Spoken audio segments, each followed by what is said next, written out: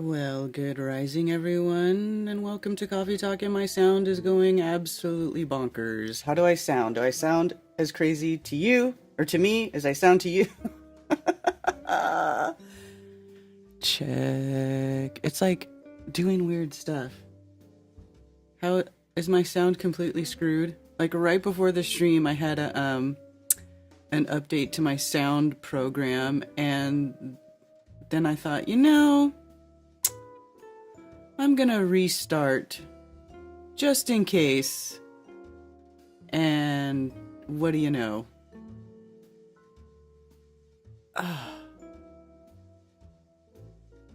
Hello, check, check, check.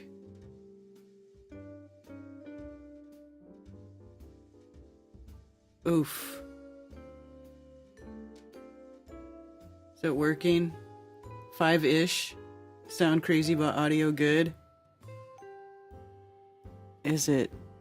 This one. This microphone is tripping. Right?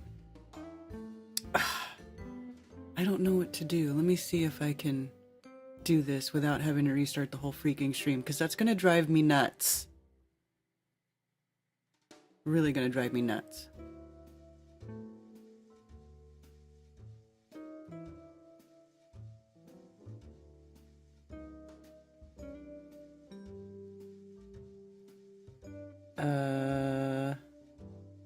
Crap.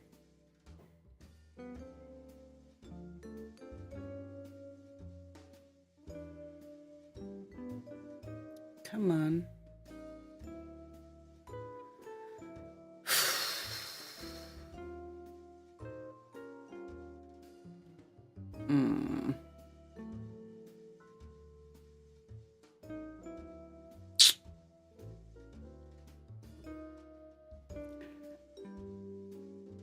Hear you fine-ish.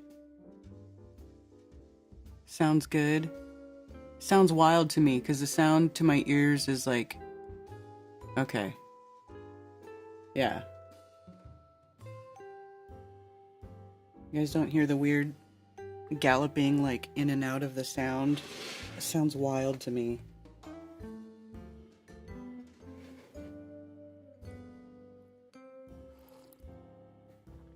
All right, I'll get over it. Then I guess I'll just ignore it. It sounds funky to me though.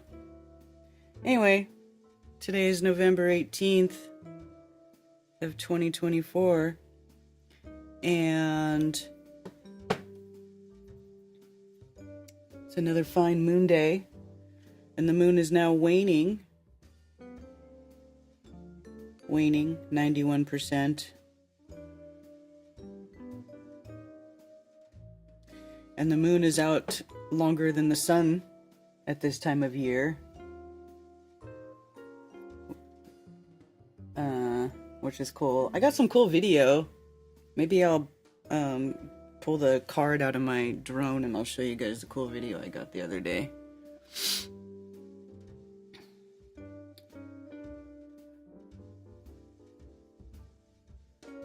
Rico's home from work sick today. That's too bad.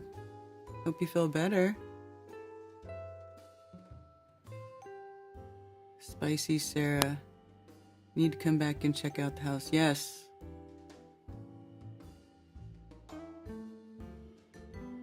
Have to go thrifting.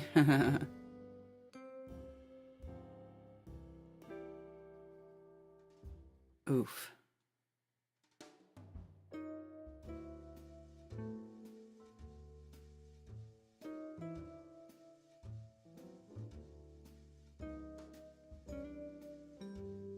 Thank you, Gregory.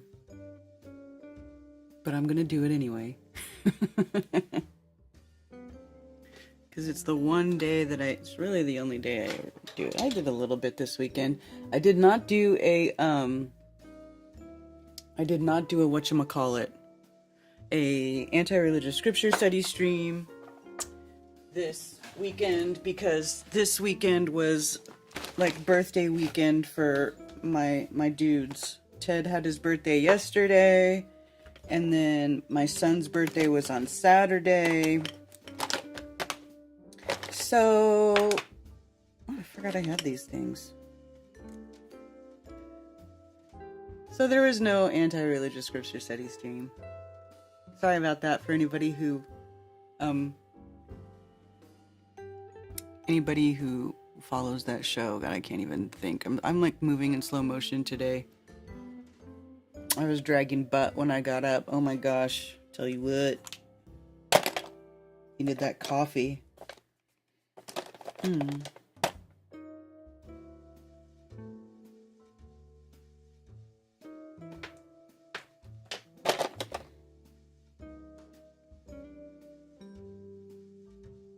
have these crazy...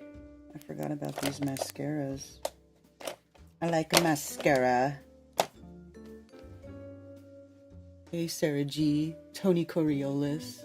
Let me say hi to you. I am Lone Frog. Vincent Loonman. Good morning.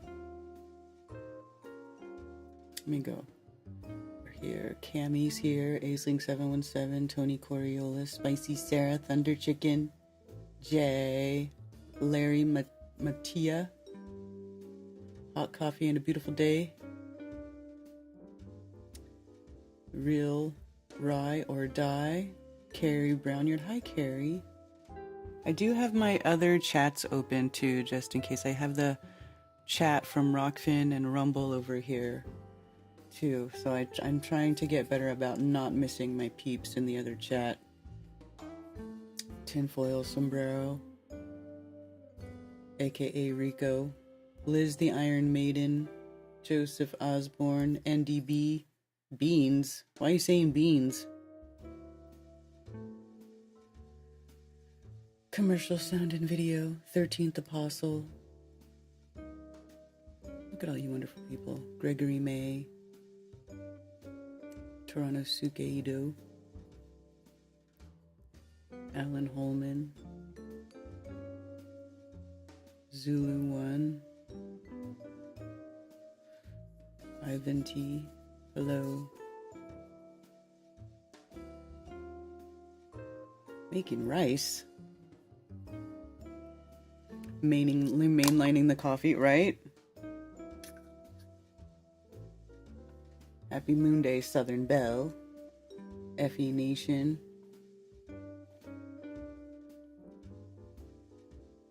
Oh, coffee beans. Are you still not drinking coffee? I know I heard you talking about that you were not drinking coffee anymore. No Despair Bear. Is that still the case? Is that still the case?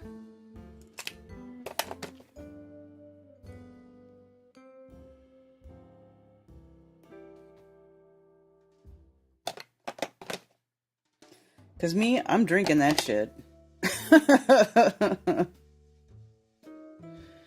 I'm drinking that shit.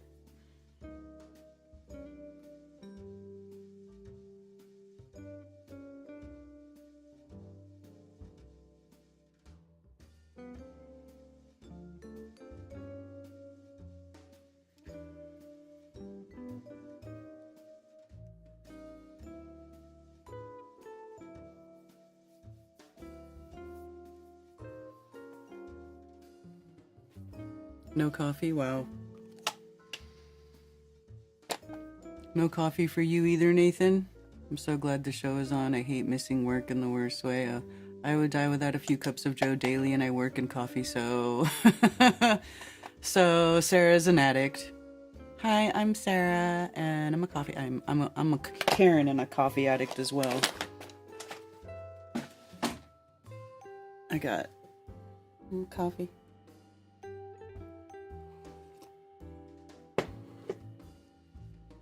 Add 11 years to your life by walking daily, as simple as a daily walk. I'm back on the coffee, says Tony. Coffee break. Send me all your coffee you're not drinking, please. Hey, fathead.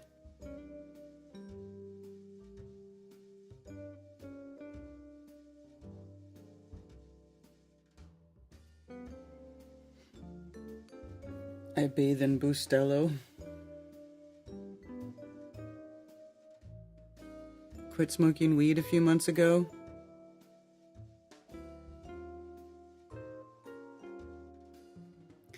I've had 9 cups of coffee this year already.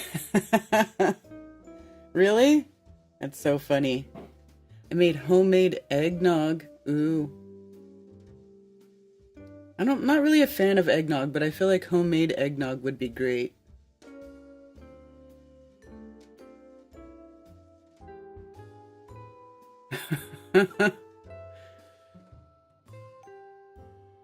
Hi, Stephanie. So, yeah, okay. Anyways, getting distracted. Use this bluish stuff today, I guess. I don't know.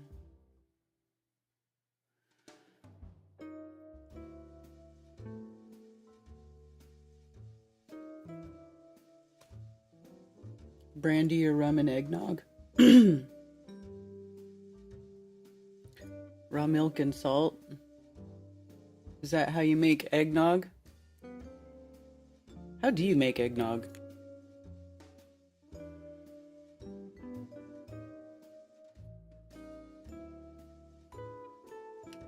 I'd like to know. How do you make eggnog? NDB says if coffee was good for us, it wouldn't be on every corner.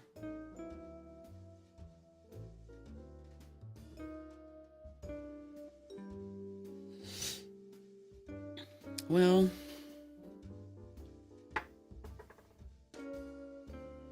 I mean, water's good for you, and you can get water at just about every convenience store, so I don't agree with your logic.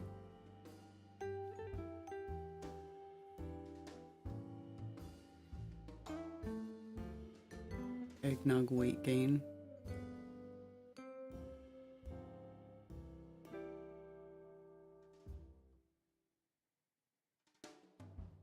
Hello, MS. Jason Ray. Gets old real fast.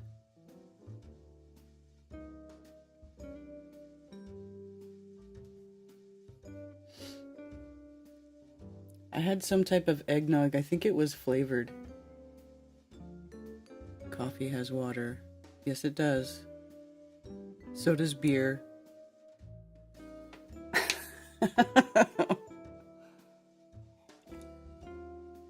2 a.m. Hi, Richard B. Good to see you. If you fall asleep, I totally understand. Have sweet dreams. Live updates. Trump confirms plans to use military for mass deportations. What? Bro. President-elect Donald Trump confirmed Monday that his plan for mass deportations of undocumented immigrants will involve a national emergency declaration and the military. Trump, in an early morning post on social media, responded true to a conservative activist who said he had heard such reports. Trump, meanwhile, is preparing to roll out more cabinet picks in the coming days after several of his earlier choices have come under intense scrutiny, including his choices of former Congressman Matt Gaetz for Attorney General and Fox News host Pete Hegseth for Defense Secretary. Yeah.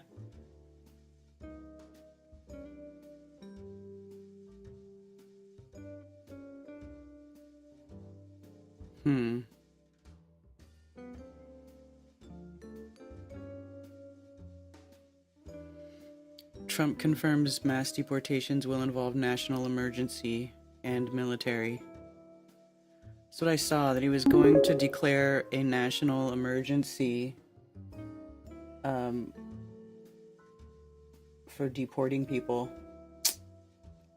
From Liz the Iron Maiden. Thank you, Liz. Cheers. Thank you for the tip.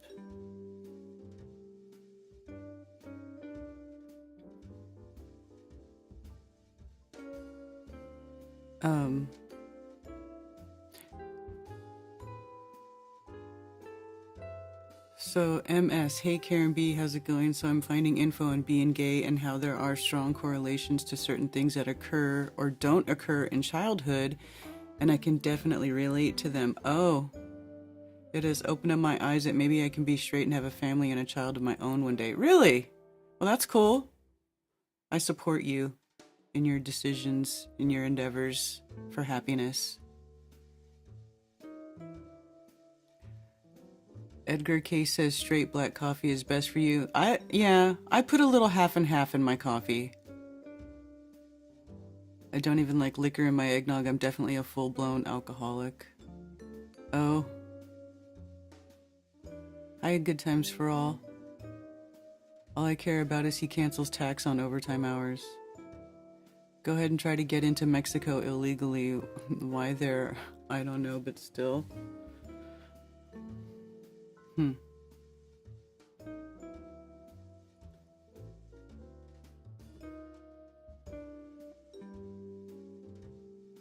Interesting. Thought I would share. I've also wanted to know if you have come across any info that you think might be helpful in questioning the gay born with it thing. I'm doubting it. I don't know, but you know what? I did. Okay, do you know who Milo Yiannopoulos is? He was that like flaming gay dude who was like, you know, he was like a common political sort of commentary I don't even know really what he did, but he's like just a loudmouth dude, and he said a bunch of controversial stuff, I guess. Well, he was gay, and he like, I mean, had a lot, you know, and like very much so. Well, I guess now he says that he's straight, and he like posts pictures of him going on dates with women and stuff, and so I don't know. I guess I don't really, he's kind of an annoying person, but I saw that, and I told Ted, I asked Ted's opinion. I said, Ted, do you think it's possible that a man could be gay, like straight up gay, like had, you know, BBC gay, which is apparently something that Milo's done, if you believe the rumors and whatever, but and then you know, change and become straight. And Ted said, I was surprised. I thought he would be like, no, once you've had a big old C in your A, you know, there's no going back. But he was like, yeah, I think you could, you know, maybe if they had some kind of abuse or something, or I don't know, you know, but he was of the opinion that a person who was gay was capable of changing and going and becoming straight and then living a normal heterosexual life. How do you go straight if you're gay? I don't know. Milo's a gay dude that was against trans movement stuff. Yeah, but now he says he's straight. Stavely goes back and forth. That's hilarious, Nathan.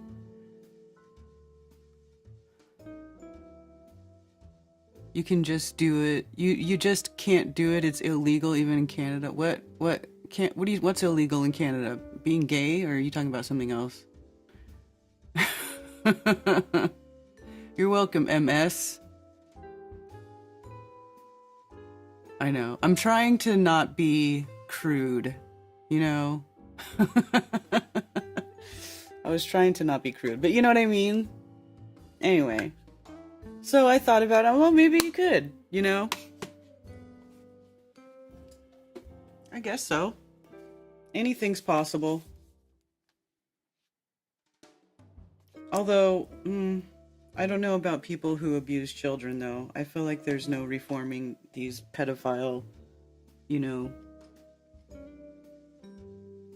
these freaking pedos, these sick, twisted people who do horrible things to children. I don't believe there's any reforming that.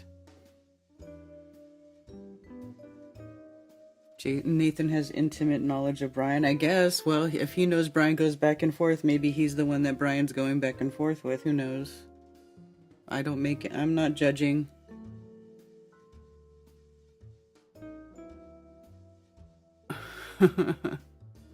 That's bi.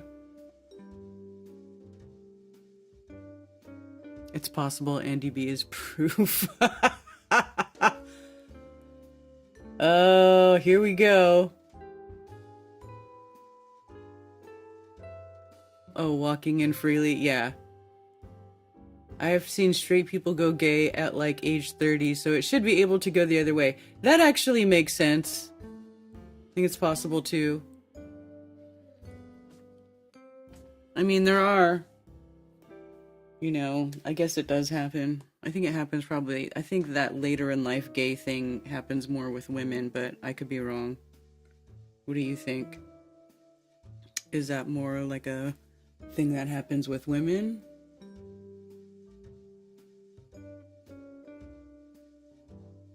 Or, because I don't see men, well, maybe. I mean, some of them are, yeah.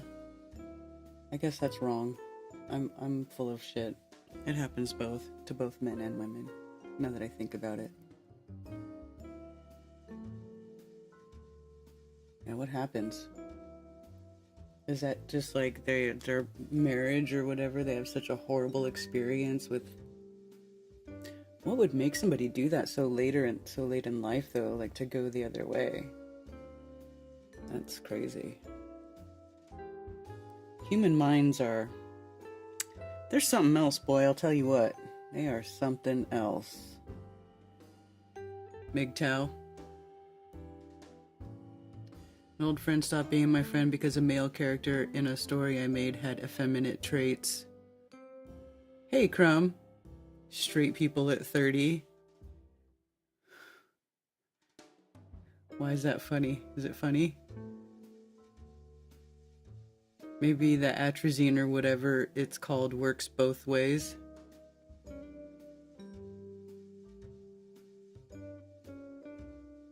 Males and females. Yeah, I've seen that too. Women going between men and women. Like they can't make up their mind. No. I didn't want that open.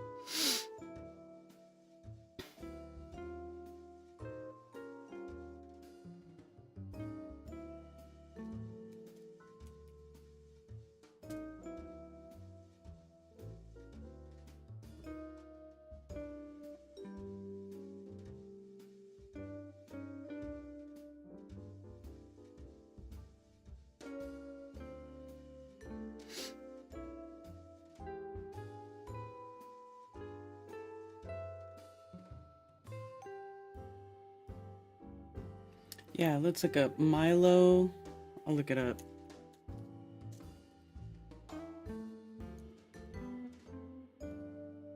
Yiannopoulos. I don't know how to spell his name. It's a crazy Greek name. There we go, this guy.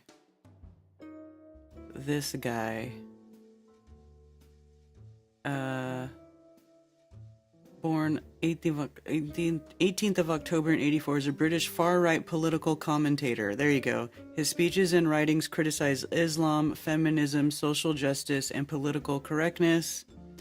Former editor for Breitbart News, an American far-right news and opinion website. So this guy...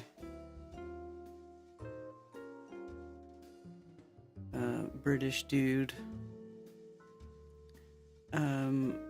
But he's been living in America, I think he lives.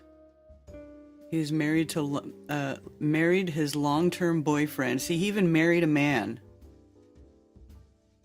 And then in March of 2021, during an interview with right-wing publication LifeSite News, Yiannopoulos stated he was no longer homosexual and that his husband had been demoted to housemate.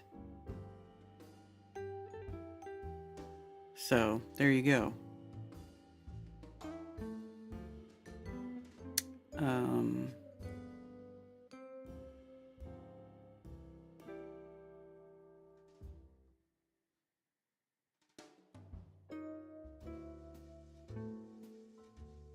This guy.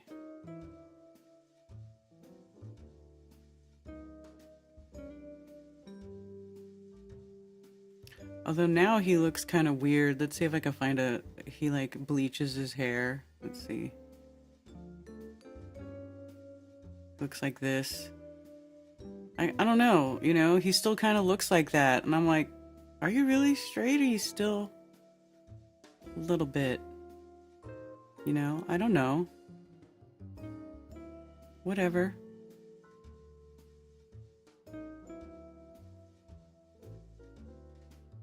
A little funny with the bleach blonde hair there.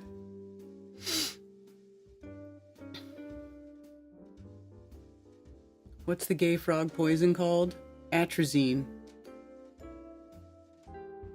That's what it was called. Hey, Griff. My mom told me once on Facebook that I should go gay because I'm not meeting a man. Oh my God, Carrie, no, she didn't. I also have considered the possibility that it could be chemical in some way, even partially, either through food, vaccines, dental work, etc. I mean, yeah, when that atrazine thing first came out, that's what people were talking about, that they were like, dude, is that making people gay? I mean, it could have been. I mean, and then who knows? I mean, and then look at all the transvestite stuff that blew up too. Like, how is that even possible without messing with people's minds or hormones somehow? Getting people to like agree to do stuff like that. You know? How's that even possible?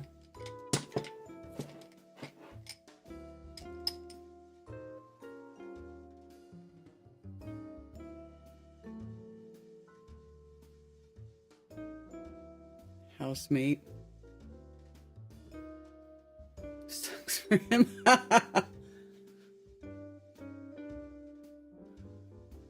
Yeah, I can't believe she said that, Carrie.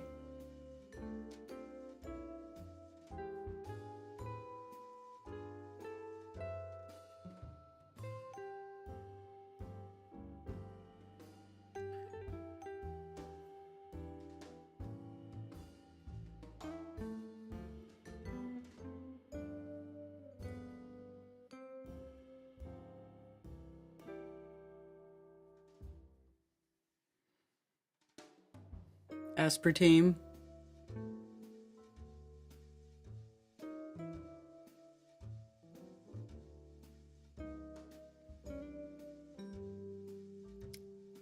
$2 run by. Did you get one? Did you get one, NDB? Go get it. Oh my gosh, so yesterday I was at Crumb's house and these two deer, my mom and I went over there because my mom wanted to see the property, how the property was doing and stuff. And so we go over there and these two deer start bugging out, and this deer like couldn't jump over the fence and it was like running into the fence and it was like hurting itself. I felt so bad. But we finally got it to get out the fence, the gate.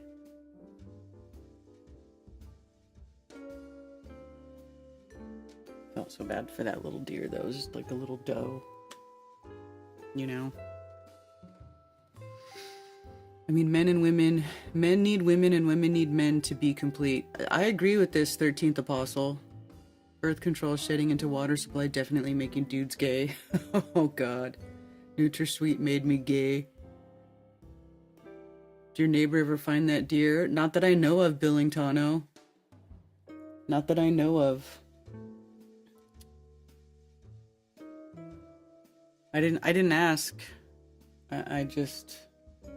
I never saw it, you know, and we walked around a bunch. I walked around again with my mom back there. And yeah, I don't know.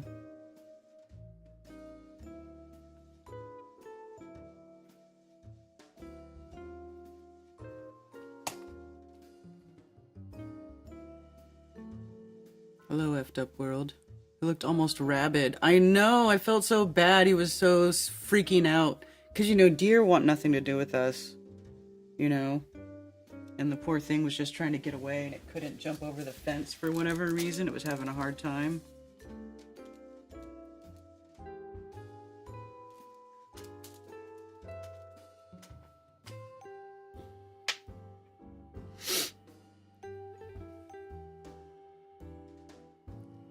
Love deer meat. Hunt every year. I know, deer meat's good. Venison is good. Oh, well, have a wonderful day, Stephanie. Pretty sure the globe makes people gay. That's too funny.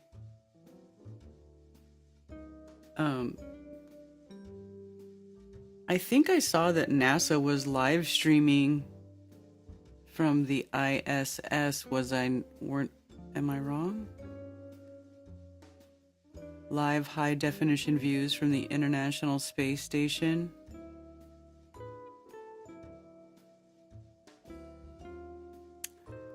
Look at that. That's fascinating, isn't it?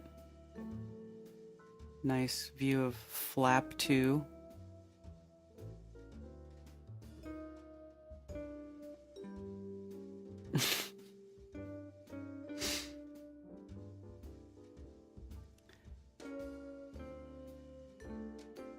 Sun Scorpio. Hi, Artist Seer. We got a moose 3 weeks ago. Freezer full for the winter. Oh, nice.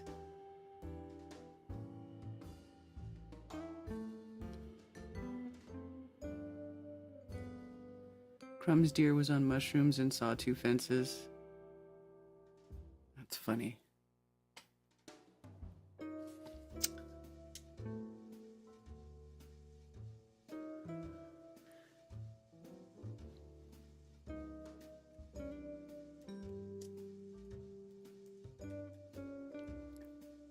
Alex Jones Gay Frogs remix.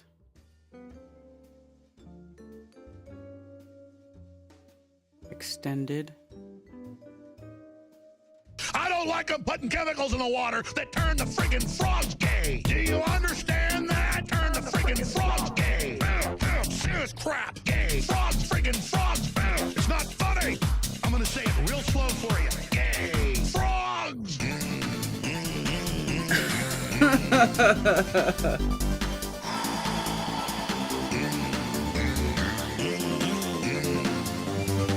Won't you fight for your life?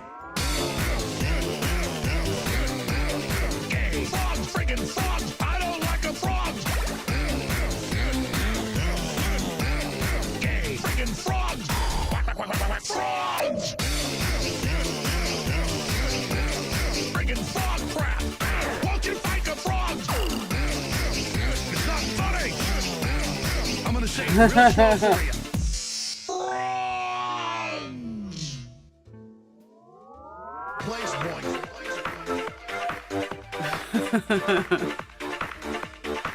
What else does he have?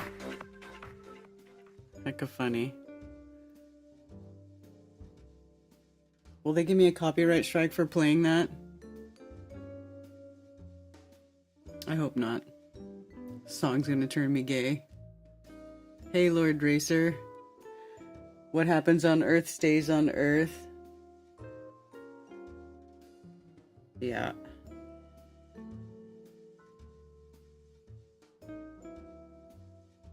It's funny.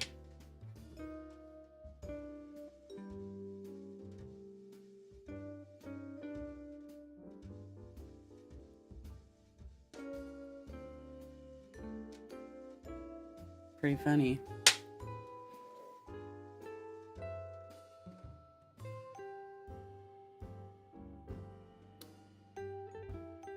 No copyright? Oh, sweet. Good.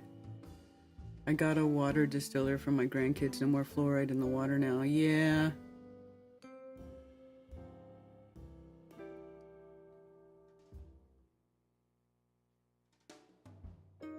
Is it true that once you go flat, you don't go back? Why? Because you don't want to go back to believing lies. That's why. I know you guys think it's funny,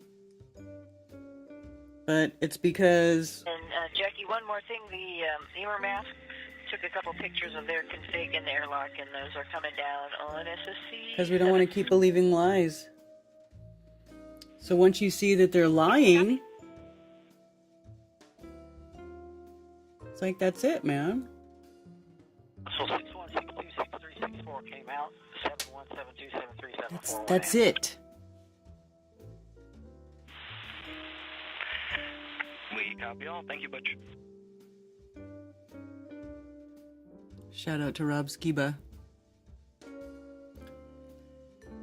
That's why I can see this new perspective because of finding Effie a couple years ago.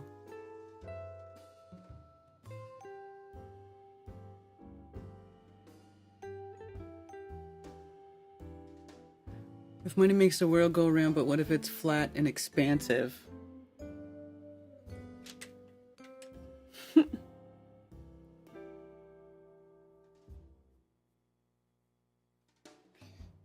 Yeah, I guess that saying, how do you update that saying for Flat Earth?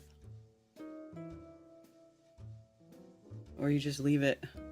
You just leave it because, you know, globalist lie. Globalist lie. Shit.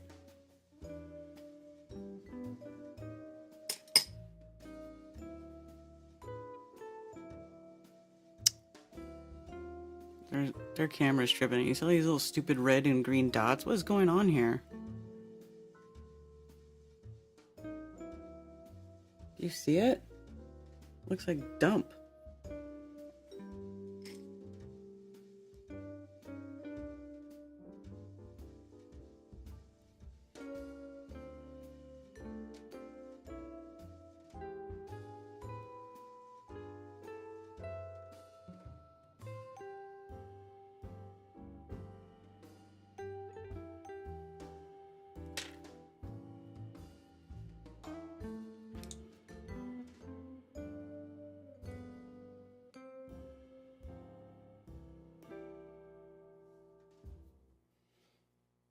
Anyway, I thought it would be more exciting. I thought maybe they were like live streaming it because they were going to do some kind of spacewalk or something, but this sucks. This is boring.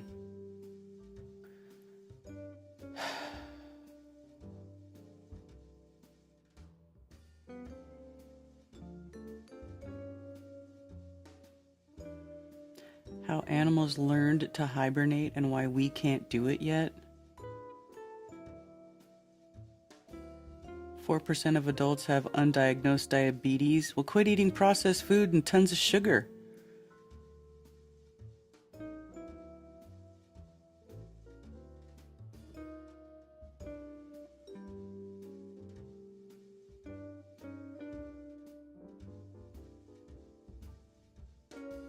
Analysis: RFK Jr. versus Big Pharma versus Big Food.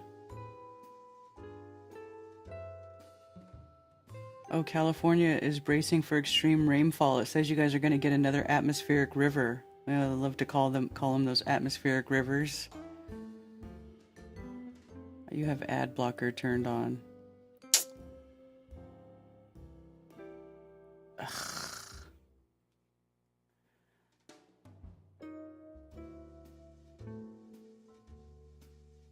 Huh.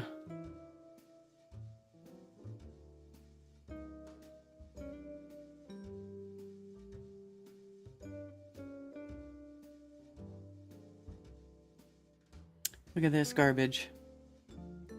Earth may have had Saturn-like ring over 400 million years ago. This is that freaking theory that that is that vapor canopy crap.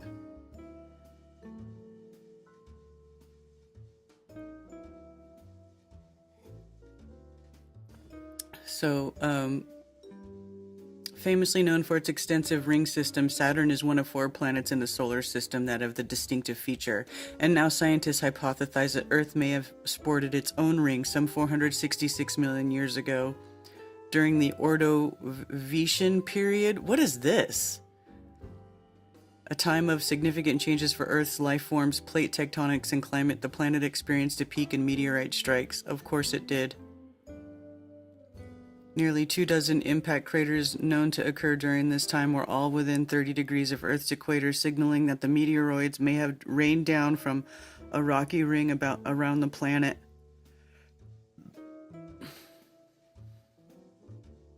It's statistically unusual that you would get 21 craters all relatively close to the equator. It shouldn't happen. They should be randomly distributed. Oh, should they be? Not only does the new hypothesis shed light on the origins of the spike in meteorite impacts, but it also may provide an answer to a previously unexplained event. A global deep freeze, one of the coldest climates in events history, may have been a result of the ring's shadow.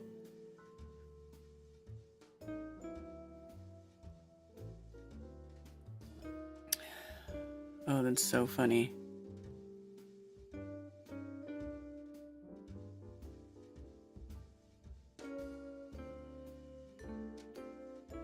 The ring would have formed along the equator due to the Earth's equatorial bulge. Oh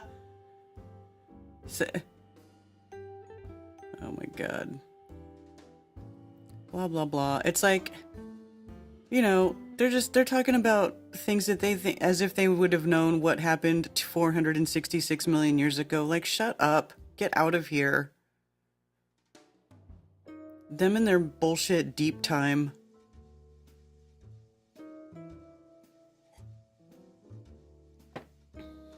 Bullshit deep time.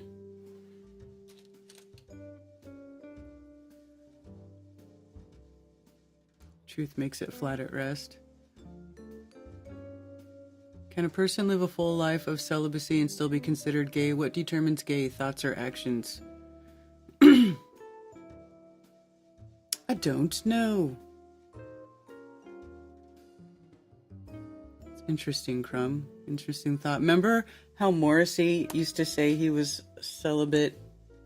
Or wasn't it like he was like a celibate homosexual or something like that?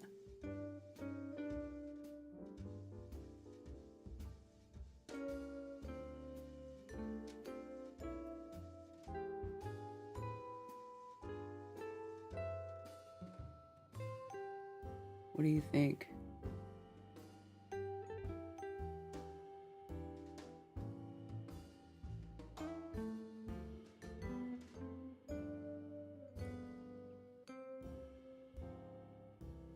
Guess people can be whatever they want to be.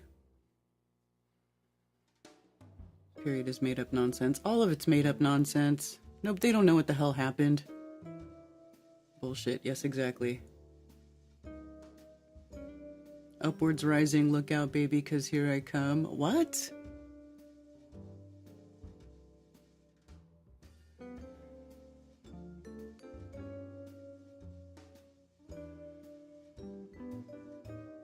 But what if they're a virgin? A virgin? I don't know. If you're a virgin, then you're a virgin.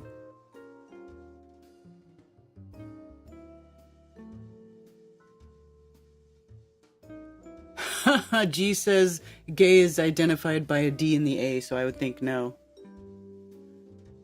Well, if you're a male and you put a D in your mouth, I think that might qualify too as gay. Like, I certainly would not be happy if I saw Ted doing something like that. I'd be like, hey, what are you doing? You're not supposed to be doing that. You're fired.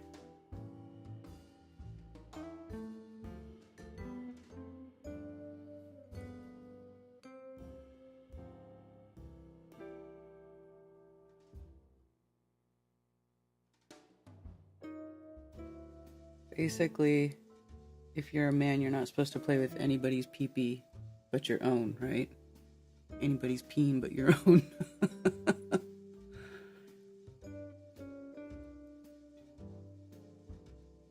Except your own, right? Are you kidding, Rico? You took a vow of celibacy? You can't take a vow of celibacy if you're married. You can't do that. because then you're breaking your vows to your spouse. Because when you marry someone, you basically promise to do the spousal duties.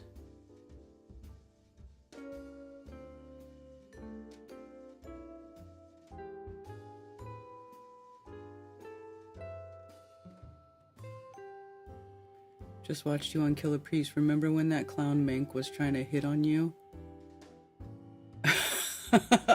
I don't remember that. Was he? Oh, maybe he was.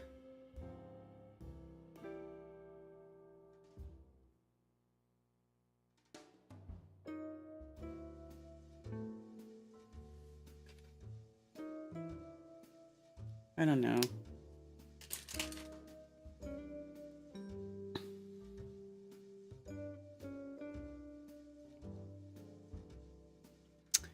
If only you knew. What? Just hearing the name Morrissey makes me cringe. It's funny. Hi, Elisa Brittany. Playing with your own is worse. Oh. Well, would he be considered straight if he didn't put his P in her P, M, and A?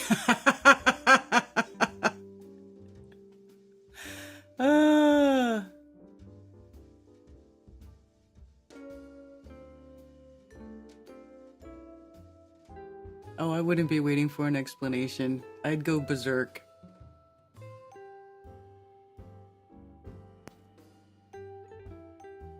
All straight guys' dominant hand is bisexual. Oh my god, that's funny. It only works on the globe since it matches the predictions. And then finds girls to stop with the gay stuff and never talk about it again. Even though you had Lord Jamar. Where even had Lord Jamar in there. Was he? And then some other guy showed up on that stream. I don't remember who he was, but he just started taking over the stream, and I was just like, how long is this guy gonna talk for?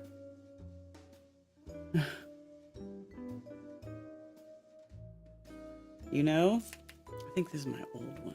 I should probably throw that away. How long is that guy gonna talk for?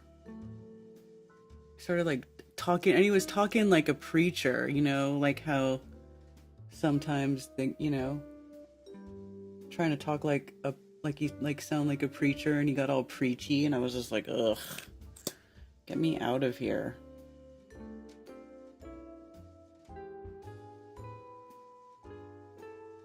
Like, I don't want to hear you preach.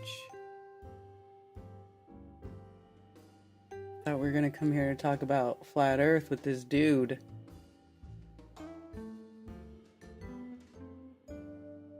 And then there was like just a whole bunch of dudes on that street. And that's how it is though, a lot of the times. Whenever I go on shows like that, it's just me and a whole bunch of dudes, and then they all don't shut up.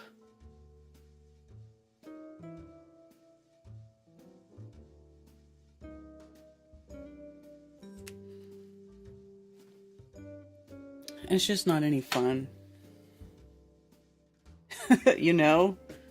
Just like, it's just not fun.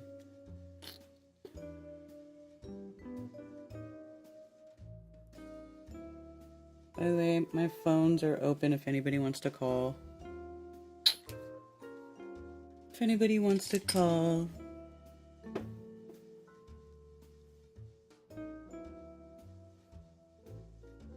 Look how exciting oh man.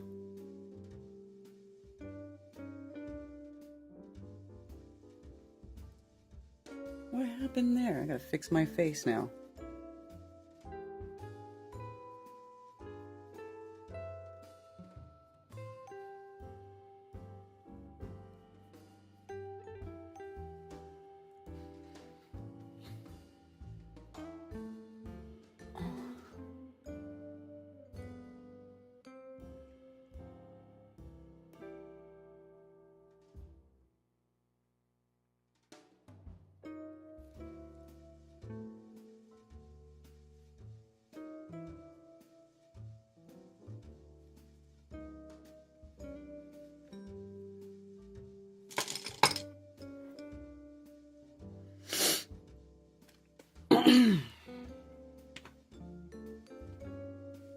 Are you doing makeup? Yes, I just finished. Sorry.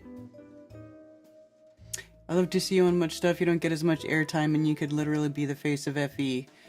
Yeah, but no. See, here's the thing. Everybody always wants to talk to either Mark Sargent or David Weiss. So, nobody ever asked me to do shit. That one time with Killer Priest is the one time David asked me to go on a show with him, and then he didn't ask me anymore. Probably because he got into all that old world retardtaria crap and started promoting all that bullshit, and I just don't want anything to do with it. You see, like, I'm just not mainstream material, you know? I just have come to the realization that that's just the way it is. I'm just not mainstream material. I'm not for everybody. I'm never gonna get on the Roseanne show. I'm never gonna get on Jim Brewer, you know, because I don't know. They just love that nonsense. And I don't want anything to do with nonsense. I would never go and talk to somebody about flat earth and then start, you know, conflating it with, you know, a bunch of people who think that there was a one world Tartarian whatever, and that nobody built all the Capitol, like the Capitol buildings here were all already here and we found them, because that's what founded means. I mean, I would never ever do that. And sometimes I wonder if, well, anyway.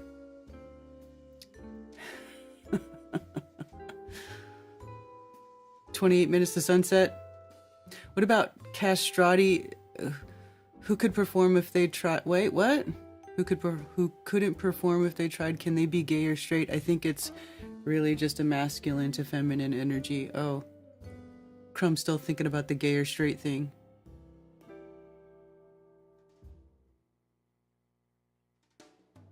Sitchin. Ugh.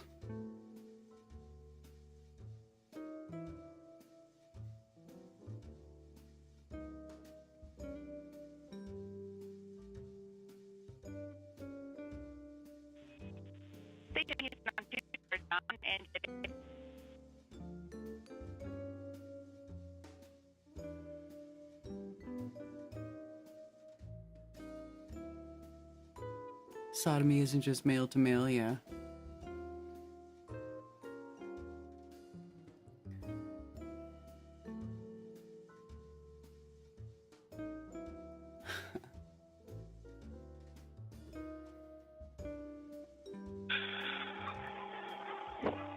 Houston on 2, go.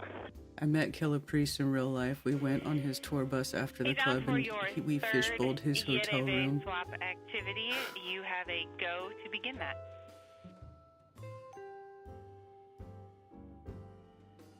Copy. Swap True it to Grasshopper, the third cheers. yet of that. I want to meet Jim Brewer. keeping track of He was that. on tour. He went on tour. But recently, and I think he was around here somewhere. I know Rick Hummer went to his show and met him.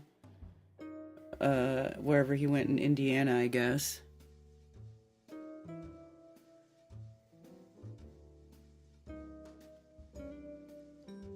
Castrati are sexual in nature, supposed to be anyway, or asexual. Keep seeing 333.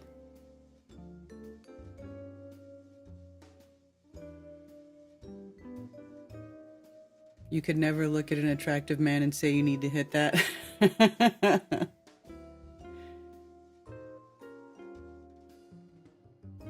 If Alex Jones was the new press secretary, oh my god. Oh my god. I mean, it'd be funny. It'd be funny. Did you go to his show and meet him?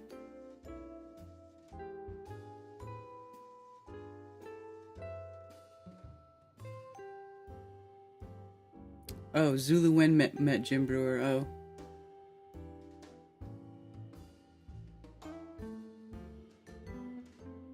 You telling people they're retarded won't work for most viewers. Well, I don't. It's not like I don't go around telling people they're retarded. It's just the people that want to believe stupid shit. I mean, it is retarded. I am not going to sit here and entertain bullshit. Like, I tried to be nice about it for like a year or so, and I just got really tired of it because it just became everybody's obsession, and then everybody repeating this same bullshit line. They didn't build that with the horse and buggy. Oh, horse and buggy. They could have never built that with the horse and buggy. Well, no fucking shit. They didn't build it with a horse and buggy because a horse and buggy isn't made for construction. A horse and buggy is for traveling. It's not for construction, you know. And then you know, Ewar and Wood and Nichols made a bunch of videos debunking all that stuff and proving these people wrong, that all of their whole narrative is completely fabricated and makes absolutely no sense, and that there's absolutely no evidence for it. Like the books and stuff, like if you look in old books and everything, it just, I mean, to just to completely disregard all of history and make a completely new one, like what they're trying to do, it is retarded. It literally is like the definition of retarded. And I think that people should be freaking shamed. They should be called retarded for falling for these freaking clickbait, you know, retard videos. You know, because when you're nice about it, like, you know, it just gets worse. It gets worse. And then then you say, oh no, I'm not into that, or I don't agree with all that. You need to watch another video, Carrot. No, how about no? Okay. How about we don't take 10 different types of architect types and call them all Tartarian? How about we don't do that? How about we don't conflate everything from different centuries and call them all one thing? How about we just don't? Thank you for calling Coffee Talk. You're on with Karen B. Karen B, how are you? Oops, can you hear me? Okay, but my sound maybe not working. I can't hardly hear you.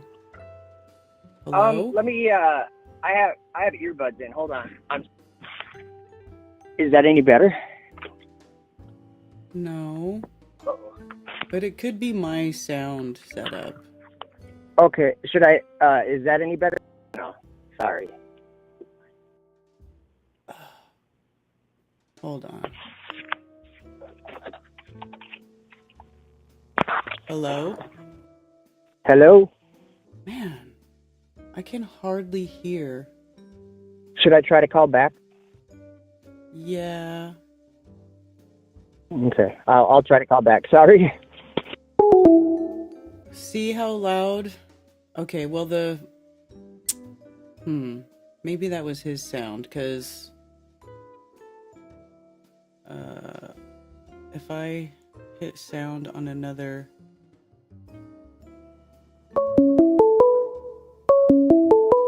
Let's see.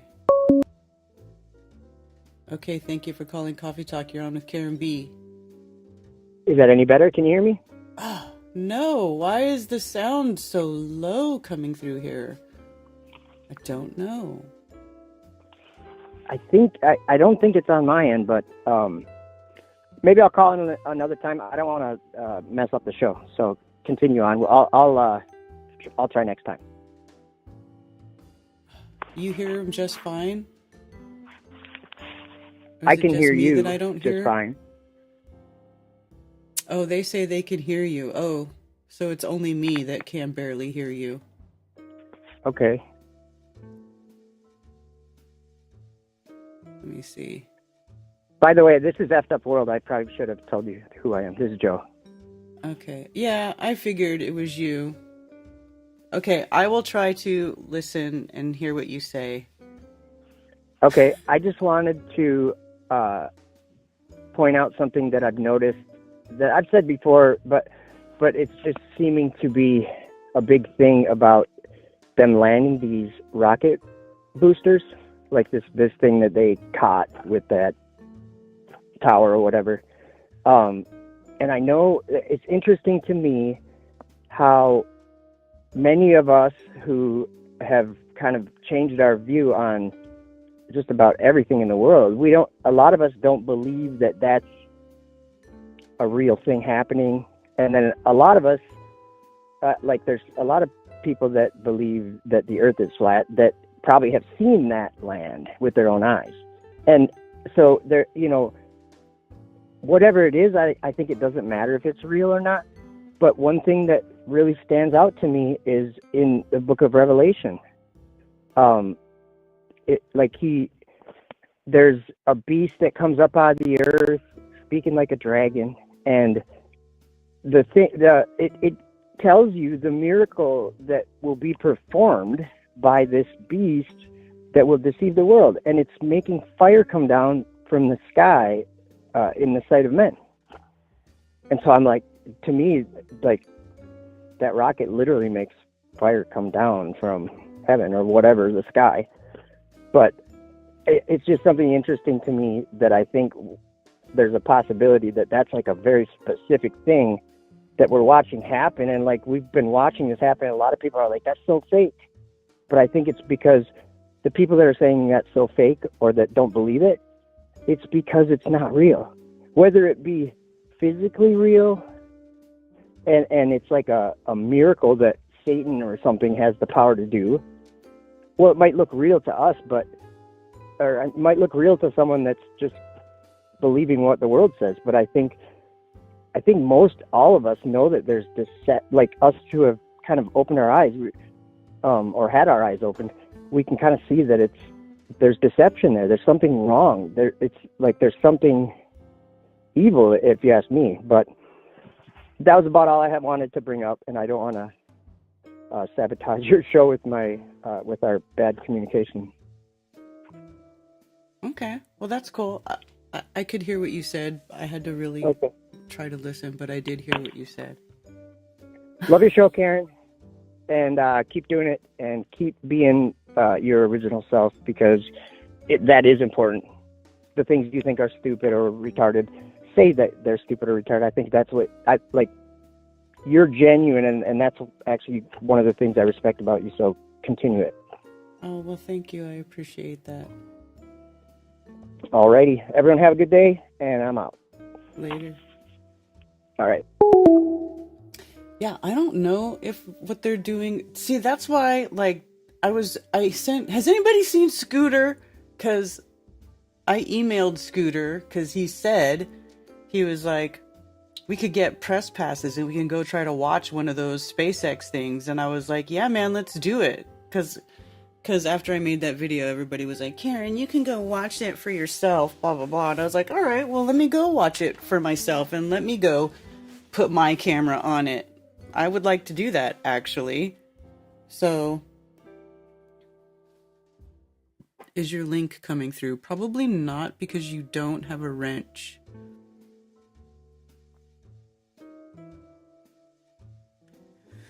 Looks real to Globers. They love it, yeah.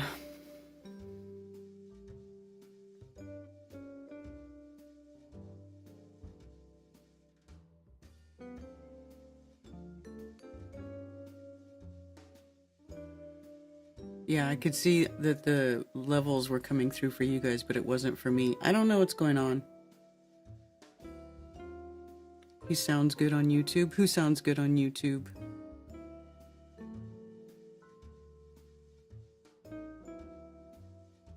Exactly, that's why you're one of my favorite shows.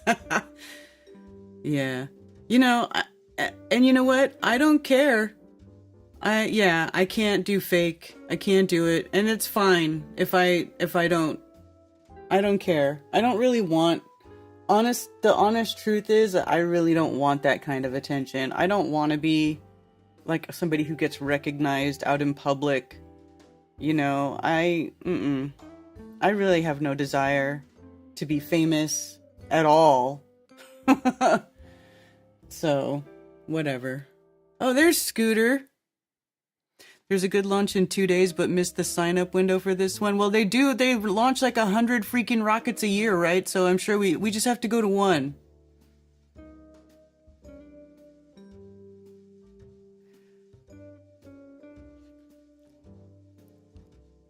Anyone near Middle Tennessee? Here's the next meetup, December 6th. His big greenhouse was destroyed. That's right. I know. I remember him saying his greenhouse was destroyed.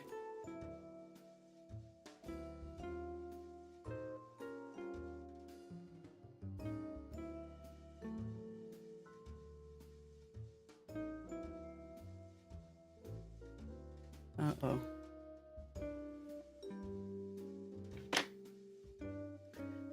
Does that happen, getting recognized in public? No, I don't. And that's okay with me.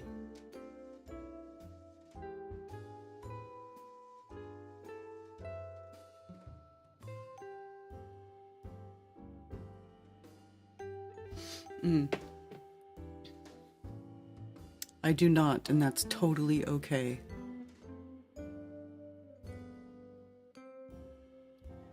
Millionaire don't look at the stars, billionaires. Yeah.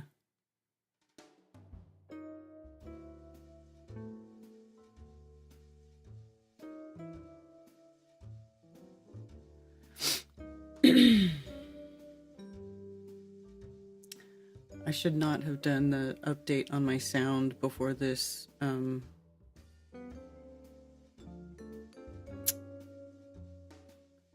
stream, but usually it's okay. Like I usually never have problems. Boy, oh boy, did it give me problems today.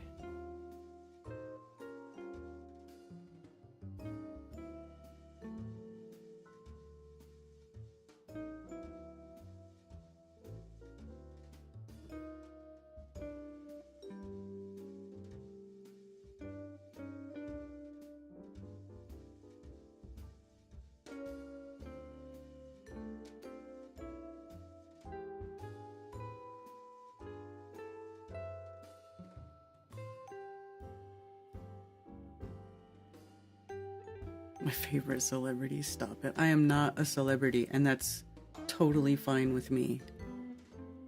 Good morning from Annie D. Hello.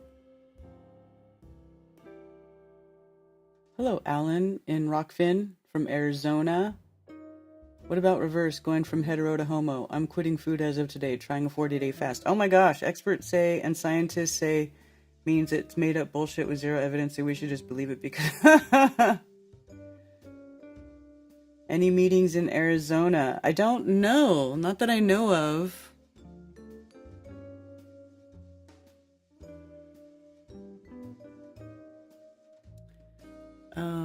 Let's see.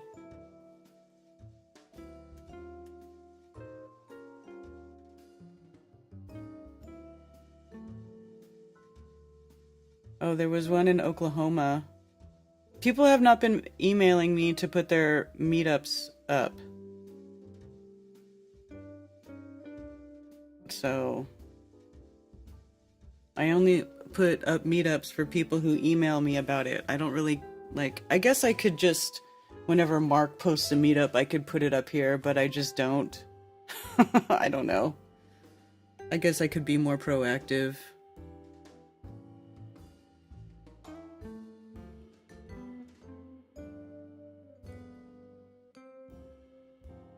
But you know, how hard is it if you're emailing Mark to just CC Karen BFE at protonmail.com or Flat Earth Festivals at protonmail.com? You know, just send the same email to both of us and then we can both put it up. Or don't.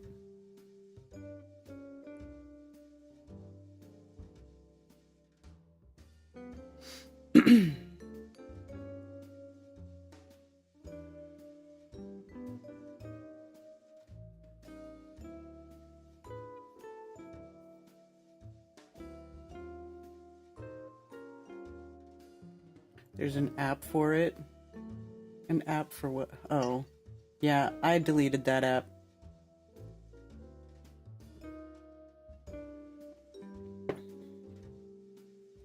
You've been wanting to go a gem and mineral show. You guys should make a meetup then in AZ. What fun. Oh, that would be cool. Oh, actually, Arizona show is coming up pretty soon, isn't it? The Tucson show. I've never been to the big Tucson show. Yeah, Ray, I don't care about that app. I don't use it. I deleted it. I have nothing to do with it.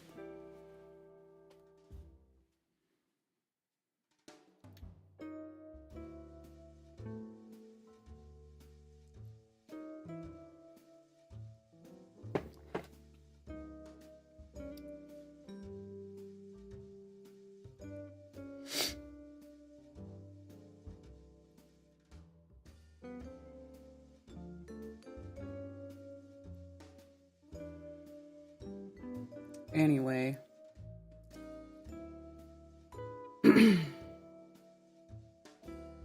End of January through mid-February. That's right. It's enormous and then bigger still. Yeah. I would like to go, though.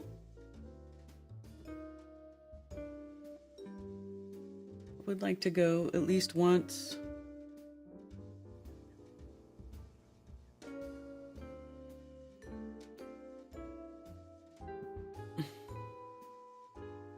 Is it still the same? Oh my god, this is horrible.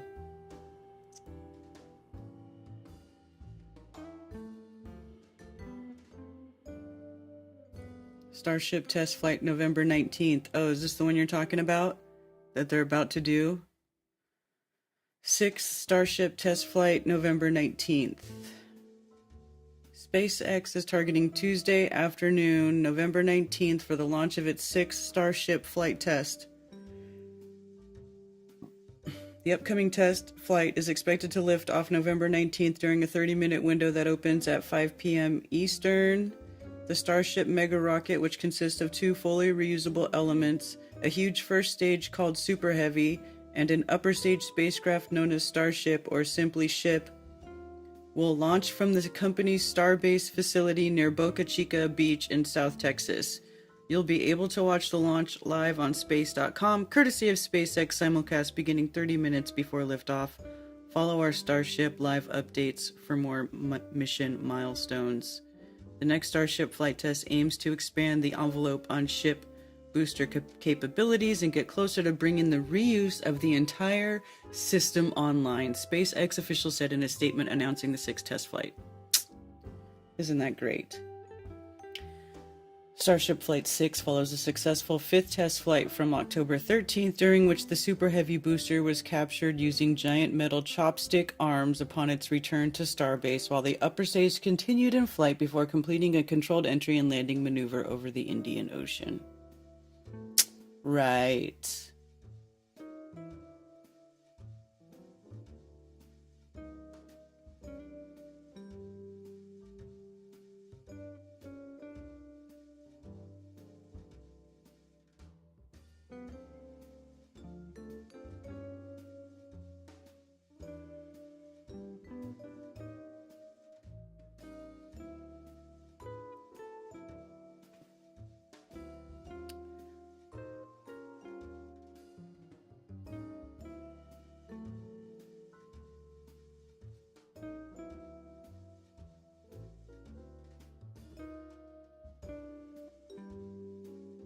Sensory overload in the best way, yeah. Burning a few grand if you plan on going to the AZ Gem shows. Well, I don't know if I'm gonna be, like, buying everything. But...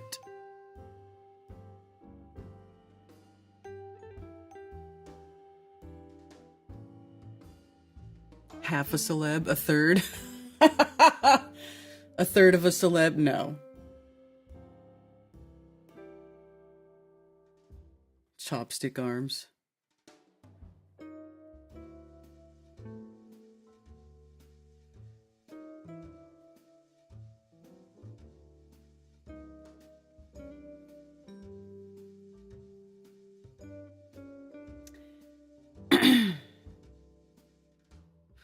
So what was Glowbusters about yesterday? I missed it. I was at Crumb's house.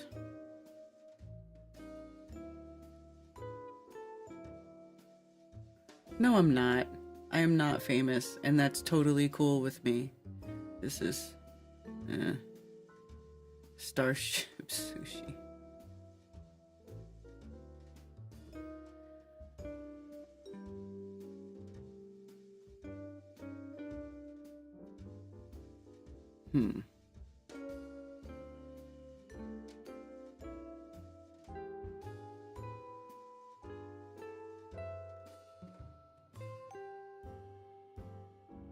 Oh, I know I would want to buy everything, but I can't do that. I couldn't afford it. But I would like to go somewhere where they have crystals that are bigger than you.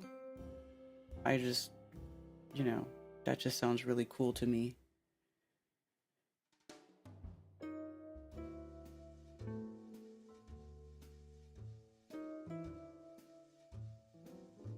Never got out down, only a few thousand and a few 100,000.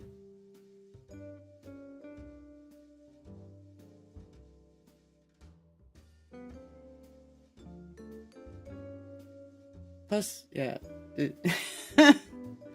Let's see.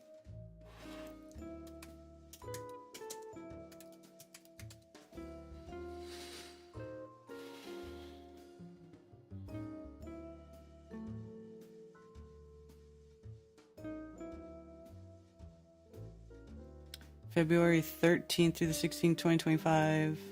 Ooh.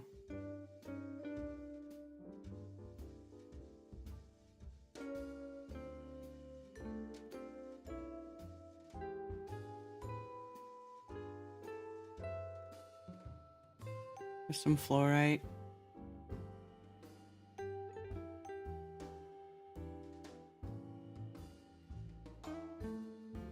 We were at a cool gem show just the other day. That was fun.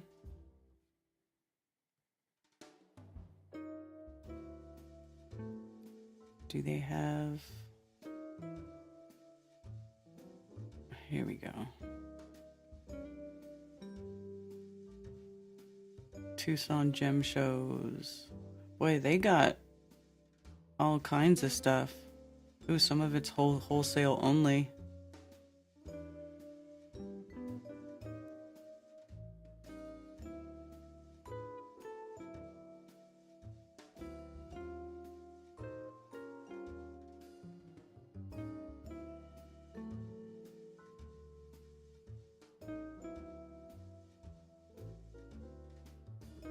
Wow. Is that what the Tucson Gem Show is? Is it like a whole bunch of different shows? Like consecutively? Because it looks like... kind of looks like that. Or is it one big show? I don't get it.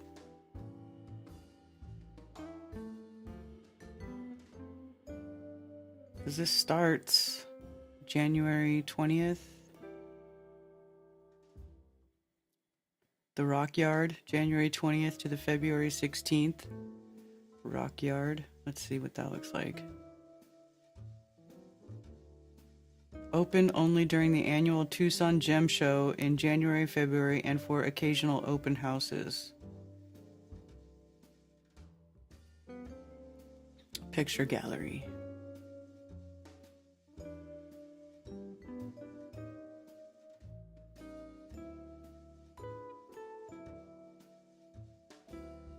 Oh, look at that. Rose quartz bathtub. Holy smokes. This looks like a thing of petrified wood.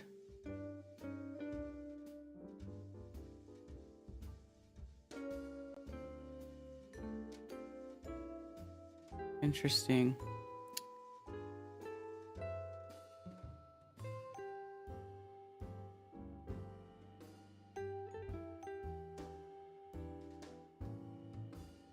Huh.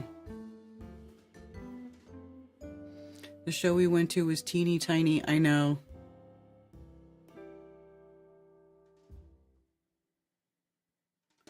Savannah Marriott had a 9-foot amethyst geode. Nice.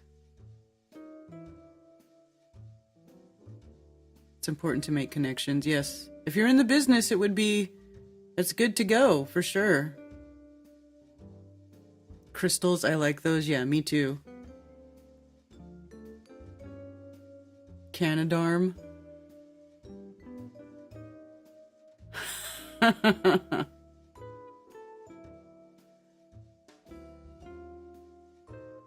Crystal bathtub would be cool, right?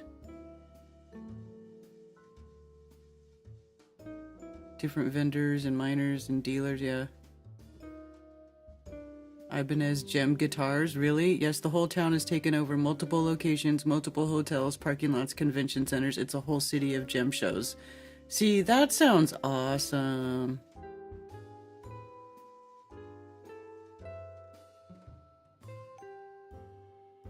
If this were a true civilization, we would all have a tub that grand. I agree, Sarah. You couldn't get through all the shows if you spent a month there to see everything. It's insane. Wow.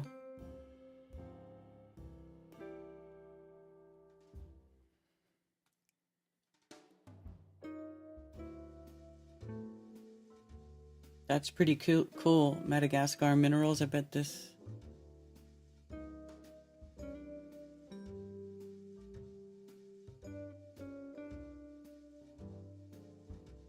Interesting.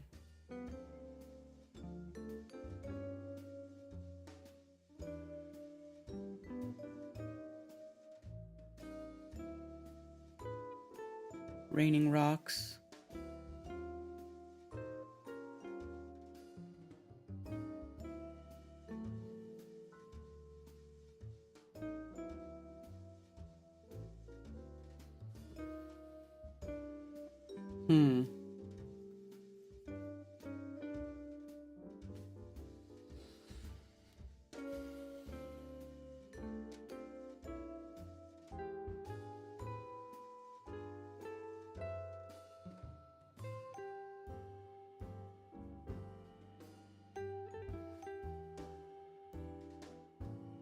Crystal coffee mugs in my FB feed, yeah.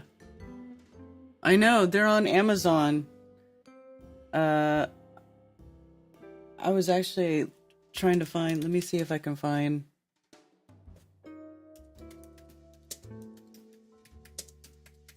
Let me see if I can find them and see if they have, what kind of reviews they got.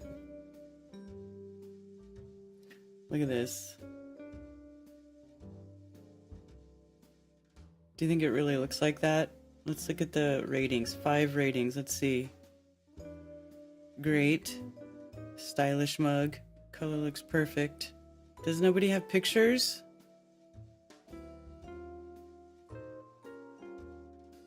Does it really look like this?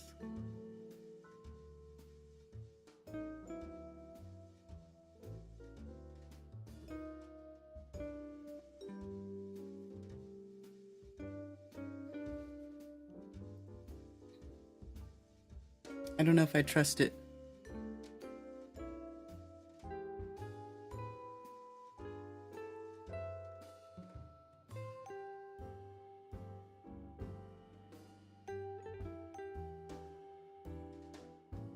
Huh.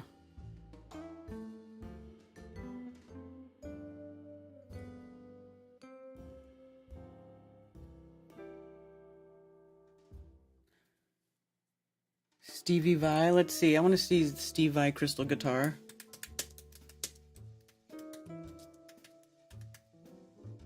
Crystal. If I could just type. Images. Show me a picture. Is this it? Oh. That doesn't really look like a...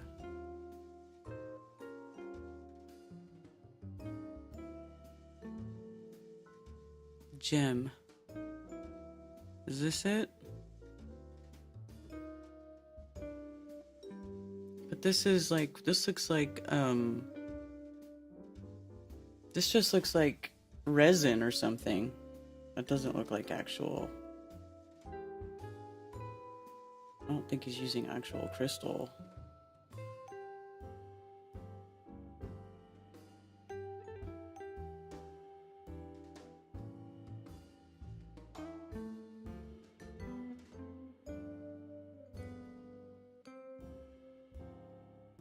What's this?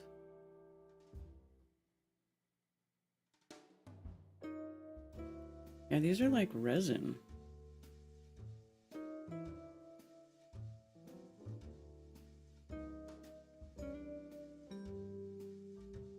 Or am I I searching the wrong one? So many rocks, so little time. Oh, James. Oh, okay. He sounds like Bill Nye's based brother. Who does?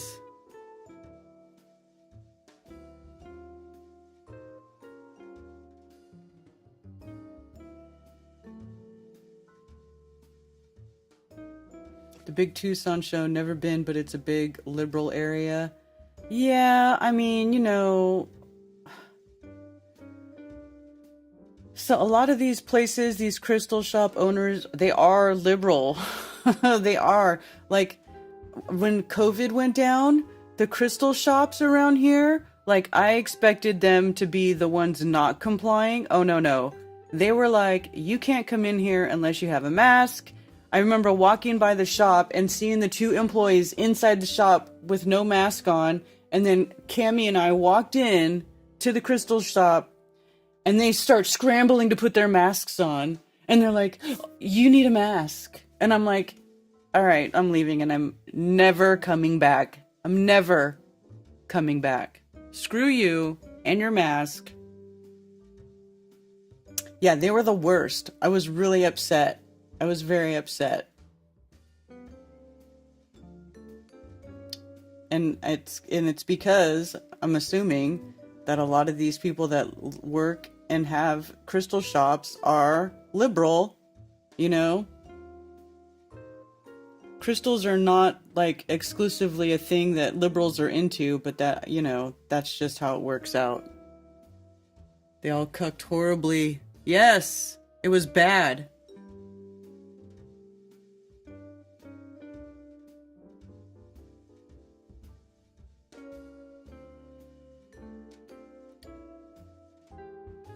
You have some special crystals?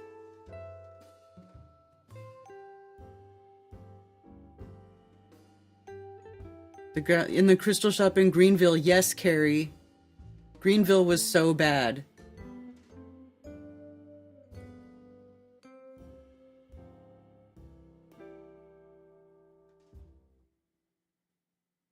Hey, Ted. There's my guy. Everybody says happy birthday, Ted.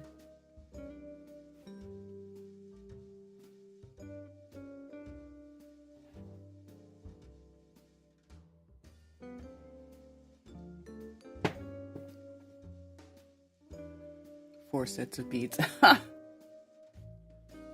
Yeah. Crystals got hijacked by Zoomer chicks with daddy issues and a bad diet. Right?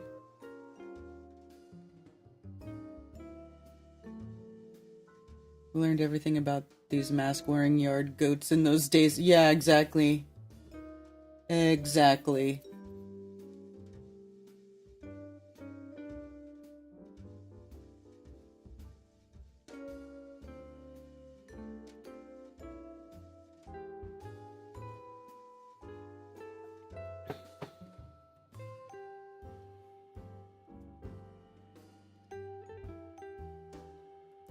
Anyway.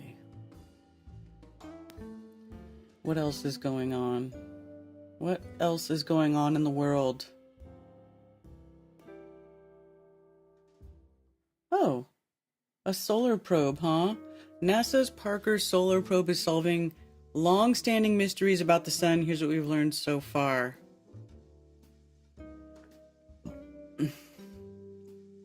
What have we learned about the sun from this flying garbage can thing? On November 6, NASA's Parker Solar Probe passed within 234 miles of Venus's surface. The purpose of this close flyby was to accomplish a gravity assist maneuver in which the probe would steal some of Venus's momentum to change the spacecraft's orbit and bring itself even closer to the sun. How do they do this? How do they even calculate that with the three-body problem being a thing? You know what I'm saying? Like, how do they even know how to do that? I call bullshit. The Parker Solar Probe had already made several close passes of the sun, but the recent flyby was its closest, coming within about 3.8 million miles of the solar surface. That's less than 9 times the radius of the sun.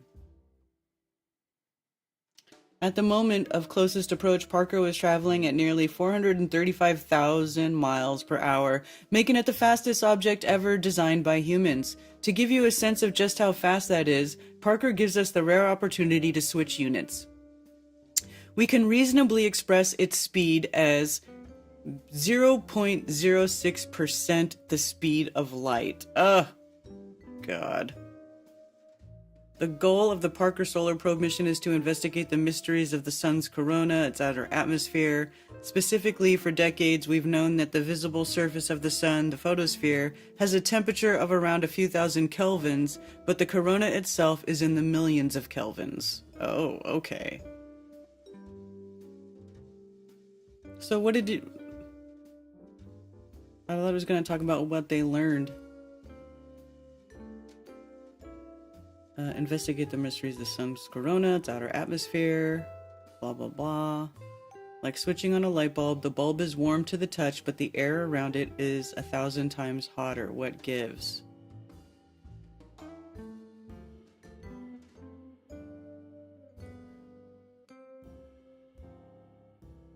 We know that the corona can be heated through normal heat transfer process because that would can't be heated through the normal heat transfer process because that would violate the second law of thermodynamics. The cooler surface can't deliver heat to the warmer corona. So it has to be some other process, and it has to involve magnetic fields, which play a large and dynamic role in the physics of the corona.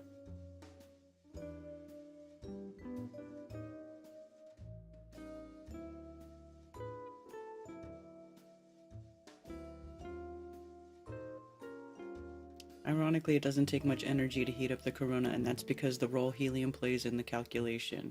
Helium makes up about 25% of the sun's mass. The temperatures at the photosphere are cool enough that helium, which normally carries 2 electrons, loses one of them. We call this a partially ionized state. This allows helium to easily pump out a lot of radiation, which contributes to the general glowing of the sun, but it also keeps the temperature in check because there's an easy escape hatch for the sun's heat.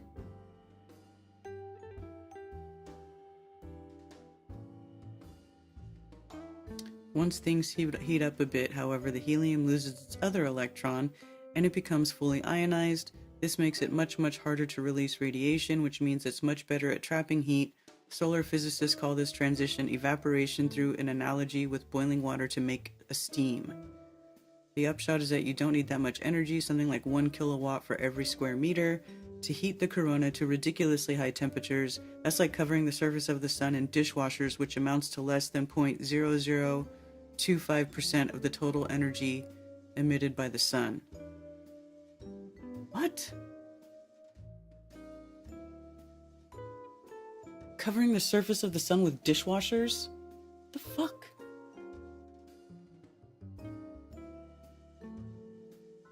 This means that whatever we use to heat up the corona, we can be really inefficient with it, and it will still likely do the trick.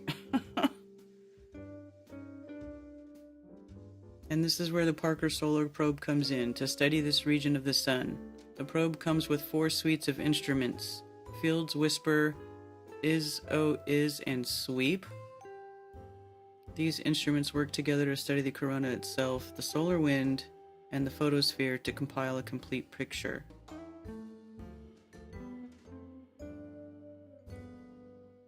And this is how Parker discovered how strange waves of magnetic field energy called switchbacks play a critical role in heating the corona. Huh.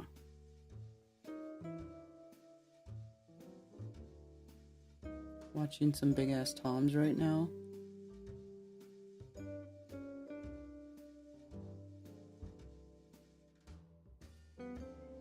Scientists want to send your trash into the sun.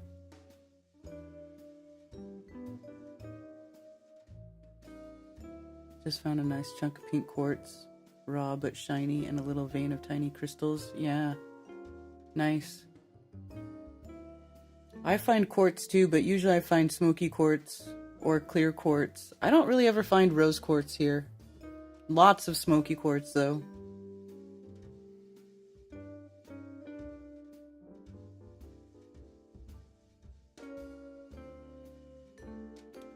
There's just helium in the atmosphere and that gets excited by the sun's presence.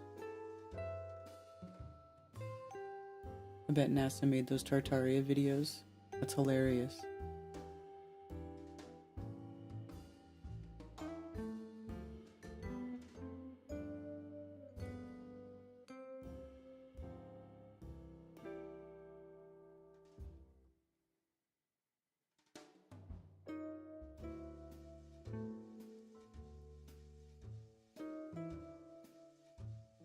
Why can't we just launch all of Earth's garbage into the sun? That's retarded.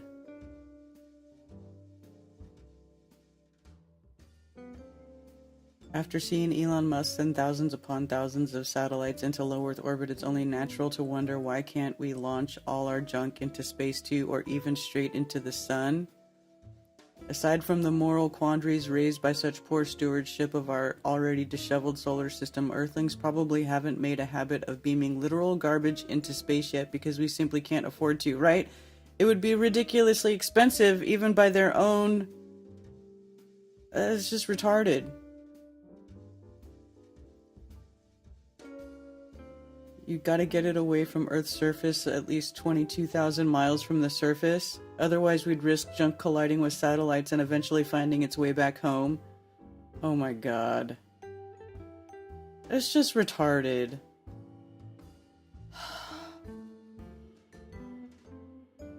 That's so ridiculous. Someday Chrysitis thinks firing trash into the sun could work. Get out of here. Yeah, as long as Elon makes space travel cheap enough, sure, we'll just launch garbage out into space. Yeah, man. So dumb. They wanna... oh my god. There's just so many things about that that are just... lame. Like, just lame.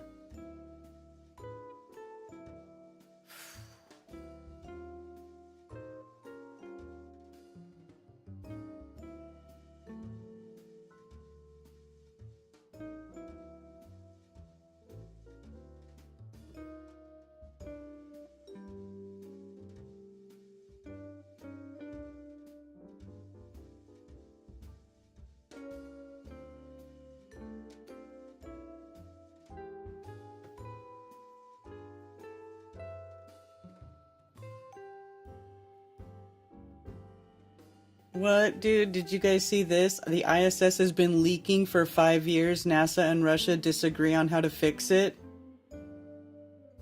This is from 3 days ago. They totally keep wanting... they're gonna crash the ISS and do something with it. Or decommission it. NASA and Russian Space Agency are not in agreement about the risk an ongoing leak poses to the space station, a U.S. advisory committee said. NASA and Roscosmos also disagree about the causes and remedies for the leak in the Russian PRK module. International Space Station Advisory Committee Chair blah blah blah said during a brief meeting. Oh my god. Roscosmos Cabana added in a recording on spaceflight's Now's X does not believe catastrophic disintegration of the PRK module is realistic, and NASA has expressed concerns about the structural integrity. Come on. What happens if you have a leak? Well, then you have a leak. Come on. It's so stupid. I mean, look at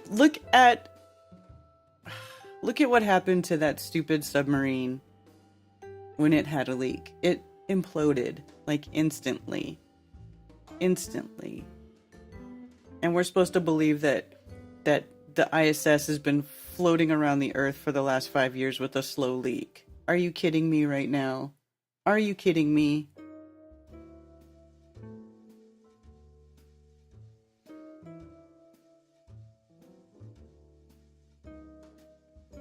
Pretty sure that was a Futurama episode. That's hilarious. It sounds like it could have been a Futurama episode.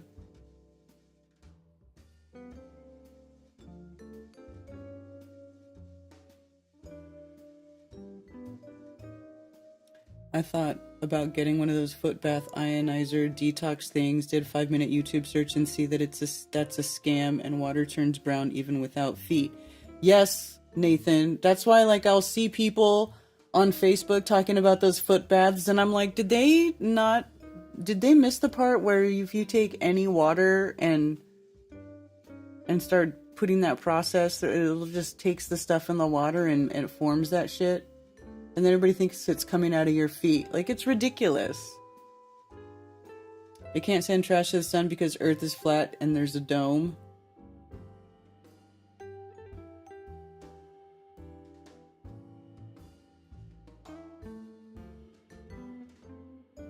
They launched a giant garbage ball into space around the year 2000. Then around the year 3000, they had to launch another one because the first one was coming back at Earth. So funny.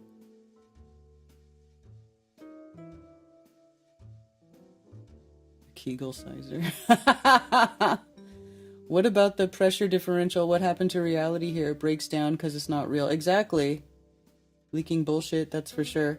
Farthest asteroids is 12 billion miles from the sun, and they say the sun is too small to see from there.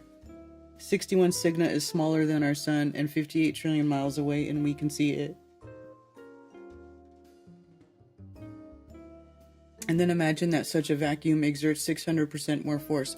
Well, if you believe what they say about space, it's 76 quintillion times less pressure in space than there is at sea level. Like 76 quintillion. Like that's even more...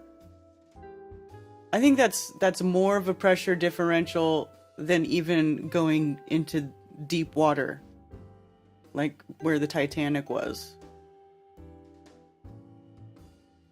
Happy birthday, Ted. Oh, thank you for that. Annie D.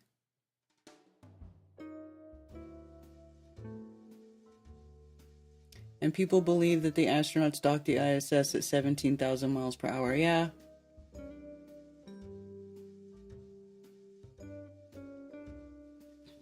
Let's see. What is the water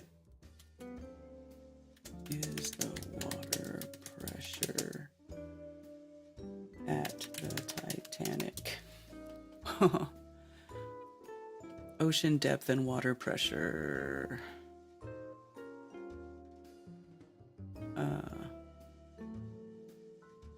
Is a dysphotic zone known as the Twilight Zone, blah, blah, blah.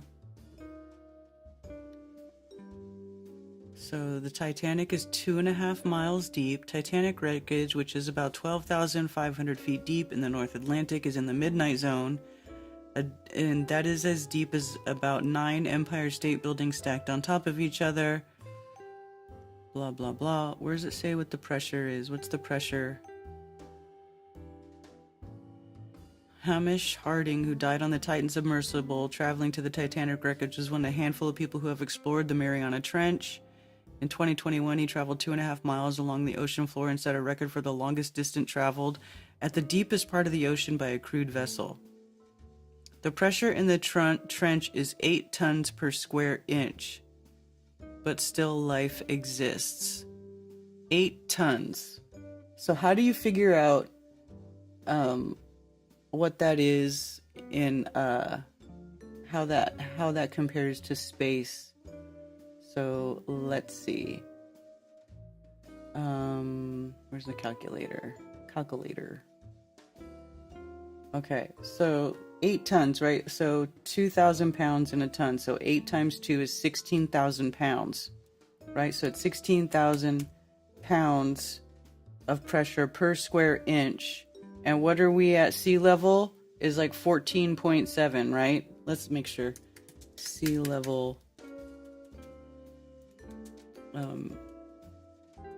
atmospheric pressure is 1 atmospheric or 29.92 inches of mercury. What does that mean? Standard sea level conditions. 14.696 pounds per square inch, right? Okay, so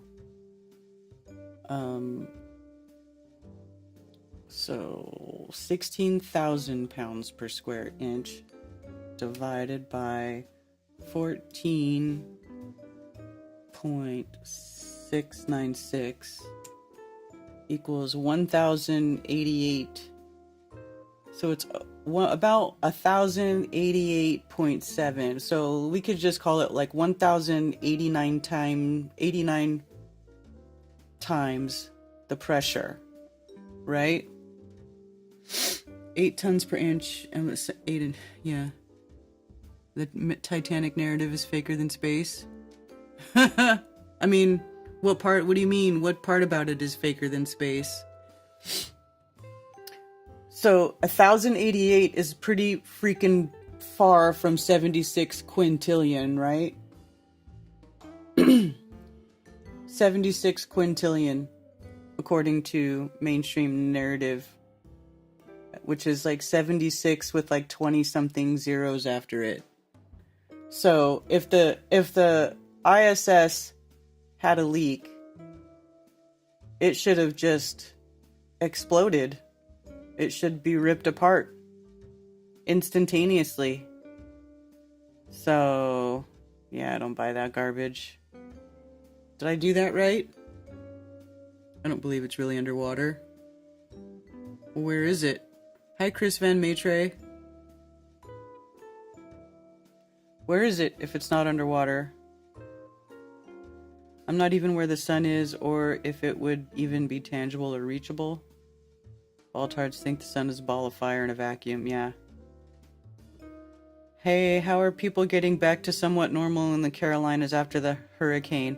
Well, in my area, it's been pretty back to normal for a while. Except for that there's just a ton of trees down all over the place. The real bad areas are in the mountains. Like, they're not going to be back to normal for a long time. They lost, there's a ton of damage in the mountains. Roads washed out. So it's like definitely still an ongoing process. I have not gone up to the mountains yet. Just because at first for a while there, they were just trying to, help people, rescue people, and like get everything situated. And so I just stayed out of the way. But now they're trying to say that they want people to go up there and start, traveling there because the businesses need the tourism dollars, because tourism is huge in that area. So now they're trying to say they want people to start coming back again, but there's still a lot of damaged roads and a lot of places you still can't really drive to. It's called really good engineering. I know, Dave. I know.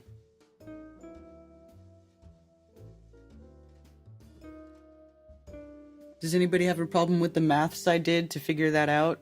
I just want to make sure, because, yeah. I did very good at math at school, but I don't practice math on a regular basis like I used to, so sometimes I worry about doing stuff wrong, and it happens. Sometimes it happens. So why would the Titanic not be under the water?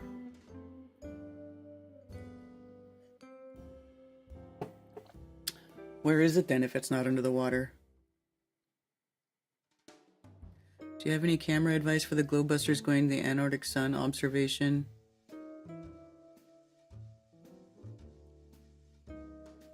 They need, yeah. They need to get like a time lapse. And they would have to have a tracker. Did they reopen I-40 yet through the Smokies? No, that part's still way down. Let's see.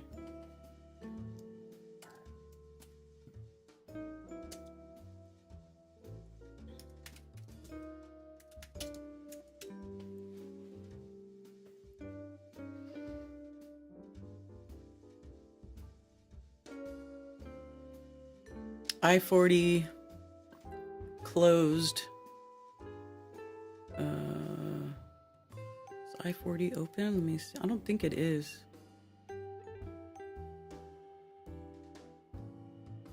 I-40 closed indefinitely.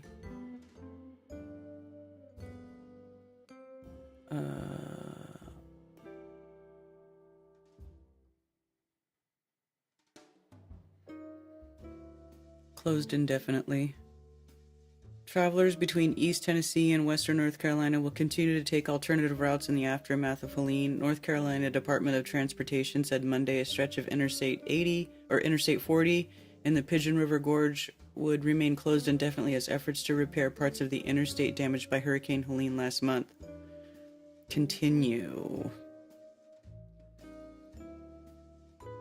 So, yeah, like you can see right here how the river like really widened up and washed out like that entire lane there. Here, there was like hundreds of mudslides, right? So like this whole, and look at it's even coming, the side, the bank is washed out a little bit under this road here.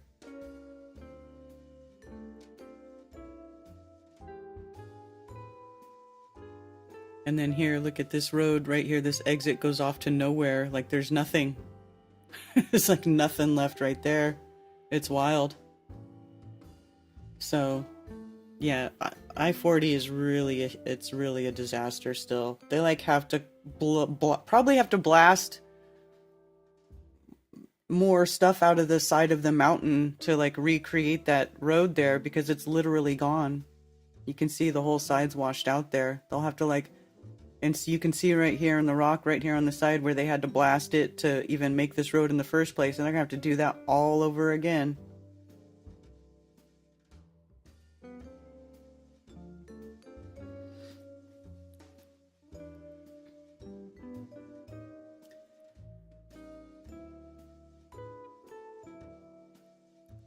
Strict weight limitations on Antarctica trip.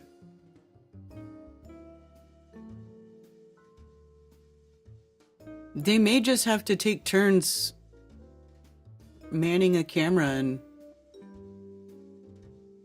they need to do a time lapse. They need a thermal camera to still find the sun if it's overcast. A thermal camera, like, or infrared. Infrared's expensive. Maybe infrared though. It was closed Wednesday when Zach tried to drive through. Yeah. Do they have an official death toll yet? I don't know. Let's see.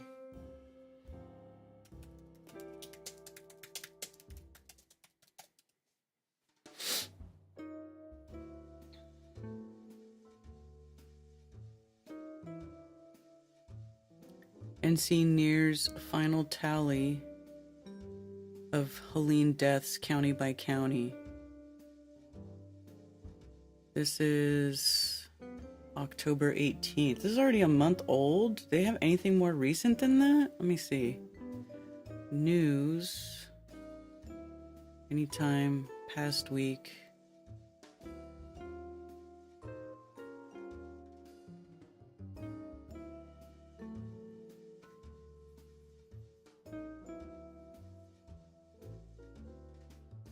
Did you hear about this? Look, check this out.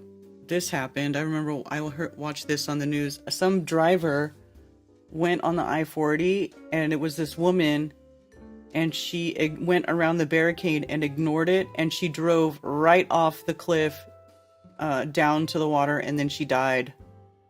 Driver is dead after ignoring hurricane damage warnings and maneuvering around safety barriers, causing her to tumble down an embankment.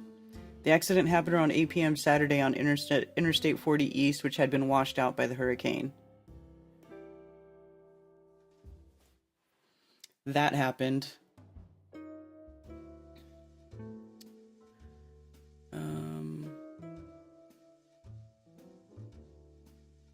Potable water expected to return to Asheville next week. That's 3 days ago. Asheville's major water line completely washed out. 7 unaccounted for or missing, 102 killed in North Carolina. 7 people remain unaccounted for or missing as the 7th week of recovery from Hurricane Helene moves on in North Carolina. The storm, a category 4 hurricane, when it made landfall September 26 in Florida, killed 231 people across 7 states. The toll is 102 in North Carolina, with 43 in Buncombe County. In an email from North Carolina Emergency Management to the Center Square Communications, said the 7 include three in Yancey County, 2 in Avery, and 1 in Mitchell and Macon counties. So they still got 7 missing people in Carolina, I guess, in North Carolina. Respective state officials say 49 were killed in South Carolina, 34 in Georgia, 25 in Florida, 18 in Tennessee, 2 in Virginia, and 1 in Indiana. Wow.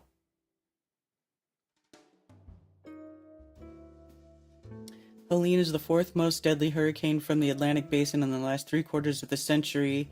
Only Katrina from 2005, which had 1,392 deaths. Oh, so Katrina, Audrey, and Camille killed more people.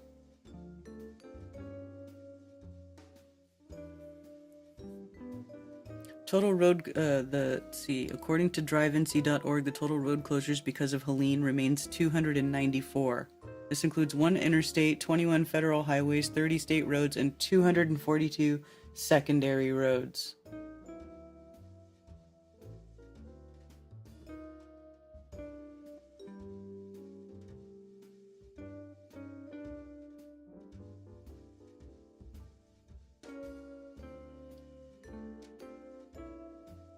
So, see all these little things? These are where roads are still closed. Lane closed. Lane closed. Weather event, weather event.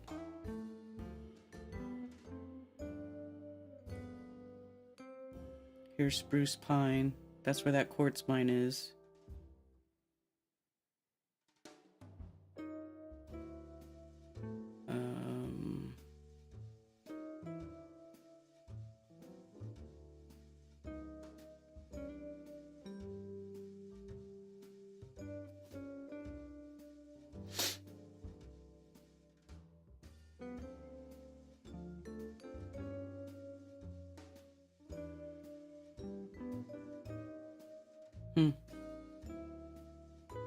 So, yeah, there's still a lot of road closures. The backup water line washed out too. They were buried like 25 feet. Yeah.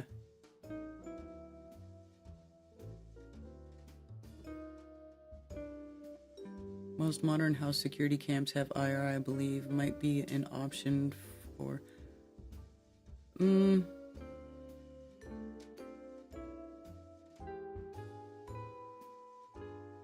A group of conspiracy. It's not organic. Sounds organic. It's definitely not organic.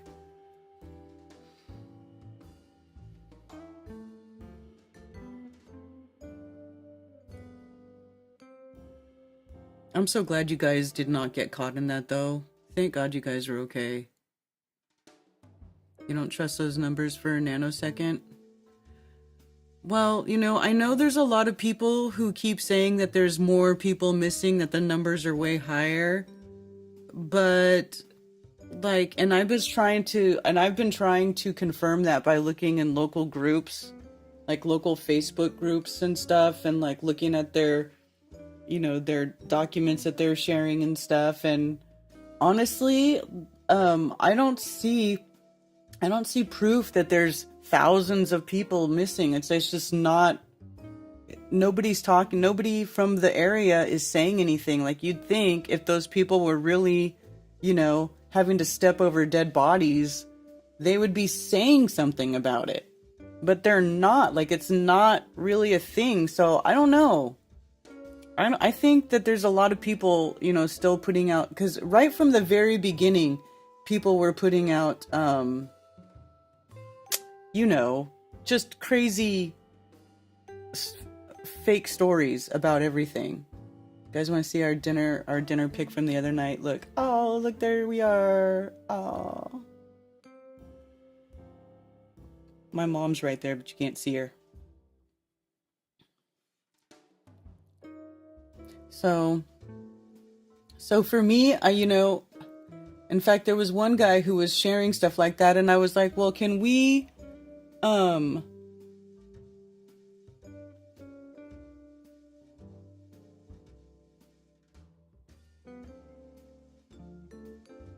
we verify, like, what's going on?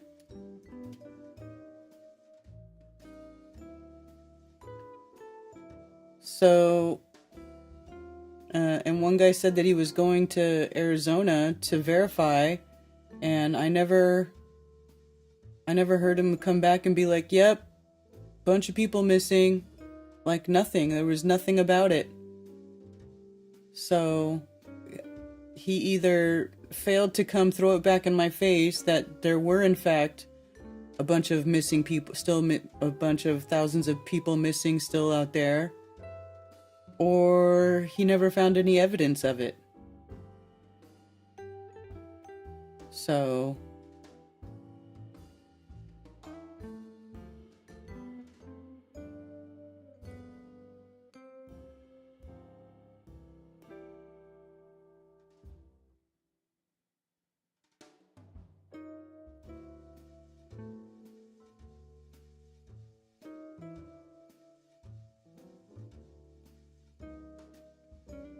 because I kept telling people, I'm like, look, if you guys have actual evidence of this stuff, then we should see it. Because there's a bunch of people who live in the area. Like, there's a guy who has a channel called Mark Honeycutt on YouTube, and he has been, like, going to all these different places, taking all kinds of video. He has a drone. And I found a couple of channels on YouTube where they're taking drone video of the area, and none of these people are like, look at all the dead bodies. Like, I know it sounds morbid, but if there was really that kind of stuff going on, then somebody would have videoed it and shared it to get action, right? To get help.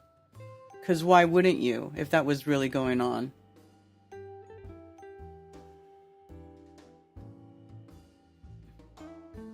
People missing loved ones would be quite vocal. I know I would be. Exactly. That's what I'm saying. Where was my invite to dinner? I'm sorry, Brandon.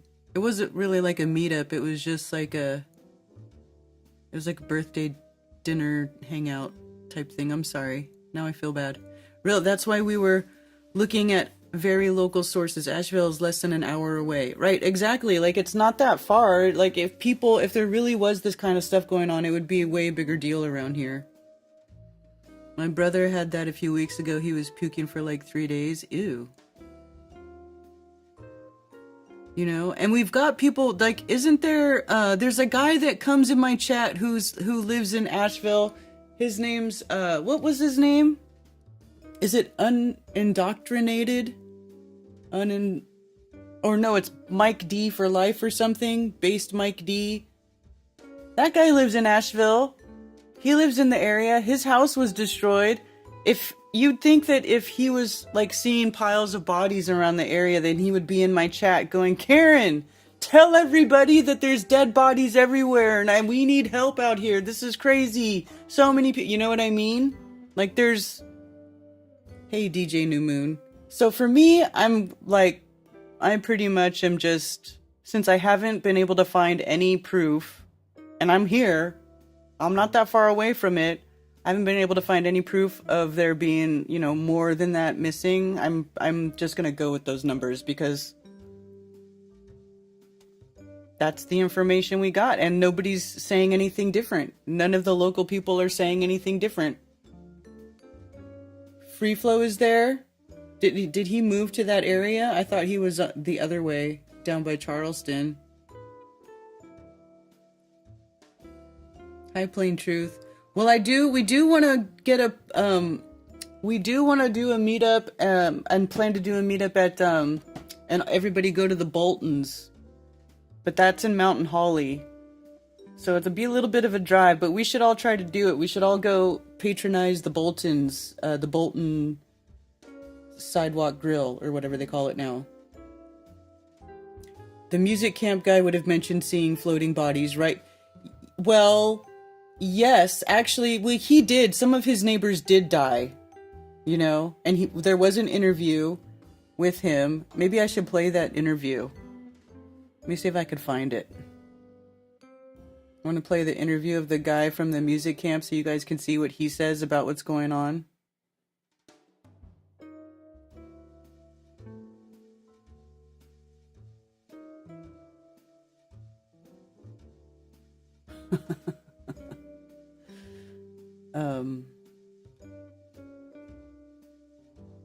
Let's see. Links.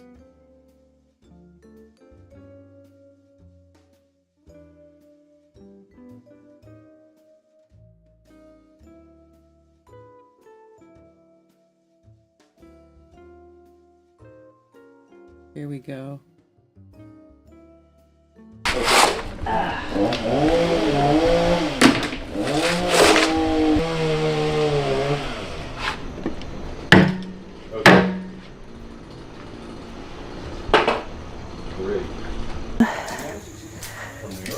He came up to here.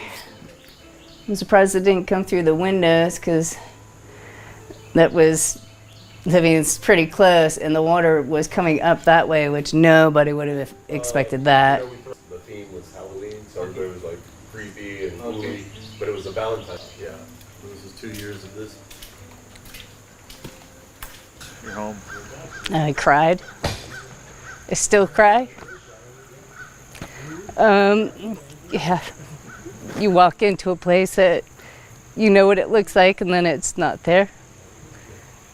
It's pretty hard, but thankful that we had, you know, ourselves here to take care of things, to assess it, and I don't know. It was pretty hard. It's Salvador, Dolly. And he was last seen, he cut a hole through the roof of the house, and he was last seen on top of the house. Trying to get help. Yeah. Videos where I think I see people, but I don't. It's hard to tell. Their monitors all Okay. And see if we can refill them. Okay. Who's that? Jason's coordinator. I don't know exactly who's bringing the tanks, but they're bringing big tanks. The house took on water about 3 feet on the upper level, so the complete downstairs was completely inundated for about a day. And the upstairs took on 2 or 3 feet of water for several hours. The river topped out right up there at the top of my driveway and submerged my car. I had a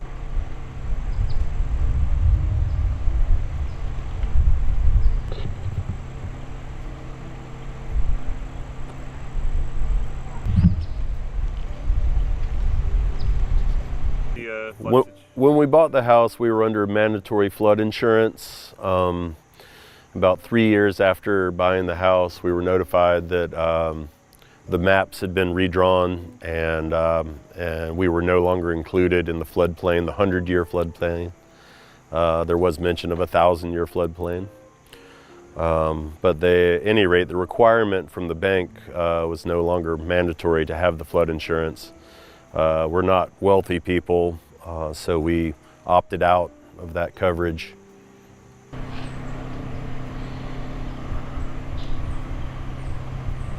You see where the ceilings fell up through up there.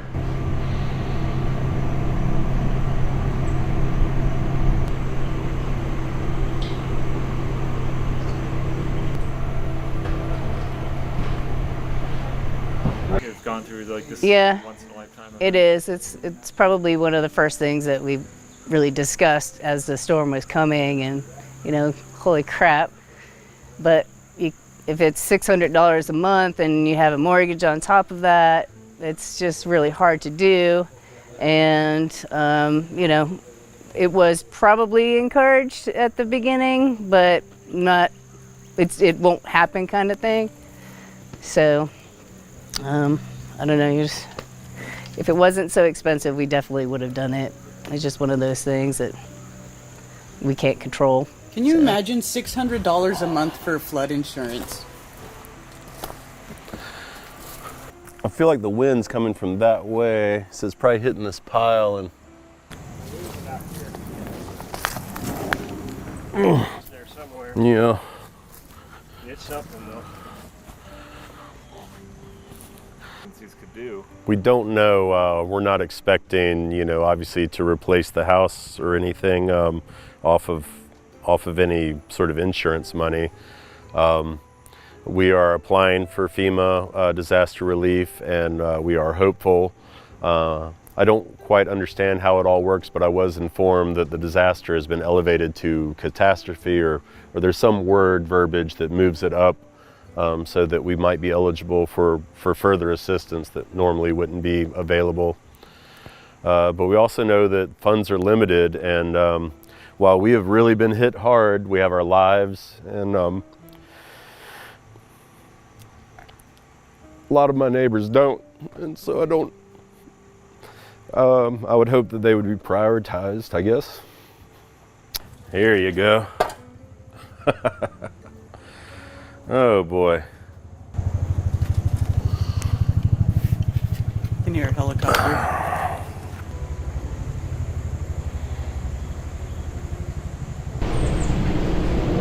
Look at that, all that crap is in their house, dude. But nobody was prepared for this. I mean, 30 feet of water coming down the valley was just something none of us ever imagined.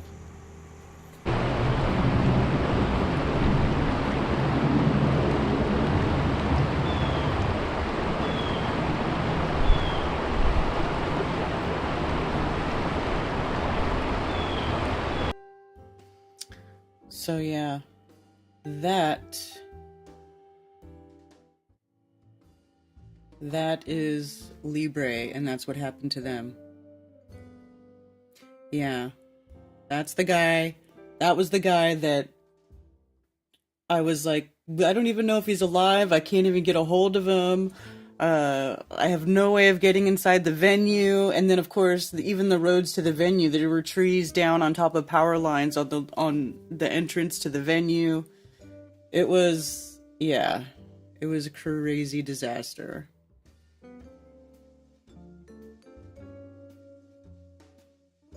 Whatever happened to the people in Hawaii with that fire? Well, don't they actually still have a bunch of missing children, or is that not true? See, now I gotta wonder if that's true, because people are saying, they keep talking about the thousands of people who are missing in Carolina. Like, I even saw Eustace, right? And I was like, why is this guy... I gotta even wonder if that video is real. You know? Like, just crazy. Let's see.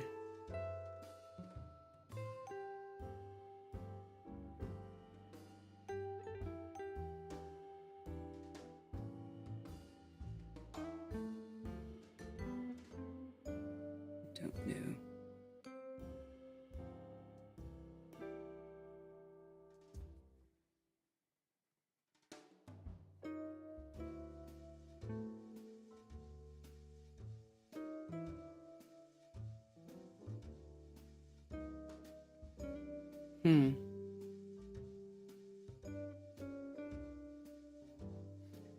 So, you had a house fire, No Despair Bear? You burnt up half the house? For real?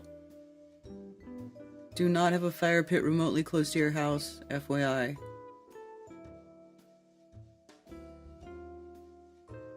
Three feet on the upper level, that was way up there. Exactly, Billingtano. When I talked to him on the phone, he said that his house was flooded to the second story.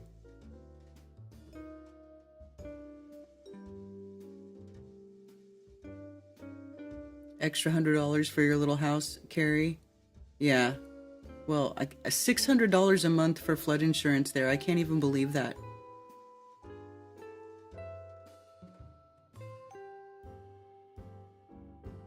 For a 1,000-year flood, possibly by their math. Yeah.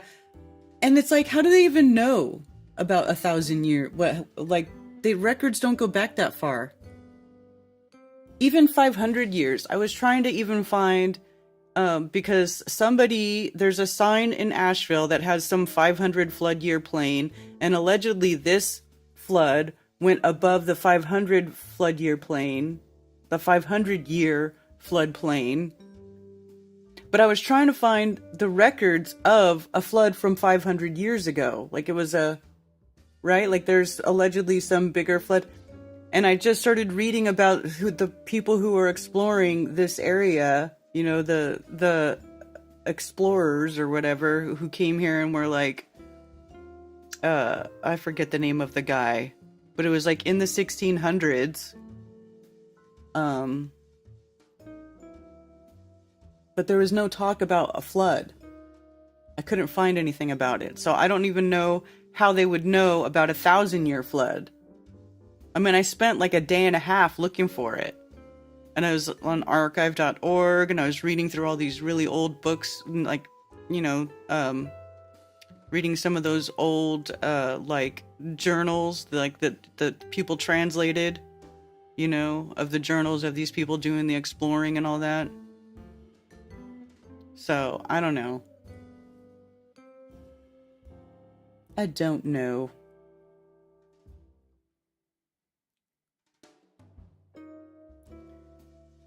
They should do a 24-hour live stream in Antarctica with the sun behind them. I don't trust time-lapse videos. Well, the thing is, how are they going to live stream from Antarctica? Do you think they're going to be able to have the signal? I don't think so. You know? How would they manage to live stream from Antarctica? What kind of bandwidth do we get? You know what I'm saying? Like, I don't know even if they could do that. I don't know.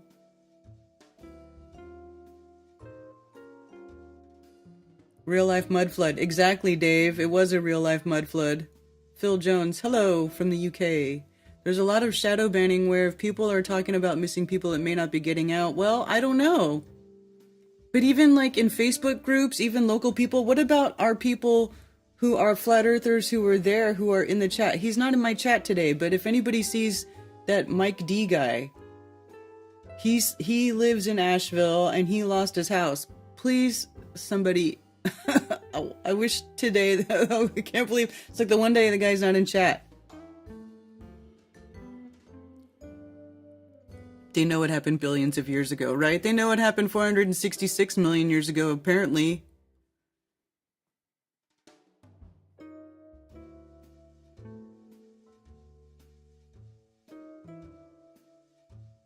Same groups providing the insurance are the same groups manipulating the damage. Not my house, I fought the fire. Oh. Well, that's good. I'm glad it wasn't your house. I thought it was your house.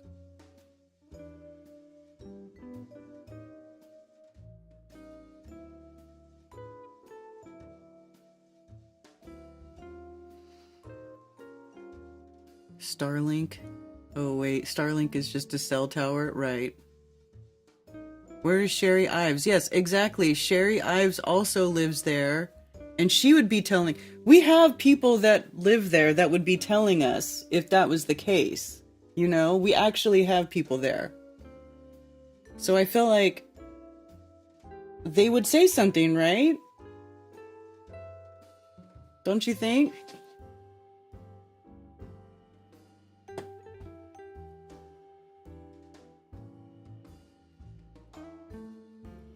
Yeah. She may be out doing stuff, but sometimes she's in the chat. But yeah, but there's a couple of people that are flat earthers that are regulars in our chats, and they would know. They would tell us if there was thousands of bodies laying around. I'm pretty confident that we would know through them if that were the case.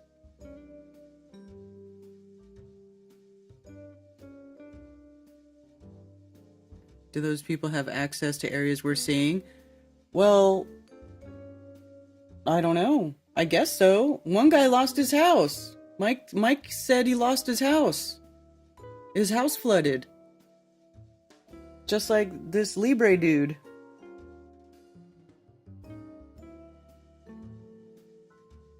Yes, and we've heard from them since Helene. Yes, we've heard from Sherry. We've heard from Mike D, because like obviously that's how we know his house got flooded. And then he said he was getting assistance from FEMA, I think. I heard that cadaver dogs died from toxic residue. Yes, I heard that too. I don't know if it's true. Let me see if I can find something about it.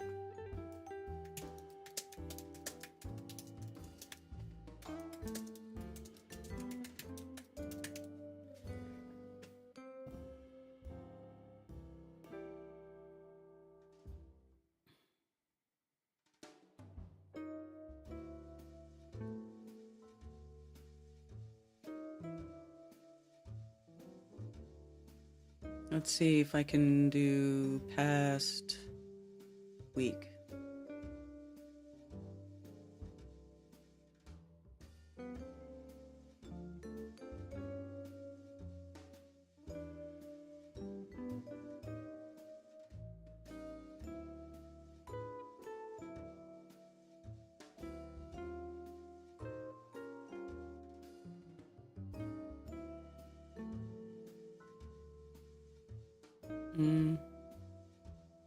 Not seeing anything.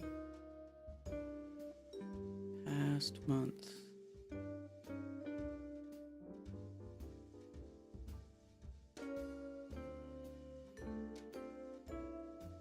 How dogs search for the lives taken by Helene in Western NC.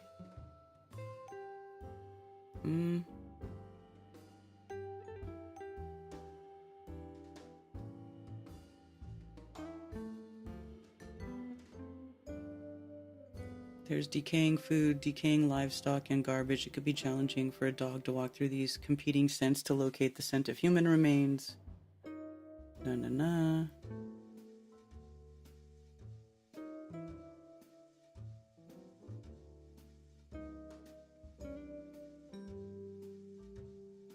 Timeline for this is going to be months because there's huge areas to search. Officials still gathering accounts of where people went missing, and we have a homeless population in Asheville that is probably very much still unaccounted for. Also, from the point of view of the dog, scent becomes, let's face it, more and more available to them the longer somebody goes missing. So, let's see, when was this written? November 4th, so like 2 weeks ago.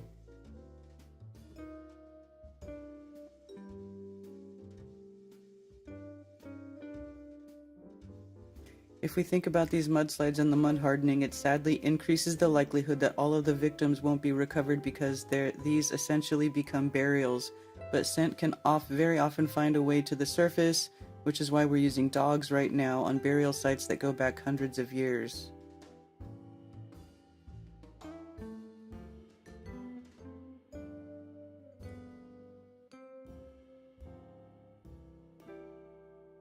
Research those areas. Well,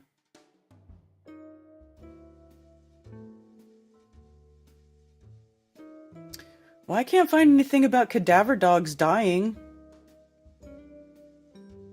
I did hear about horses dying because they drank bad water.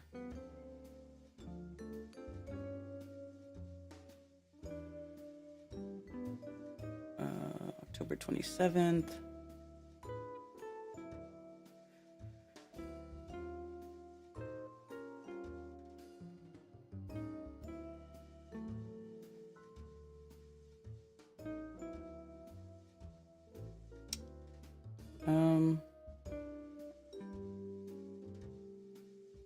Same article about how dogs search for human remains.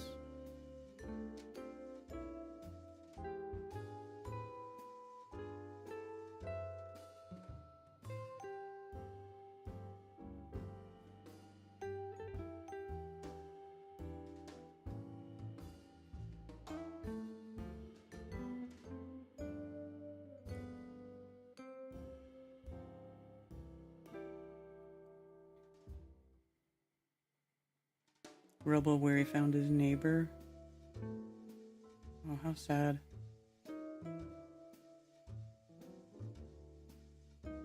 Entire families swept away by raging floodwaters. Couples tossed out of their homes or crushed as the land underneath gave way. People battling diseases unable to access the treatments that kept them alive. A devastating, heartbreaking picture of the lives lost in Buncombe to Tropical Storm Helene, a calamity few could have imagined is just beginning to emerge. In the initial days after the storm, Buncombe Sheriff Quentin Miller put the death toll at 72, but his office has since clarified that that number included all deaths and some were not hurricane-related or from Buncombe. State medical examiners are in charge of determining disaster-related fatalities, and their official count for Buncombe as of Friday was of 42. When was this written? This is late October. This is a month old.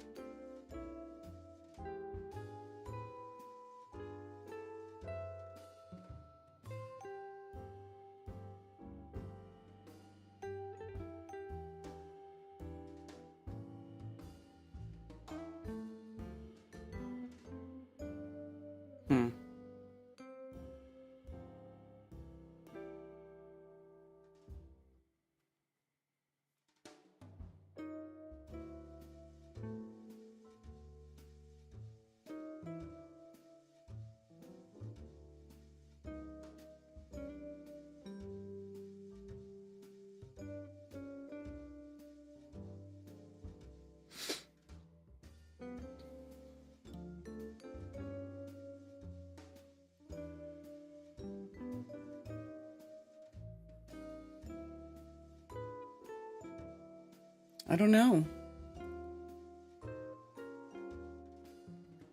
Flood insurance isn't offered everywhere. I asked about my house, was told only thing I can do is file a FEMA claim. Mike D was here last Monday. That's what I'm saying, yeah.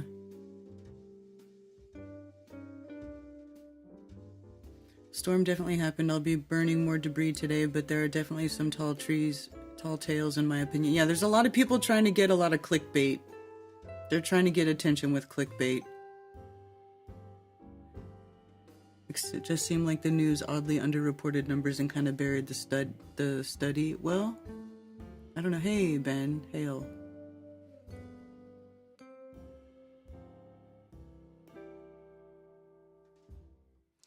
Yeah, I only heard a few clips where they said the numbers were being hidden, did not follow up research. Well, you know, I tried to find stuff.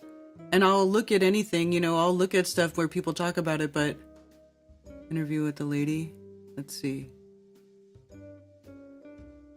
You know? Welcome back to Real Estate Mindset. I have a treat for you.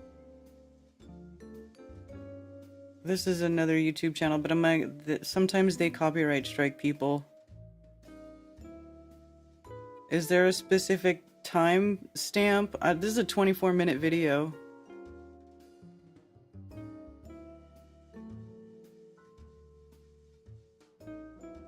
And again, there's organizations that have these things that aren't here. So we need this stuff. And so right now it's, my partner is actually STAR certified. He is a river rescue guide. Basically, he's definitely not somebody who has been recovering bodies ever, but because there's nobody else here that's certified, they're actually using the STAR and the river folk to actually do this, which is, they're for it, but it's still a little disappointing that civilians are having to do this stuff. You getting out of breath, Lacey? A little bit. I'm out of breath. I need that. I'm in my 40s. I've been out of breath all day. All right, so let me make sure my dog, yeah, there we go. When do they talk about it? It's a little clickbaity? Yeah. My family took their cadaver dogs and they are all fine, says Tanya D. Thank you, Tanya, for your input. That's what I want. I want real reality, you know, reports on reality, not outrageous clickbaits. Yeah, I can't find anything about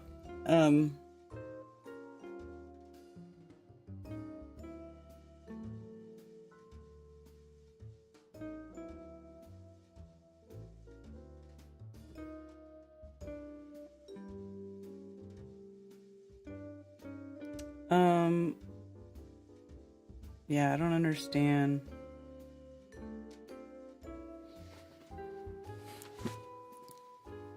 Thankfully, we have FEMA and the U.S. government on the case with this. Yeah, exactly. I know what I did see people talking about in the local groups is how they were all getting denied by FEMA. Everybody who was trying to apply for that immediate relief, everybody was getting denied. I do know that. Talk about boots disintegrating.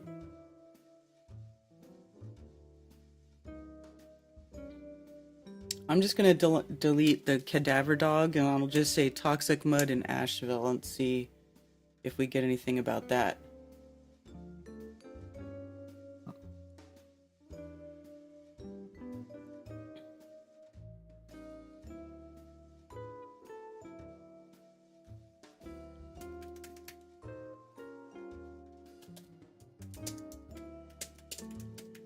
Is there any other good search engines to use?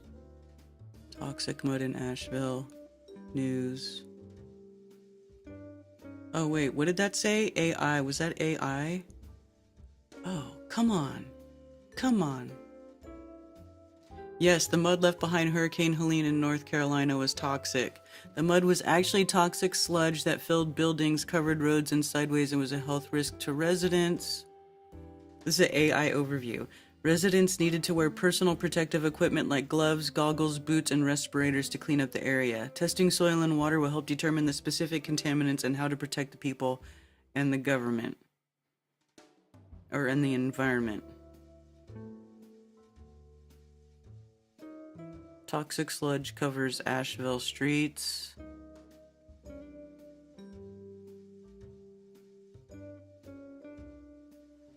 Carolina farms face depleted toxic soil.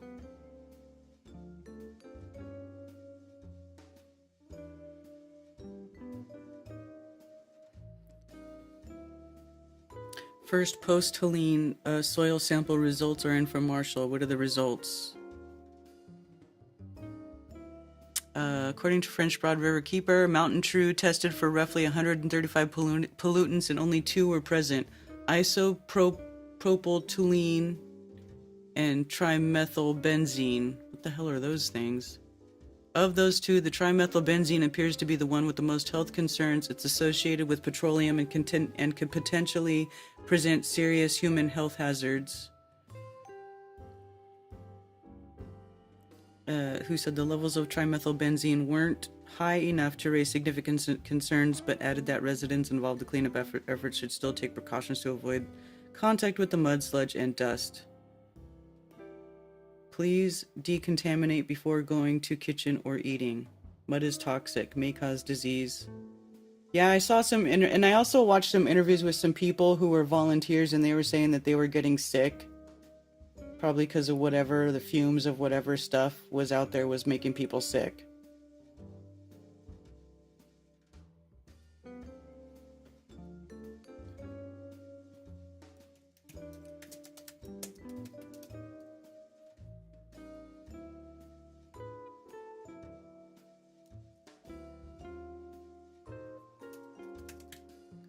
Trying to search Google. I always use DuckDuckGo, but I don't know. I don't know what can you trust any of these freaking TikTok? Asheville cadaver dogs done. Look at TikTok is the first one.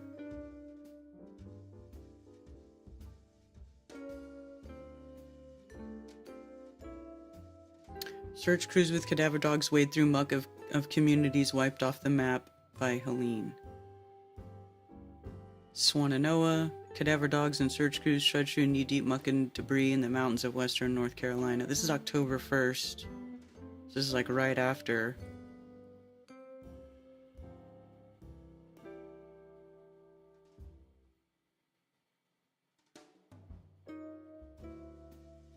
Connect streaming software to go live. Oh. Guess I'm okay. Hey, Mark Sargent. Good to see you.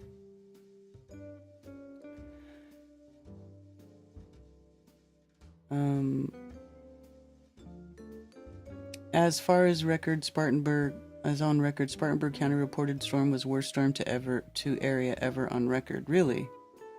Worse than Hugo? Better give more than 750. Greedy agency.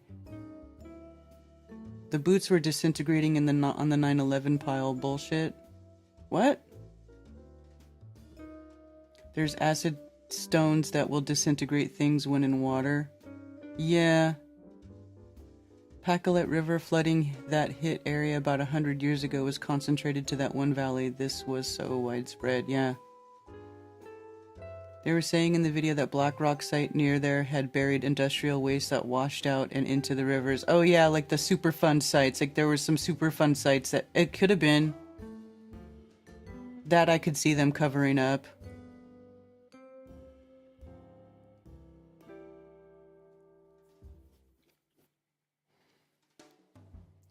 Because there were some Superfund, like, sites or whatever. Let's see.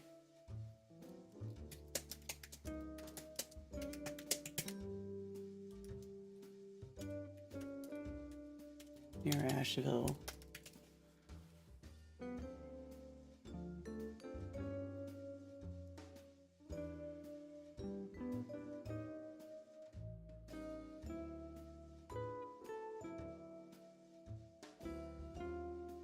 Superfund site is an ongoing project, blah blah blah. That's it?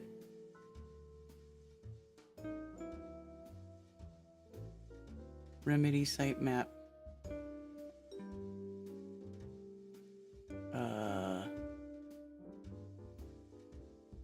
In situ chemical oxidation.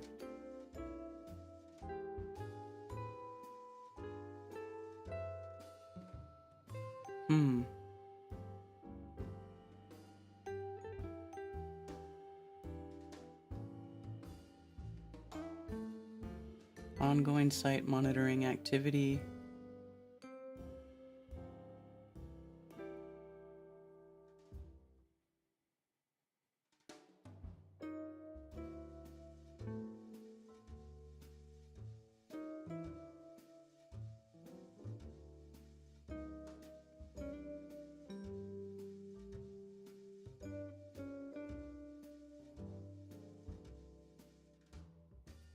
So that's a super fun site there in Asheville.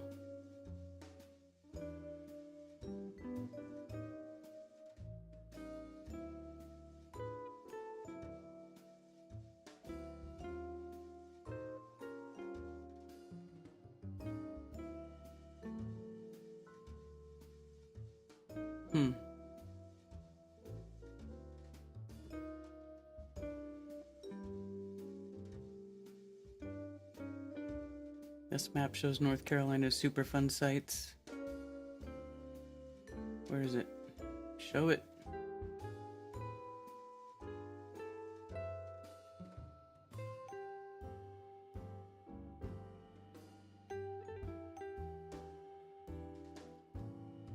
So these are Superfund sites. Right here.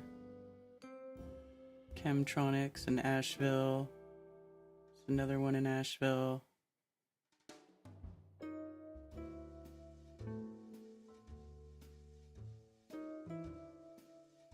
Kings Mountain. Let's see. Is this the one where the, that's where the mine is. Celanese. Oh wait, no. Actually, this one is near me. Oh, that's kind of scary. Eek.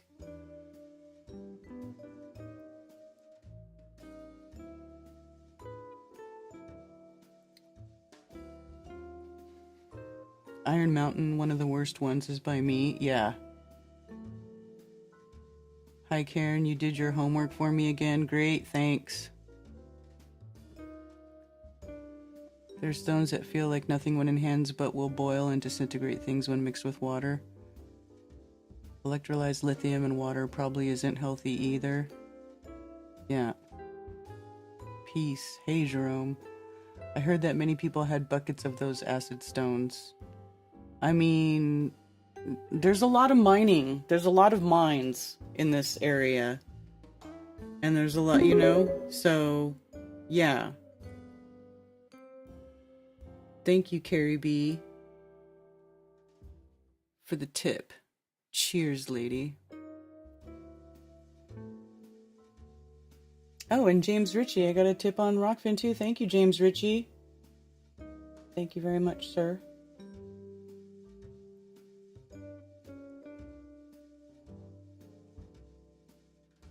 Iron Mountain is a super fun site over by you. Yeah. So, I mean, a lot of these things did get flooded. So, I don't know where and how bad. But yeah. That probably was a thing. Although I can't find anything about cadaver dogs dying. Would that not be in the news? Did cadaver dogs die in ash in, well, no, I'll say North Carolina.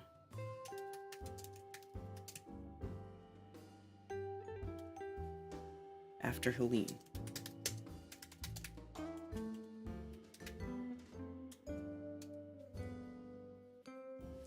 There isn't much information about cadaver dogs. Again, I'm getting the AI overview. Cadaver dogs dying in North Carolina after Helene, but here's some information about cadaver dogs and hurricanes. Trained to detect the scent of human bones in confined graves that are up to 100 years old and buried up to 6 feet underground, they can also identify human remains in houses that have been destroyed by wildfires.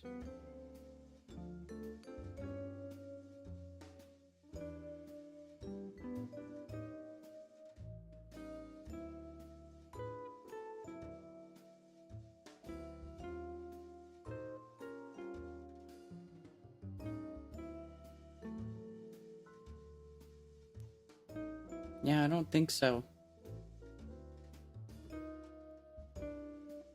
I mean, I don't know. I mean, I'm sure it's possible, but I just haven't, and I hear people talking about it, but I've not seen anybody who actually has the dogs talk about it. I've not seen somebody say, my cadaver dog died after working in this mess. I just hear, it's always hearsay. All of it is mostly hearsay. It's really frustrating. Because it's like, how are you supposed to know what's real and what's not?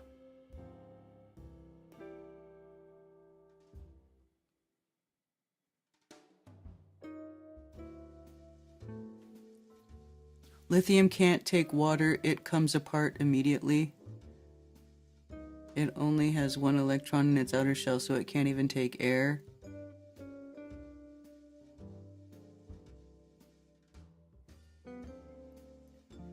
All I heard was that dogs got blisters and sores on their feet. Yeah.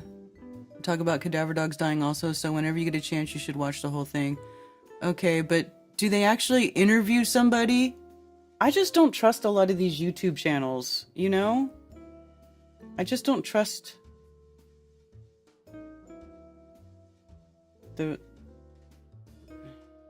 Unfortunately, there's so many people who are just making videos, clickbait videos, and like a lot of these people, there's a lot of like, you know, disaster tourists. They're like, we went to see the, you know, and it's like, oh God. Like everybody just trying to make videos and get clicks off of this tragedy that happened. Not that I'm like against, you know, them documenting stuff. Like stuff should be documented, but people are ridiculous about it. They'll, you know, they want attention so bad. I don't know. It just drives me insane. The singular piece that I saw about sea dogs and the deceased is that the dogs kept finding cemeteries and graveyards. Yeah. Yeah, so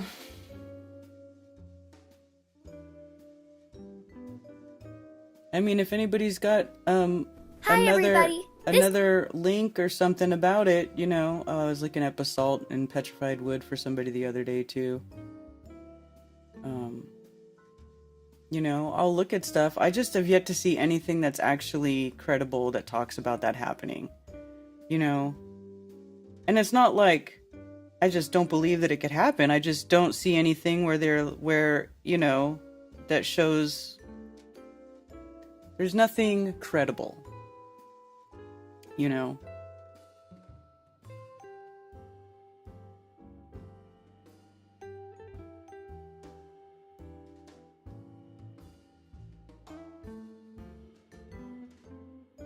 So, gotta make that YouTube money, right? And you know, it's a disaster.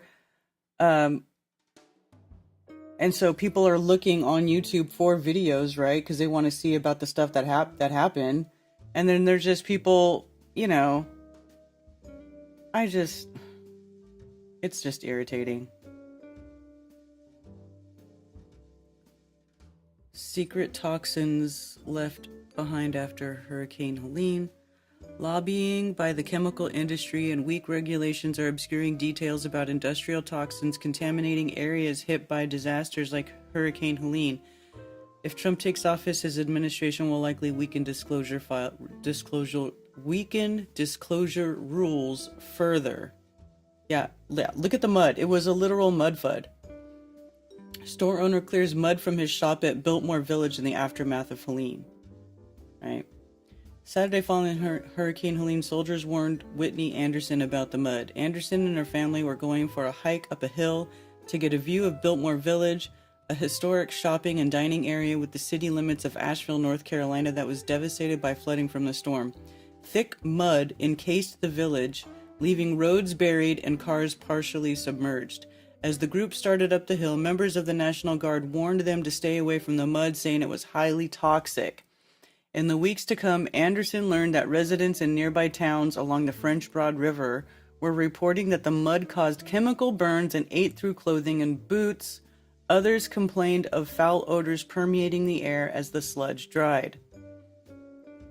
A few miles north of Biltmore Village in the banks of the river sits Silver Line Plastics Corporation, which manufactures PVC pipes. These pipes are made with polyvinyl chloride, a synthetic plastic made up of the highly toxic and explosive chemical vinyl chloride.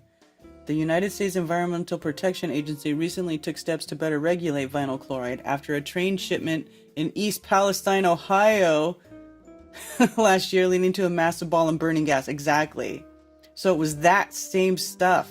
Oh, October 15th, nearly 3 weeks after the hurricane, Silverline posted a note on its website saying they receive already manufactured PVC resin, which is non-hazardous and inert. Until that point, there appeared to be no easy way for Anderson or other residents to know whether vinyl chloride was used in the plant or could have leaked into the surrounding area. All of this got Anderson thinking, following the hurricane, what toxins could have been released that we don't know about? What contaminants could have leached from the factories deluged by the flooding, which impacted the homes and businesses of hundreds of thousands of people and huge swaths of urban and agricultural land? I have a 4-year-old, Anderson told The Lever. I'd like to feel safer than I do. The seemingly simple request to know which hazardous materials are housed in industrial facilities counters a tangled web of federal disclosure laws and regulatory holes that have allowed corporations to keep details about their toxic materials largely out of the public eye. And amid industry lobbying, environmental advocates say regulators have long failed to update these rules to reflect today's chemical landscape and disaster risks. Oh boy.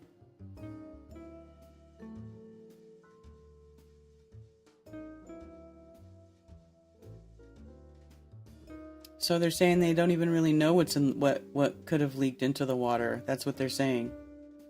Gatekeeping critical data. 3 years before Hurricane Helene destroyed North Carolina's coast, Hurricane Ida made landfall in Louisiana. This wasn't on the coast. What are you talking about? Hurricane Helene was not on the coast. Torrential rain and winds of up to 150 miles per hour ripped apart coastal towns and caused widespread flooding.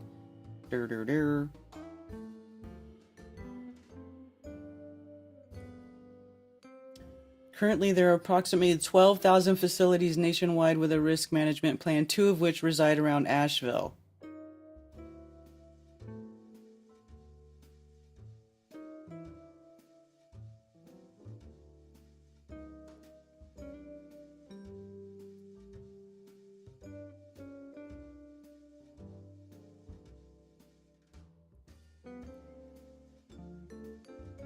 The guy is a disaster tourist, but the lady lives there and he's interviewing her about what she saw.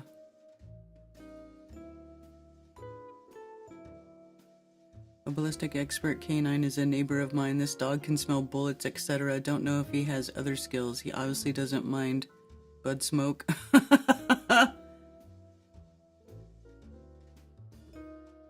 A gas leak and an explosion in the Atlanta area. Yeah, I think there was some sort of We don't have to do any of the plastic injection there. Oh, okay, that's cool.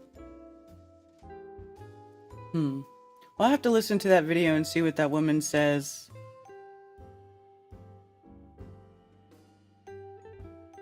But I don't want to play someone else's video on my live stream because I'll get in trouble.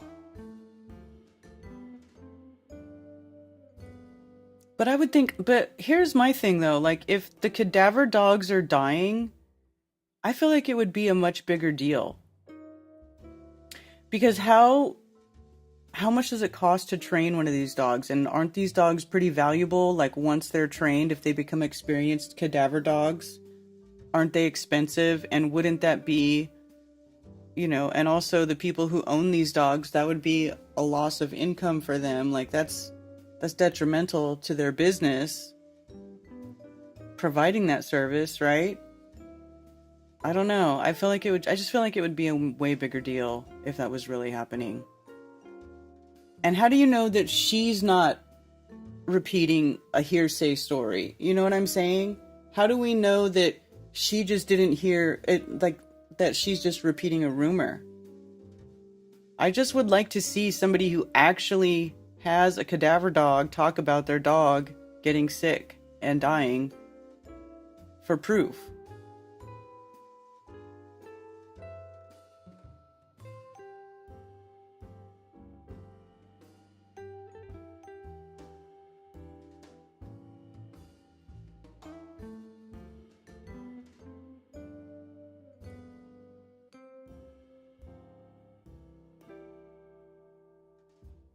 So here, look, the guy and the dog are in the mud.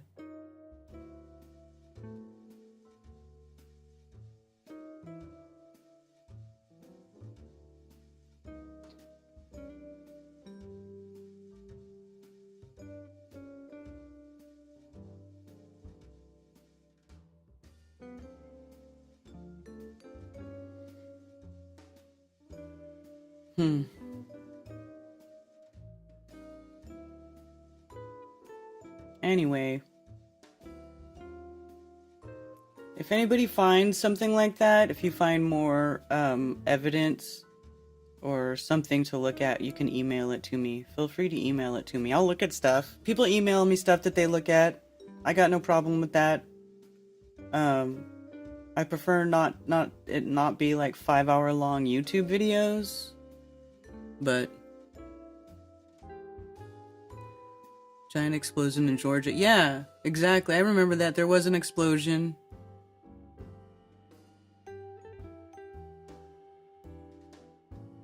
How do they train dogs to detect the scents of dead humans? Yeah, it says that they differentiate between humans and animals. But yeah. How are government trained dogs able to smell various scents of civilians? That's trainable smell, but the smells of different humans I feel impossible to train. Yeah, I don't know.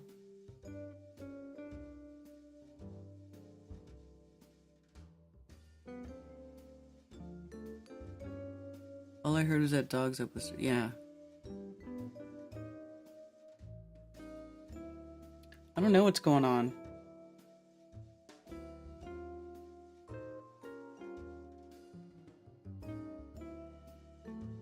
One, two, three, four. And I missed 11:11 today because I saw 11:10, and I was like, man, I just saw 11:10, so I know I'm gonna miss 11:11, and I did.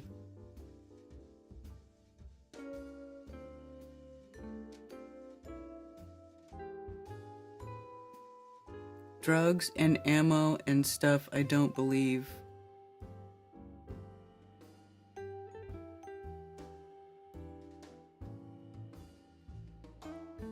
$2,500 to $5,000 for the training. Yeah, I was gonna say, you would think that it would be expensive. And then, like, as the dog works and its accuracy gets, you know, is proven out, then you'd think it would be even worth even more.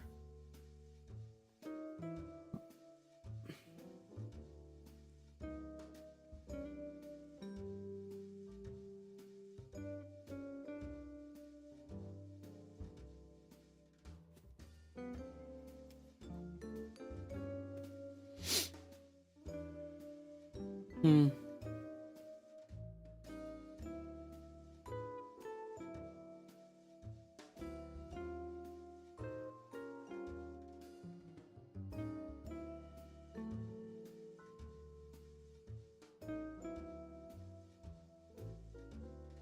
With swastika flags and bellowed slurs, neo-Nazi marchers strode through Columbus, Ohio. Really?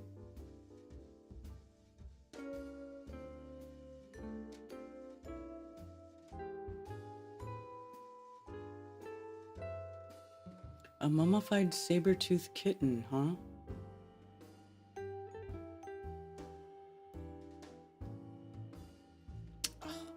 New York Times always wants me to sign up. Yeah, screw you.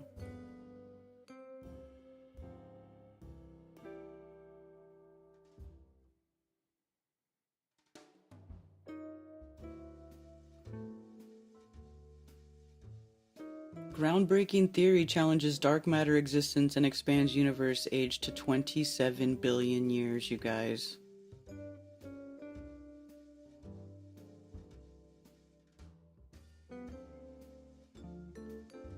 Gupta, some guy named Gupta says that Professor Rajendra Gupta proposes a revolutionary theory that could reshape our cosmic perspective, you guys. Oh my goodness. Gupta's innovative approach combines two intriguing concepts: covariant coupling constants and tired light. What's tired light? The CCC theory suggests that fundamental constants of nature previously thought immutable may vary across the cosmos. This radical idea could revolutionize understanding of particle physics, galactic information, and cosmic evolution. Oh, right, I'm sure. His findings suggest that the universe might be significantly older than previously thought, approximately 26.7 billion years, nearly double the current estimate of 13.8 billion years. Well, there you go. This revised timeline has far-reaching consequences for our understanding of cosmic evolution. It challenges the need for dark matter, which has been a cornerstone of astrophysics for decades. It's funny, there's like a couple of things that have come out now where people are trying to come up with alternative things to dark matter because, oh, you know, because dark matter doesn't freaking exist and they can't prove it.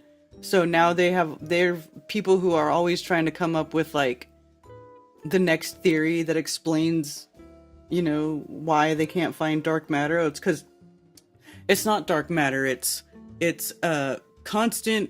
What is this? Covalent, whatever.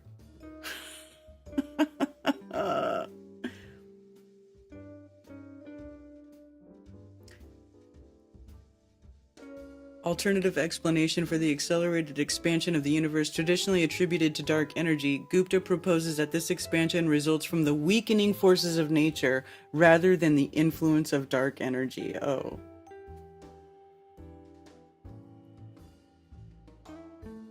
So now they don't need their dark matter, right? Look at this. See the standard model? 27% dark matter and 68% dark energy and 5% ordinary matter, where this is all ordinary matter.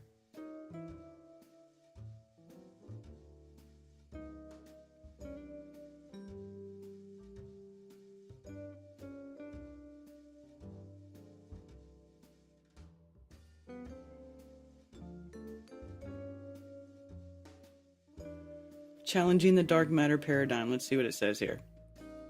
The concept of dark matter has been a crucial element in astrophysics since the 30s when Fritz Zwicky observed unexplained gravitational effects in galaxy clusters. Subsequent evidence such as galactic rotation curves seemed to support the existence of this invisible substance. However, Gupta's research questions the necessity of dark matter to explain cosmic phenomena. By analyzing data on galaxy distribution and patterns in the early universe, he builds a compelling case against its existence. There are several papers that question the existence of dark matter, but mine is the first one, to my knowledge, that eliminates its cosmological existence while being consistent with key cosmological observations. Come on, brother!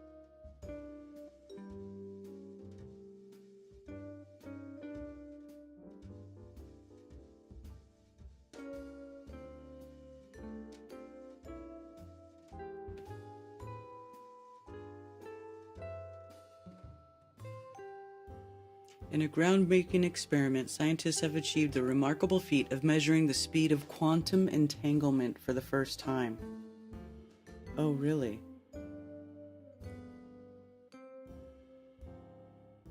Entangled particles possess no individual properties, only common ones. Mathematically, they are inextricably linked, even when separated by vast distances. This peculiar behavior defies classical physics and our everyday understanding of reality. The implications of quantum entanglement extend far beyond theoretical physics. Its potential applications include quantum computing, ultra-secure communications, precision measurements in various scientific fields, advanced medical imaging techniques.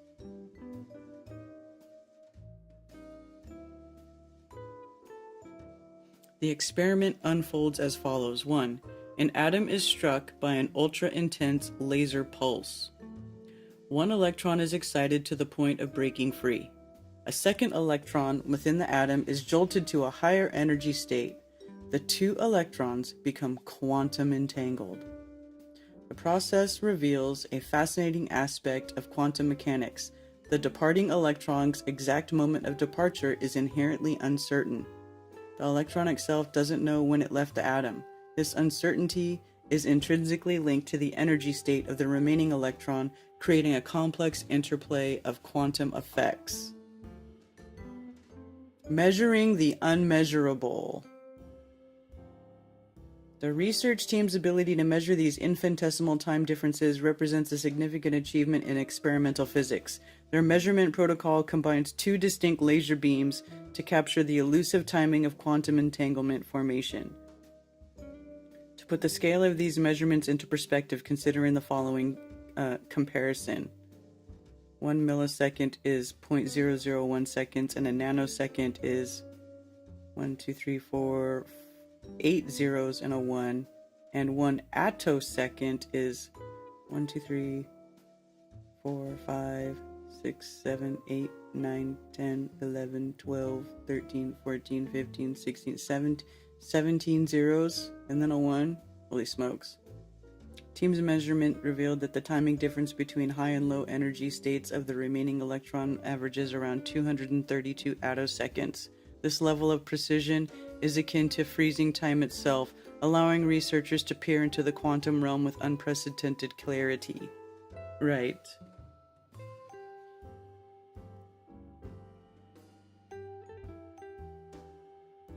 Static electricity research, huh?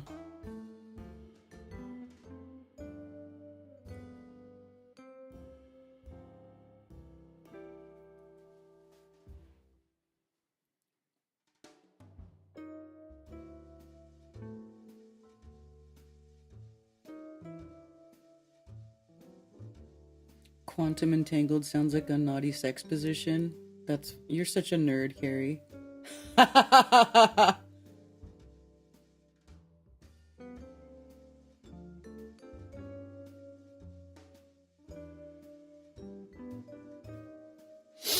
That's funny.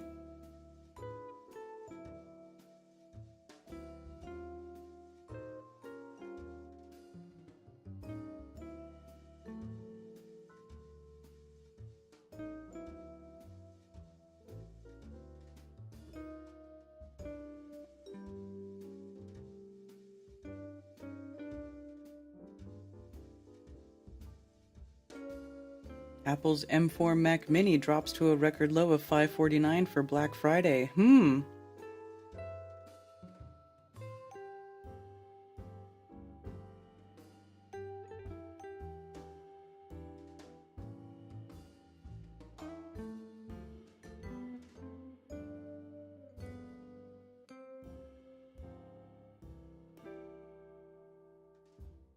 anybody watch that ridiculous fight?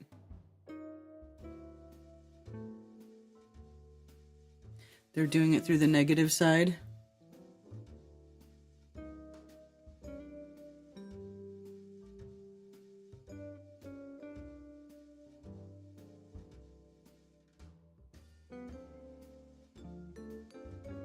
I'm an hour behind, but I have friends and family in that part of NC. There's no cover-up on death toll. Thank you, Scrotal Xerox. That's what I'm saying. We have people that would tell us. They use quantum conditioner. Yep, it was rigged. Rigged. You guys think it was rigged?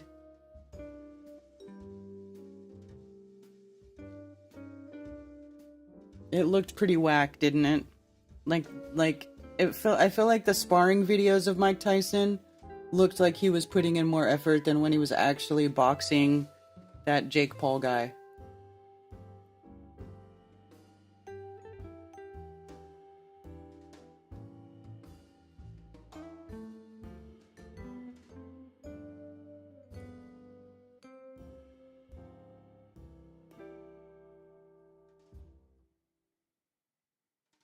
Are you kidding?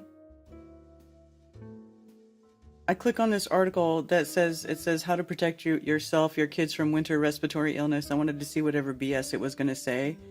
And it says for keeping up with your vitamins.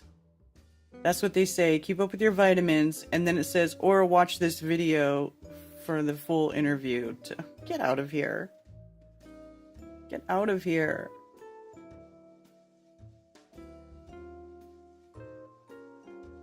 Yeah, you aren't getting hit back by a large man in training you. Yeah, that is true. Wasn't there some script leak?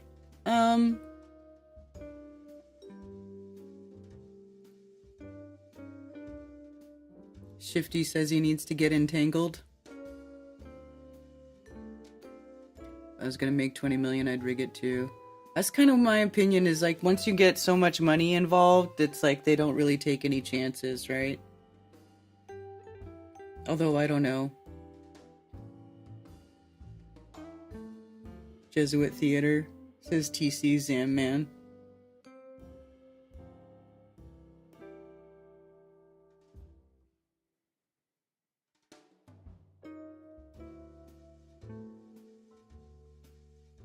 Oh, this is hilarious.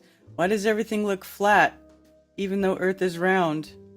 The only way to see the curve of the Earth is to fly more than 6 miles above its surface. So at least 10 kilometers. But wait, that's not true, because high altitude balloon footage is higher than that. Is higher than that, is it not? Or am I wrong?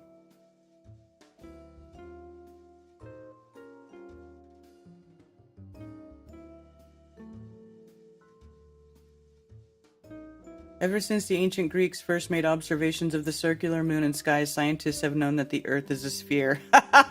Right. We've all seen beautiful images of Earth from space, some photographed by astronauts and others collected remotely by orbiting satellites. So why doesn't our planet look round when we're standing in a park or looking out a window? We're tiny creatures living on a really large sphere. That's why. Because the Earth is so big and we're just so small. An average adult is between 5 feet 6 and 5 feet and 6 feet 6 inches tall, and kids are smaller. Imagine you're a circus acrobat standing on a ball that's about 3 feet wide. From on top of the ball, you would see it curving away from your feet in all directions. Now picture a tiny fly on that circus ball. Its viewpoint would probably be a millimeter or less above the surface. Since the fly is much smaller than the ball and its view is close to the surface, it can't see the whole ball. Oh. The Earth is about 42 million feet wide, and even a tall adult's viewpoint is just 6 feet above its surface. There's no way your eyes can take into the size of the spherical Earth when you're standing on it. You couldn't tell the Earth was a sphere even if you hiked to the top of Mount Everest.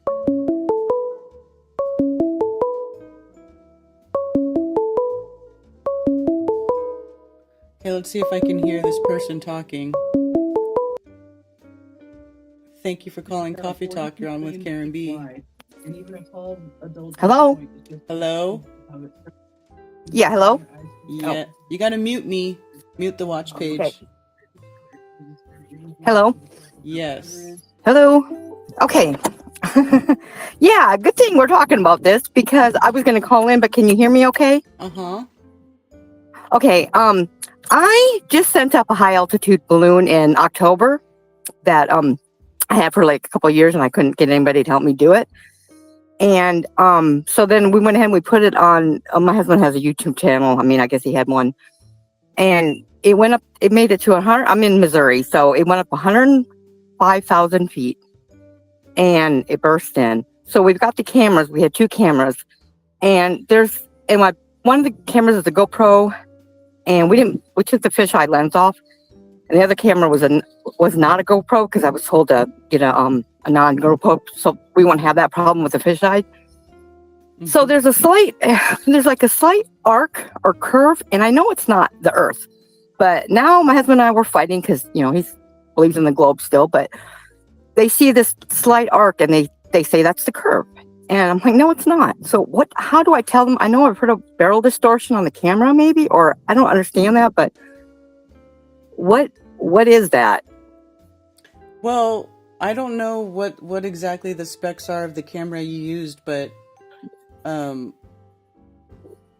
it's probably barrel distortion, like you just said. Yeah.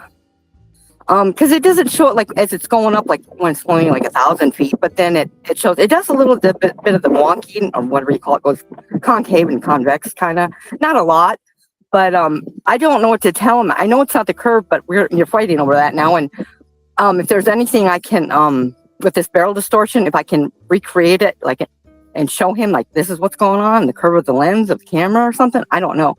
It was a GoPro, I think 8. It had a gimbal. It was the latest one that came out last year, so I bought it.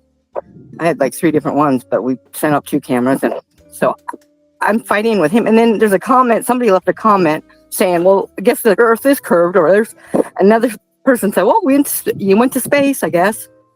I'm like, "Yeah, okay." What channel is it? Can we watch the video? Yeah, you sure can. It's the name of the channel is LC Back 40. And it only has 2. LC like it's Lenny Coates, L for Len, and then Coates, C, and Back 40. Is it all one word or no? No, well, yeah, it's like LC, like a capital L, capital C, and then it's Back 40, 2 different words. Yeah, just the word back, and then the number 40. Oh, here we go. 40 spelled out. Okay. No, it was just the numbers, just no letters. Really? It's got like the channel that comes up. It says LC Back 40, but 40 is spelled out, and it's not like the number 40. Oh, well, yeah, maybe you're right. I think you might be right. It doesn't have a picture of like 2 white calves or cows. Yes. Okay, that's it. Sorry, I thought it was. Okay, yeah, that's it. And there's only 2 videos. There's camera 1 and camera 2. Camera 2 is better. It was the one with the gimbal, so it wasn't like going all over the place.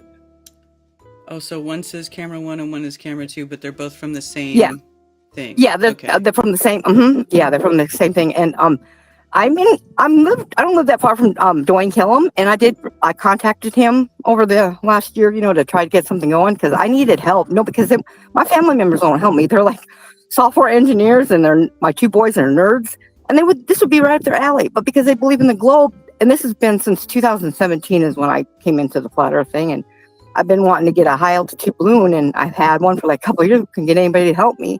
And finally, I said, I'm just going to go to North Carolina, where you guys are, to your Oktoberfest. And then he's like, oh, okay, well, then he'll help me. So, but we ended up getting it done. And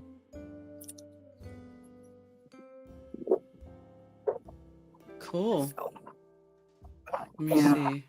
Yeah, I was excited. I was so happy because it landed right where it was supposed to, because he plugged the numbers in, and it was a Friday morning. We didn't send it up till about 10 in the morning, something like that. And it landed about 30 miles from where I live.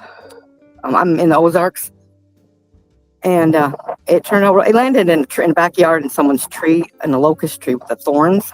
That was fun getting it out, but this one doesn't say how high it was. Does the other camera have the altitude numbers on it? We don't have a camera that does, but we have that part that like it's on the computer. So when we were sending it up, we had the laptop, and it had all the information. It had how high it was going. It had the temperature, it had the speed, the altitude, all of that. And when he put it on YouTube, I thought he was going to have that list. That's the main thing. I wanted that listed. And no, he said, well, you got to go in and you have to it's more hard to do that, but I'll get someone to do that. So I'm going to have to put a new and revised one up. I just got to find someone to do it because I can't do that stuff. I'm a moron. Oh, so then you're talking about when it gets way up there, they see a yeah, like it's very right before it bursts, you know, like right when you get up to where you see the black, you know, like you see that it gets dark black and then it's got that blue line and then just right there, right before it bursts, and you can kind of see where there's a curve. I can't, and he's trying to get me to, I said, yeah, I see there's a curve, but I'm telling him it's not the curve of the earth. I know that. Even Neil deGrasse Tyson says you can't see it at that distance. You know, and that was the Philip or Baumgartner he jumped at 137,000 feet, and they said you can't see the curve. So people just are ignorant. They won't research it, and I just don't know how to explain that to him. I just know about the barrel distortion, but I have to be able to demonstrate to him if that is what he's seeing to convince them, because they aren't gonna, they're gonna believe it. And this is a GoPro camera? Yeah, there's one. Camera 2 is a GoPro. It was the last one. It has a gimbal built into it because I kept saying, "Get me a gimbal," because with Rob Skiba, how they did theirs, and it was so nice where it didn't, swivel all over. And the other camera is not a GoPro. It is some other. I'm not sure the name of it. It's like a little one like that. It was an off-brand because someone said, "Well, you can't trust those fisheye lens switches where you can turn it off. You can't trust that." So I'm like, okay. But we didn't have any fisheye lenses turned on both cameras.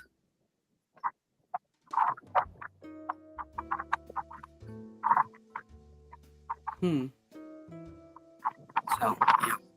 Anyways. It's interesting. Yeah. So if there's anything, anybody's got any ideas or whatever, and I thought, I wasn't going to call because I didn't know if you could hear me earlier on when the first guy called. He had a hard time hearing him, so I thought, I won't call. And then when you brought up your stuff that you were just put on, I'm like, I better call because this is what we're talking about. Yeah. So but anyways, okay, well, that's all I had. And so you would suggest just with the barrel distortion I'd like to look at which GoPro camera it is. Do you know the model? I thought it was a GoPro 8. GoPro 8. Oh, I can. I'm outside. It's raining here today. Let's see. Let me walk in. I think I can find the box. It had like a built-in. It was the latest one last year. I think he ended up getting me. Is it a Hero? Yeah. GoPro Hero 8. Yeah. Okay. I'm gonna look at the specs on that. Okay, that's good because I never even thought to do that. And the other camera, I don't know what it is, but and it's a lot. Yeah, camera 2 is a lot better. It's not as wobbly and going all over the place. But even both of them at the very end when it popped before the balloon pops, they both are pretty much have that little bit of that curve, Mm-hmm. So I was just being honest, like he's like, well, there is a curve. I'm like, no, it's not. Get into a, I'm divorcing you, kind of fight. Damn it. Oh God. Anyways, all right. Well, I'll go ahead and continue watching. I guess you guys are you? What time is it there? You go ahead of me or? It's 1:05 p.m. where I'm at. I'm on Eastern time. Well, when I was calling in, I was watching the TV and I'm like, well, it's not ringing on your end. So I'm like, it's only 12 here. So, okay. Yeah. That makes sense. All right. Well, that's all I had. I'll let you go then. Okay. All right. Thanks for calling. Okay. Thanks. Bye-bye. Bye. Tell her their curvature at ground level too. Well, that's what I'm trying. That's why I said I wanted to watch the video, Dr. Bass, because like here I'm seeing it too, right? And this is pretty low. So I'm thinking that's barrel distortion. Let's do this.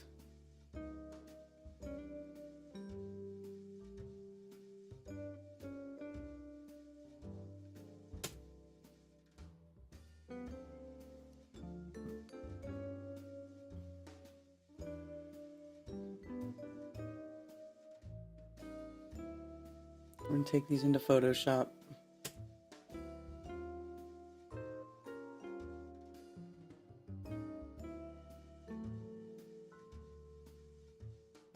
See, this looks really round, and it's kind of funny because whatever the distortion is on this camera, it definitely gets more when it gets up here. But the funny thing is that when it goes down, it doesn't bow in. You know? So like right here, that almost looks like curvature. You know? Because it's like bowing. It's like weird. It's like when it goes... God, did they make their cameras so that instead of when the camera goes up, the horizon bows down instead of up? They changed it. What do you guys think?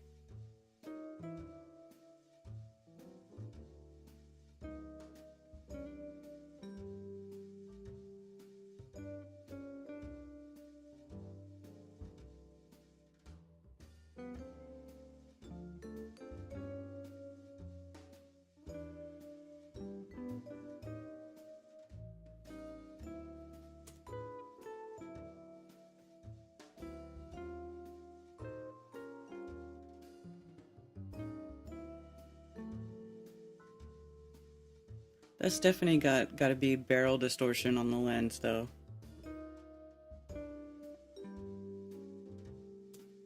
So, I'm curious. Let's see, Hero 8.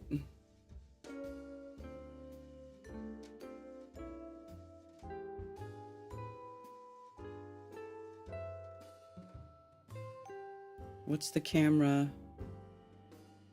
Give me the numbers.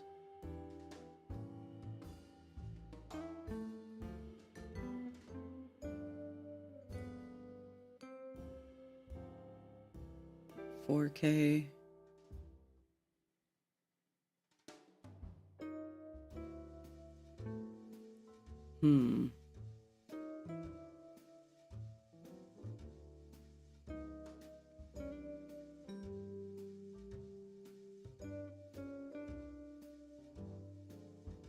Hero 8 full review, specs, price, and more.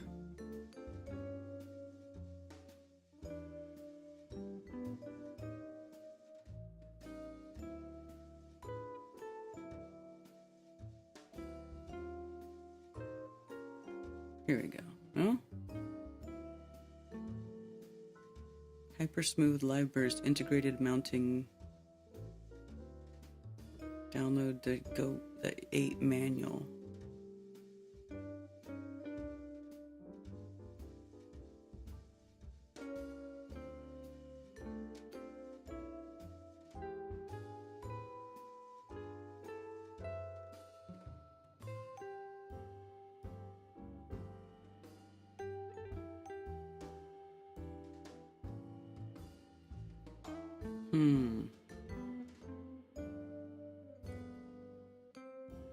I just want to see the size of the lens. I want the actual...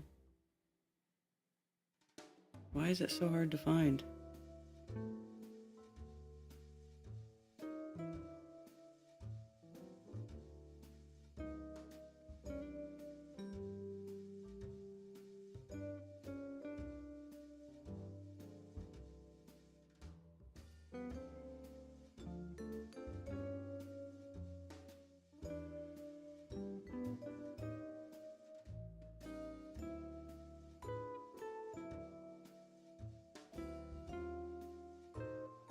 Video settings. Super view. What does that mean? Standard, wide.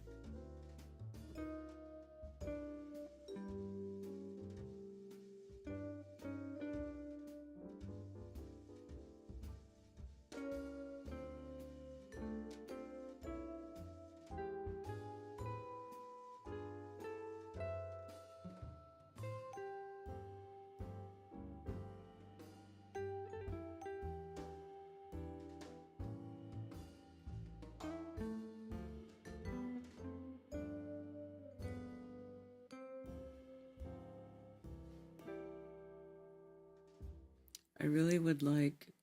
Why doesn't it... Like, it doesn't tell you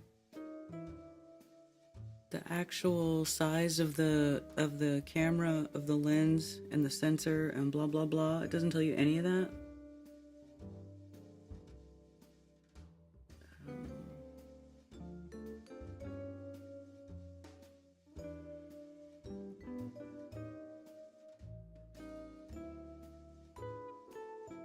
Aspect ratio, high resolution. Doesn't say, it just tells you the resolution, but it doesn't tell you the actual specs of the actual lens itself, which is weird. You know, like if you get a lens for a camera, it's a 18 millimeter lens, or a 18 to 24 millimeter lens, or a 500 millimeter lens. You know what I'm saying? Like, there's different specs, and I'm like expecting it to tell me the actual technical specs of the camera, and it doesn't. That's weird.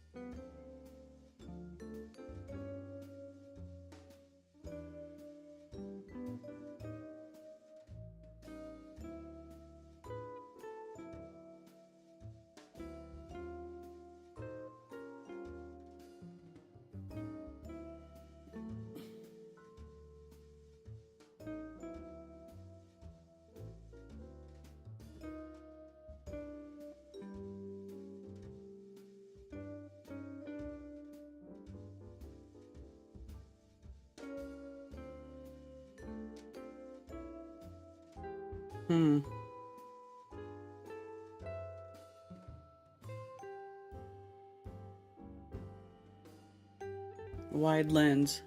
Wide lens. You can't have a wide angle lens without and not have barrel distortion. I know that.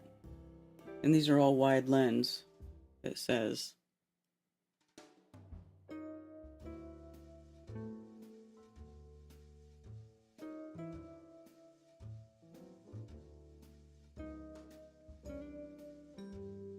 But it's interesting though, you can't even get like the...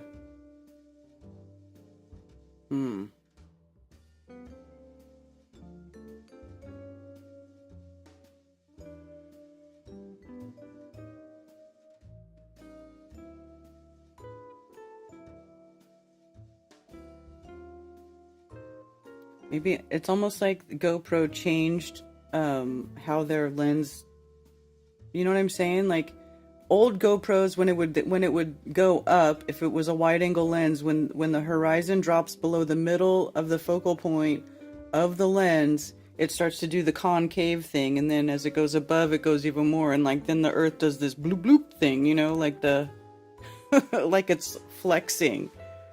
But it's not doing that here, and it's just weird.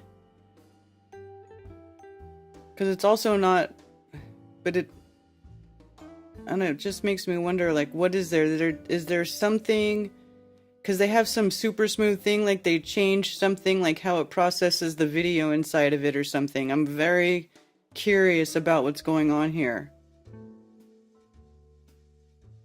Hyper Smooth Boost provides ultimate video stabilization by tightly cropping the image. Turn Hypersmooth to off for uncropped, unstabilized footage, or use the on or high settings for stabilized video with a wider field of view.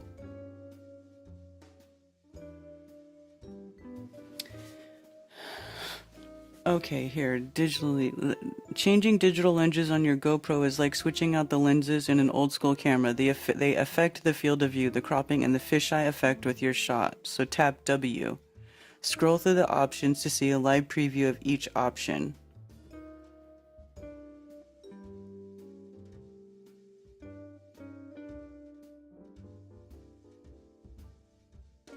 Looping. Okay, well this doesn't say that there's no barrel distortion. This is definitely a wide angle lens, in which case you're gonna have barrel distortion.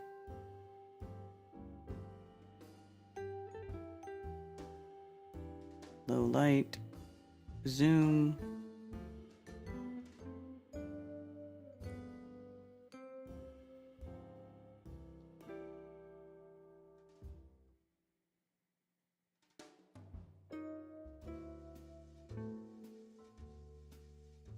Video resolution, frames per second, aspect ratio. Choose the best digital lens for your shot. Super view, wide, linear, or narrow.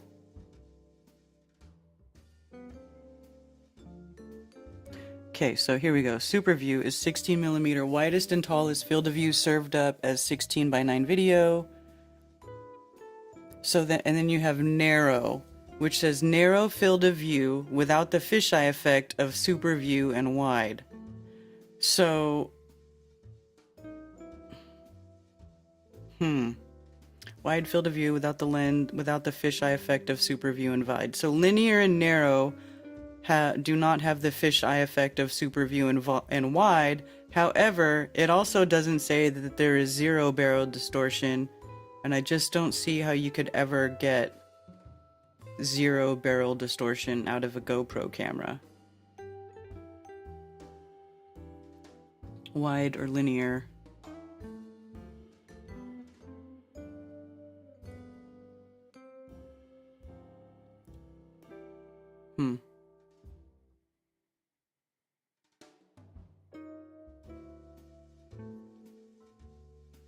Hyper smooth stabilization.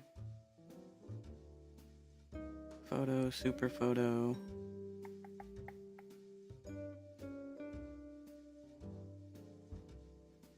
Yeah, it doesn't have the fisheye effect, so it doesn't do the concave convex thing, which is the fisheye effect, but it's definitely still got barrel distortion on it. I mean, I don't really know how you avoid that with a completely with a GoPro. I could see how they might have some sort of filter, like some sort of way to process the video to keep it from doing that. It's like a corrector. It's like a self-correcting fisheye feature, I guess it has. I don't know. You know what you need to do is go do some long distance sight tests. You need to get, do you guys have the P900 or a P1000 or a telescope or high powered binoculars? And you need to just get the Earth curve calculator out and go somewhere where you can see long distances. Try to find a place where you can see, you know, a pretty long ways, and look for something that's like that you should see, that you shouldn't see because of Earth curvature. You know, tell them, hey, if you could see this thing that should be beyond the Earth's geometric curve, should be literally be around the corner, then you shouldn't see it, and you do see it, well then you know that there's no curvature. I mean, that's what most of us do. Or Vanessa Kodashi, it's me in the Missouri. It's me, the Missouri caller camera is head black 11 GoPro.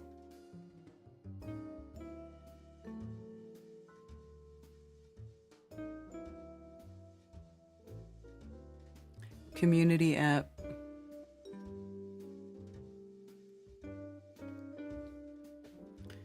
Huge lens distortion in Hero 8. But then now you're saying now it's not a Hero 8, it's 11?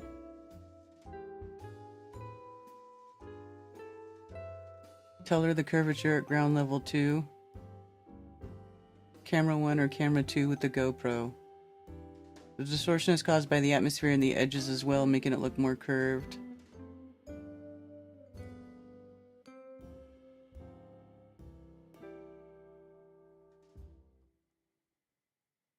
Can't be the curve because you kept following the curve. The horizon would be lower as you followed it. The other camera is Brave 7 Akaso. Camera is head black 11 GoPro. Let's see.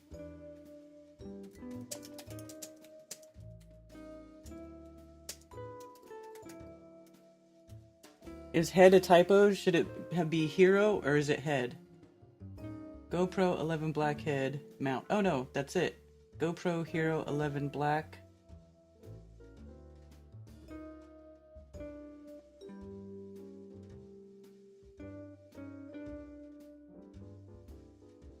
Large image sensor delivers an immersive extra large field of view.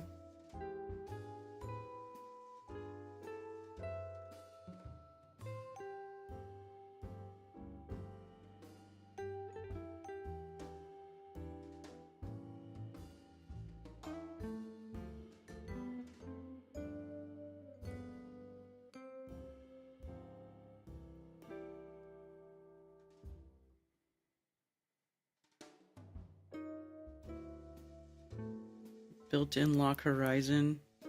Really? Your horizon will stay level even if the camera tilts while recording, and now that horizon lock is built in part of Hypersmooth 5.0, it's easier than ever to keep the horizon steady and consistent with your camera rotates a full 360.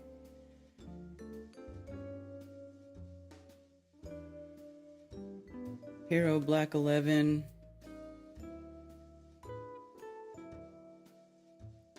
Eleven is reporting the distortion also as a problem, even more extreme because it's designed to capture action smoothly and not take measurements.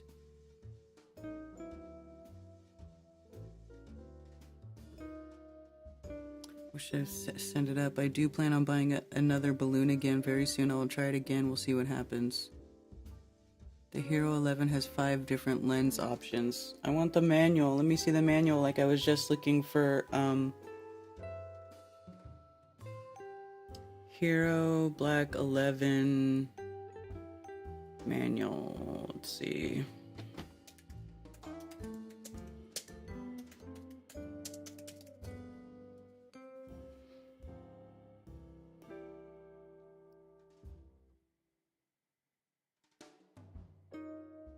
Video settings.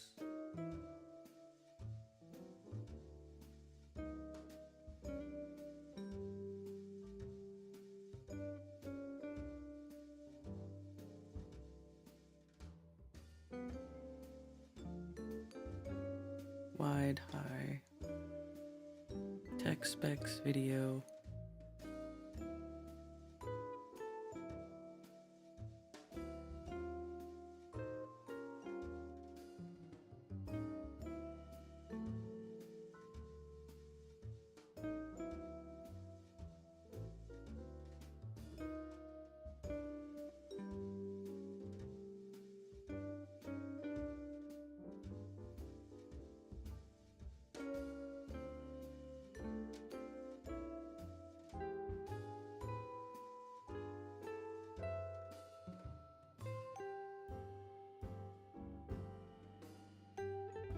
Video mode.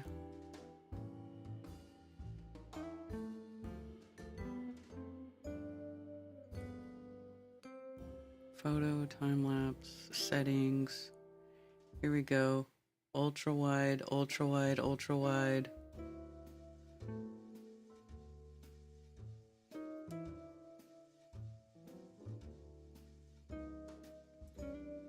All video is captured at an ultra wide field of view. You're gonna definitely get distortion if it's ultra wide.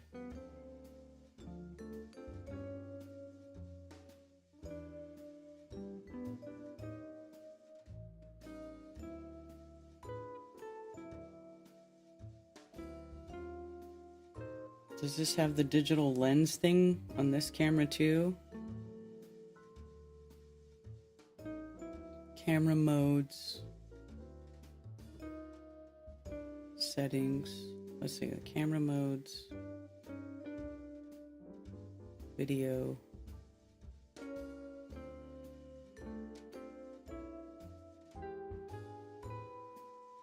Settings.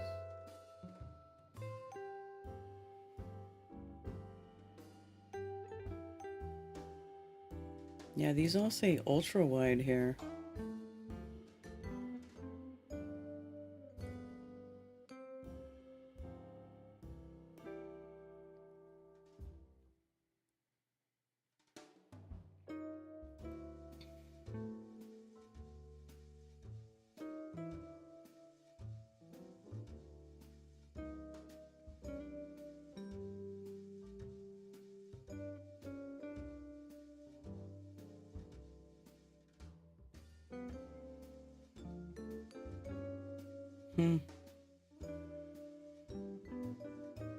This one doesn't even talk about having those different...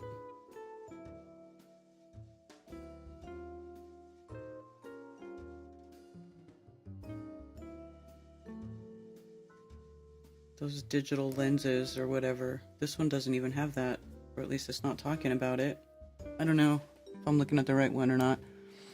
If it was an actual curve and you followed it around 360 degrees, the horizon would be lower behind you.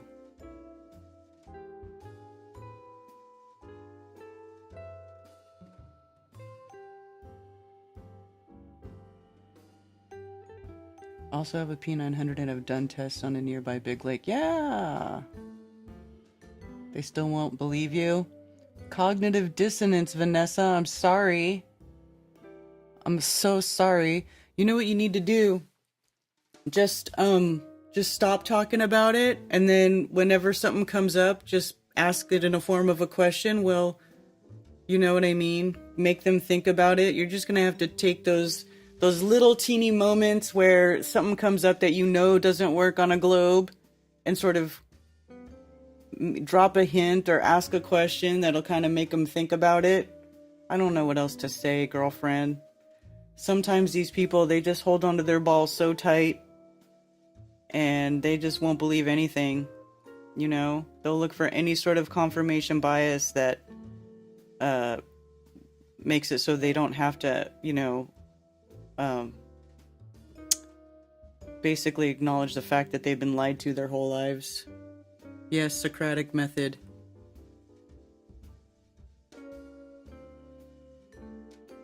Use ultra wide but mount sideways. Blackhead 11 GoPro. Is it head? Blackhead. That's a weird name for a camera.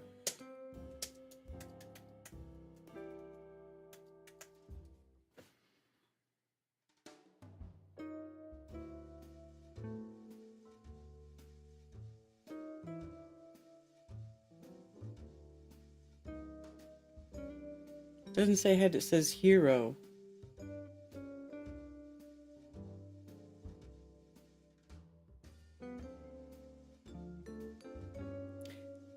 They hold on to their balls so tight they turn blue. Yep. It's true. Bit like you, Karen, with the moon talk. Listen, KJV. Don't come in here and try to gaslight me with your bullshit by saying that I'm acting like a globie. I hate when people put that against you. I look at things with a critical point of view. If I don't see any value there, if it doesn't make sense, if I can poke too many holes in the theory, then I just don't go along with it. It doesn't mean... But you know, you people, that's what you do. Oh, that's the only way you can get attention, because you know it triggers people. Well, you might as well think you're in a globe. You're the one who says we live on the moon. You're the one pushing that we live on a ball. So why don't you just suck it? Zipface 49 GoPro. Trying to visualize a camera coming out when I squeeze my cheek. Oh my god.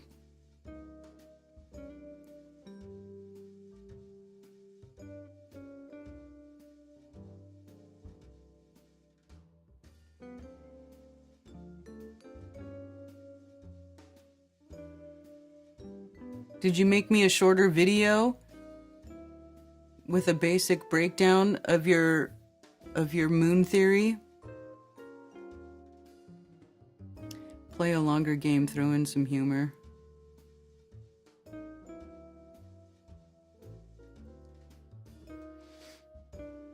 Yeah.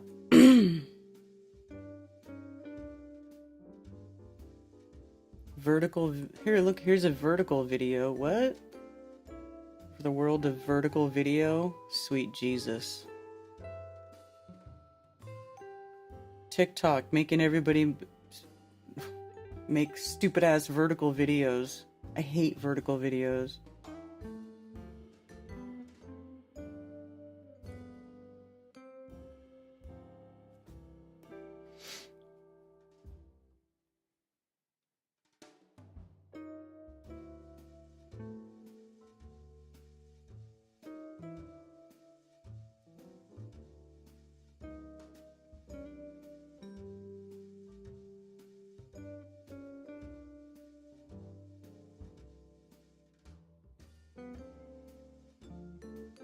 It's not a theory. Yes, it is.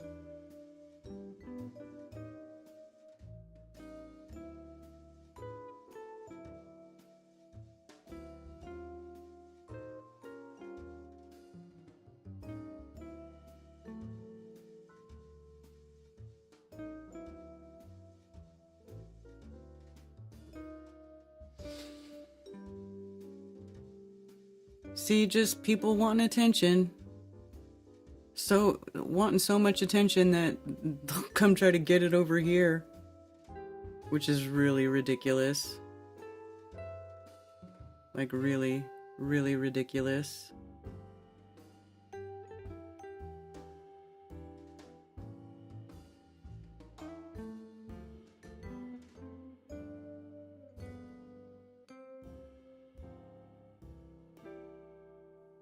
Just a game. Because the horizon is below the middle of the picture, the center moves up in the frame. Yeah. My husband thinks I am delusional for not seeing the curve they do, but he thinks he lives on a spinning ball. Yeah, exactly. Listen, Vanessa, we feel your pain. We feel your pain. All of us. You think we all got 100% flat earther families here? No. No, we don't. They all think we're insane. We all have to deal with it. I'm sorry. Sorry, it's your husband. Hopefully he still at least loves you and is good to you, you know? So,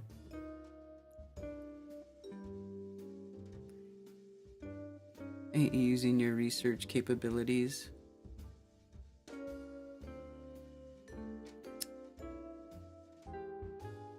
Well, the guy tags me in these freaking live streams that are like 4 and 5 hours long. I'm not watching that. I want the TLDR version. You know what I'm saying? Or the TLDW. Too long, didn't watch. Okay? Give me the too long, didn't watch version. Break it down.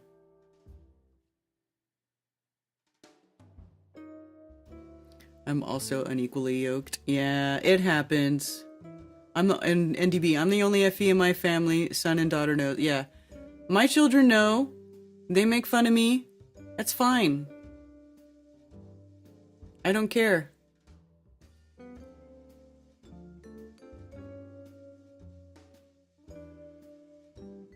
You divorced your globy husband? Oh my gosh.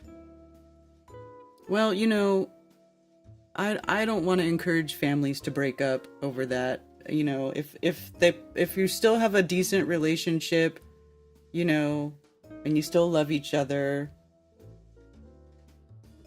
just whatever. Just let it go. And when something ridiculous happens that you know can't happen on a globe, you know, just throw it in their face and laugh about it. That's what I would do.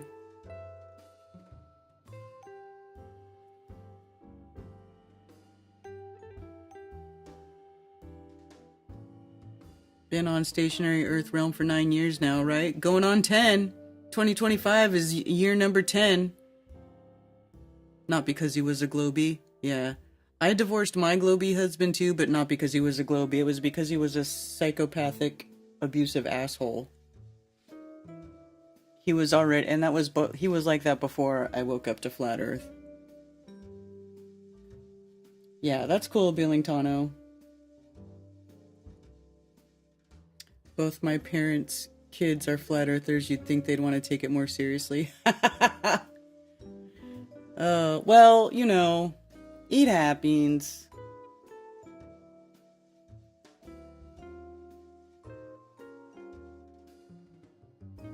My very globe-loving Catholic now ex-wife threw me out over Effie and clot shot, surrounded myself with guitars and amps, and found my happiness. Oh, I'm sorry about that, TC Sam, man.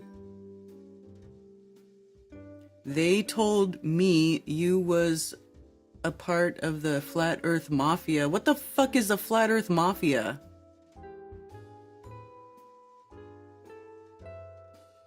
What is a Flat Earth Mafia? What kind of retarded thing is that? There's no Flat Earth Mafia. And I guarantee you, if there is a Flat Earth Mafia, I am not in it. I don't even know what that is.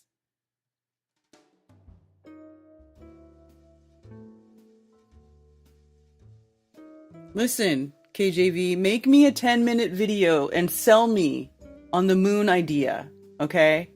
Do your best job in 10 minutes to convince me to, I don't know, have another look or consider it. And I'll watch it. I will watch it. But I'm not watching a 5-hour live stream. I'm not doing that. I'm not doing that. I don't even expect people to watch my entire live stream right now. That has been going on for however long. I don't even know. How long have I been streaming? 4 hours. I don't expect anybody to watch all of this unless you're just hanging out and you have it on in the background while you're doing stuff. You know, that's the only reason anybody would ever watch all of this. If there was one Karen B, what? No. 95% of my family are flat earthers, but almost none of my ex-bandmates or old friends are. It's all relative. Yeah. I mean, look at Stefan. He's in the Deftones. He says he's the only flat earther in that band, although I'm telling you, he told me that Chino is the one who writes all those lyrics. Dude, Chino be writing lyrics like a flat earther. I don't care what anybody says.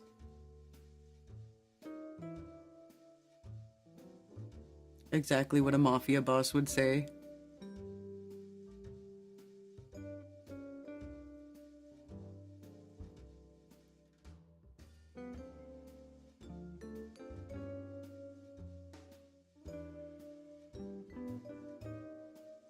That's so funny. If I'm the mafia boss, what's my benefits? What benefits do I get by being in the Flat Earth Mafia? Because I don't feel like I'm getting any benefits of being part of this so-called mafia. I'm feeling a little gypped right now, actually. What am I missing out on?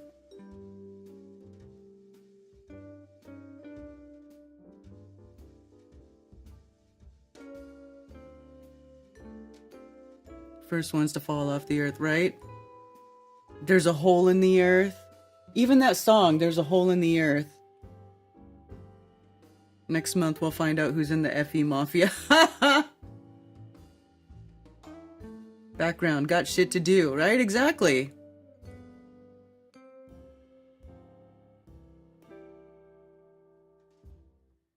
Nobody whacked you, KJV.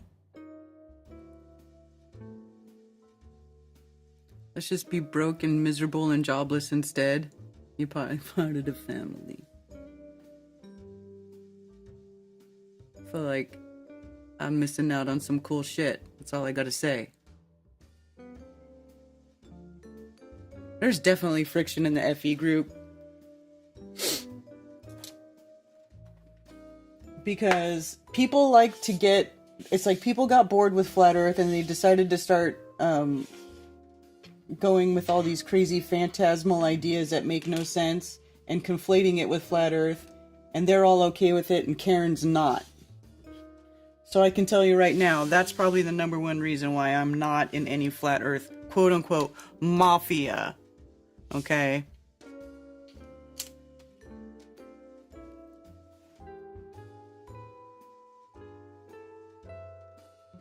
An FE Mafia button. Can't believe it's been 4 hours, but then again I walked 3 miles, filled my freeze dryer, and raked my yard. Good job! Yeah. Is Earth rising? No? No, it isn't. I do not believe it is. I believe Earth is level and stationary. He's a good man? Alright, then he's alright. Who cares if he doesn't believe in Flat Earth? As long as he treats you good, Vanessa. That's all we care about. Does he love you and treat you good? Yes? Alright. We're good. Yeah, still going. I'm about to dump it though, Stephanie. I'm about to stop. As I've been streaming for a while now. Yeah. I'm not in a cult. I'm not in a cult. I'm not in a cult.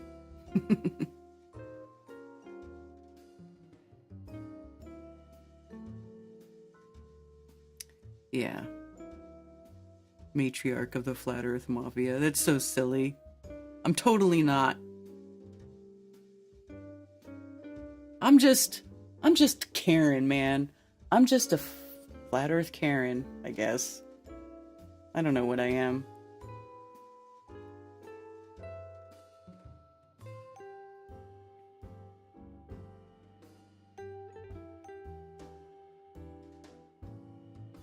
Yeah.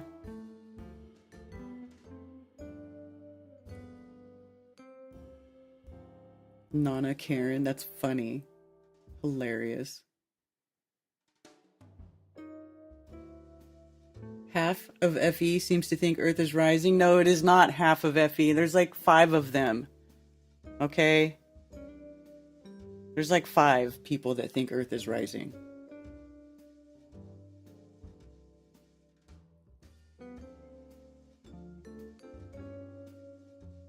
Not caring about the bullshit. Unless you called the cops on the gym people not wearing masks. I did not call the cops.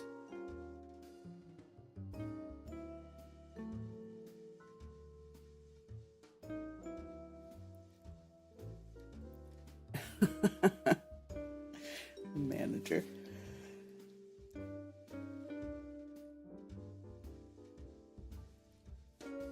If you think heavy is right, there's really only like 5 of them, and the rest of us really don't put any stock in what they say because it's ridiculous. It's just ridiculous.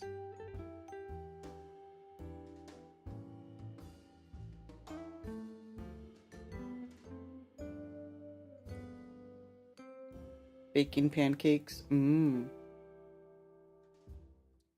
a Karn Karen. That's so funny.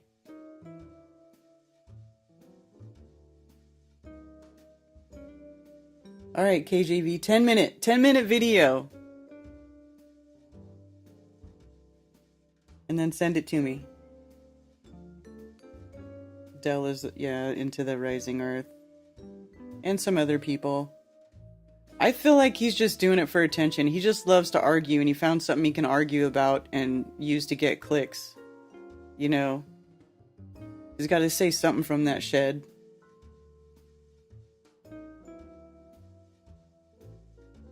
Rising, Flat Earth is rising in popularity. There you go. Nice, nice, nice.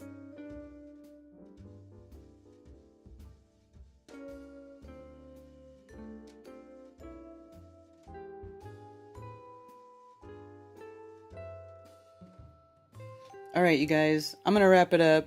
It's been a while, a little over 4 hours, and I'm going to get up off my butt and move around and do some more stuff around the house, and my children will be home soon, so I hope you all have a wonderful rest of your day, and yeah.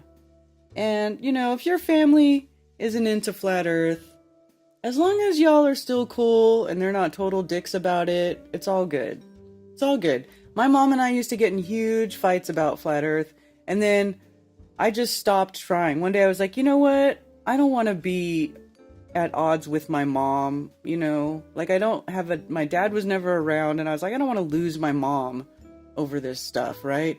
So I just let it go. And you know what? It was the best thing I ever did, because now we don't argue about it. And she can crack jokes about it. I got thick skin. I can laugh at the jokes. I tell jokes too back the other way. And now it just is what it is. And it's like not a point of contention anymore. And when it comes to like your family and stuff, the flat earth, the shape of the earth should be the last thing that should really drive you guys apart. Really. Because your family, I mean, you can't, it's so hard to create a new family like from scratch, you know? You can't just throw them away and like start from scratch again, especially if it's like your children or your parents or something, you know? So just don't worry about it. As long as you guys are everybody's still good and you're still being treated fairly and there's no abuse going on, then just don't worry about it. Just come talk to us. Come talk to Karen on Coffee Talk about Flat Earth, or come to a meetup or something, you know? come talk to us about it. We got you. We got you. Yeah, exactly.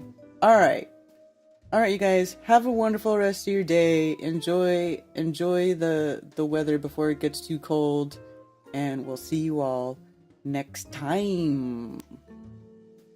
Later. And for those who wish to send me stuff through snail mail, you can send it to P.O. Box 10, Earl, North Carolina, 28038. There are also links below for Flat Earth merch, and you can send me donations. And I do appreciate all the support. Sincerely, thank you very much. Also, please go to flatearthfestivals.com for all information about upcoming Flattoberfests and Flat Earth-friendly local meetups. If you are organizing a local Flat Earth meetup, email me at flatearthfestivals@protonmail.com with your meetup information to have it listed on the website for free. For everything else, you can email me at karenbfe@protonmail.com. Thank you for being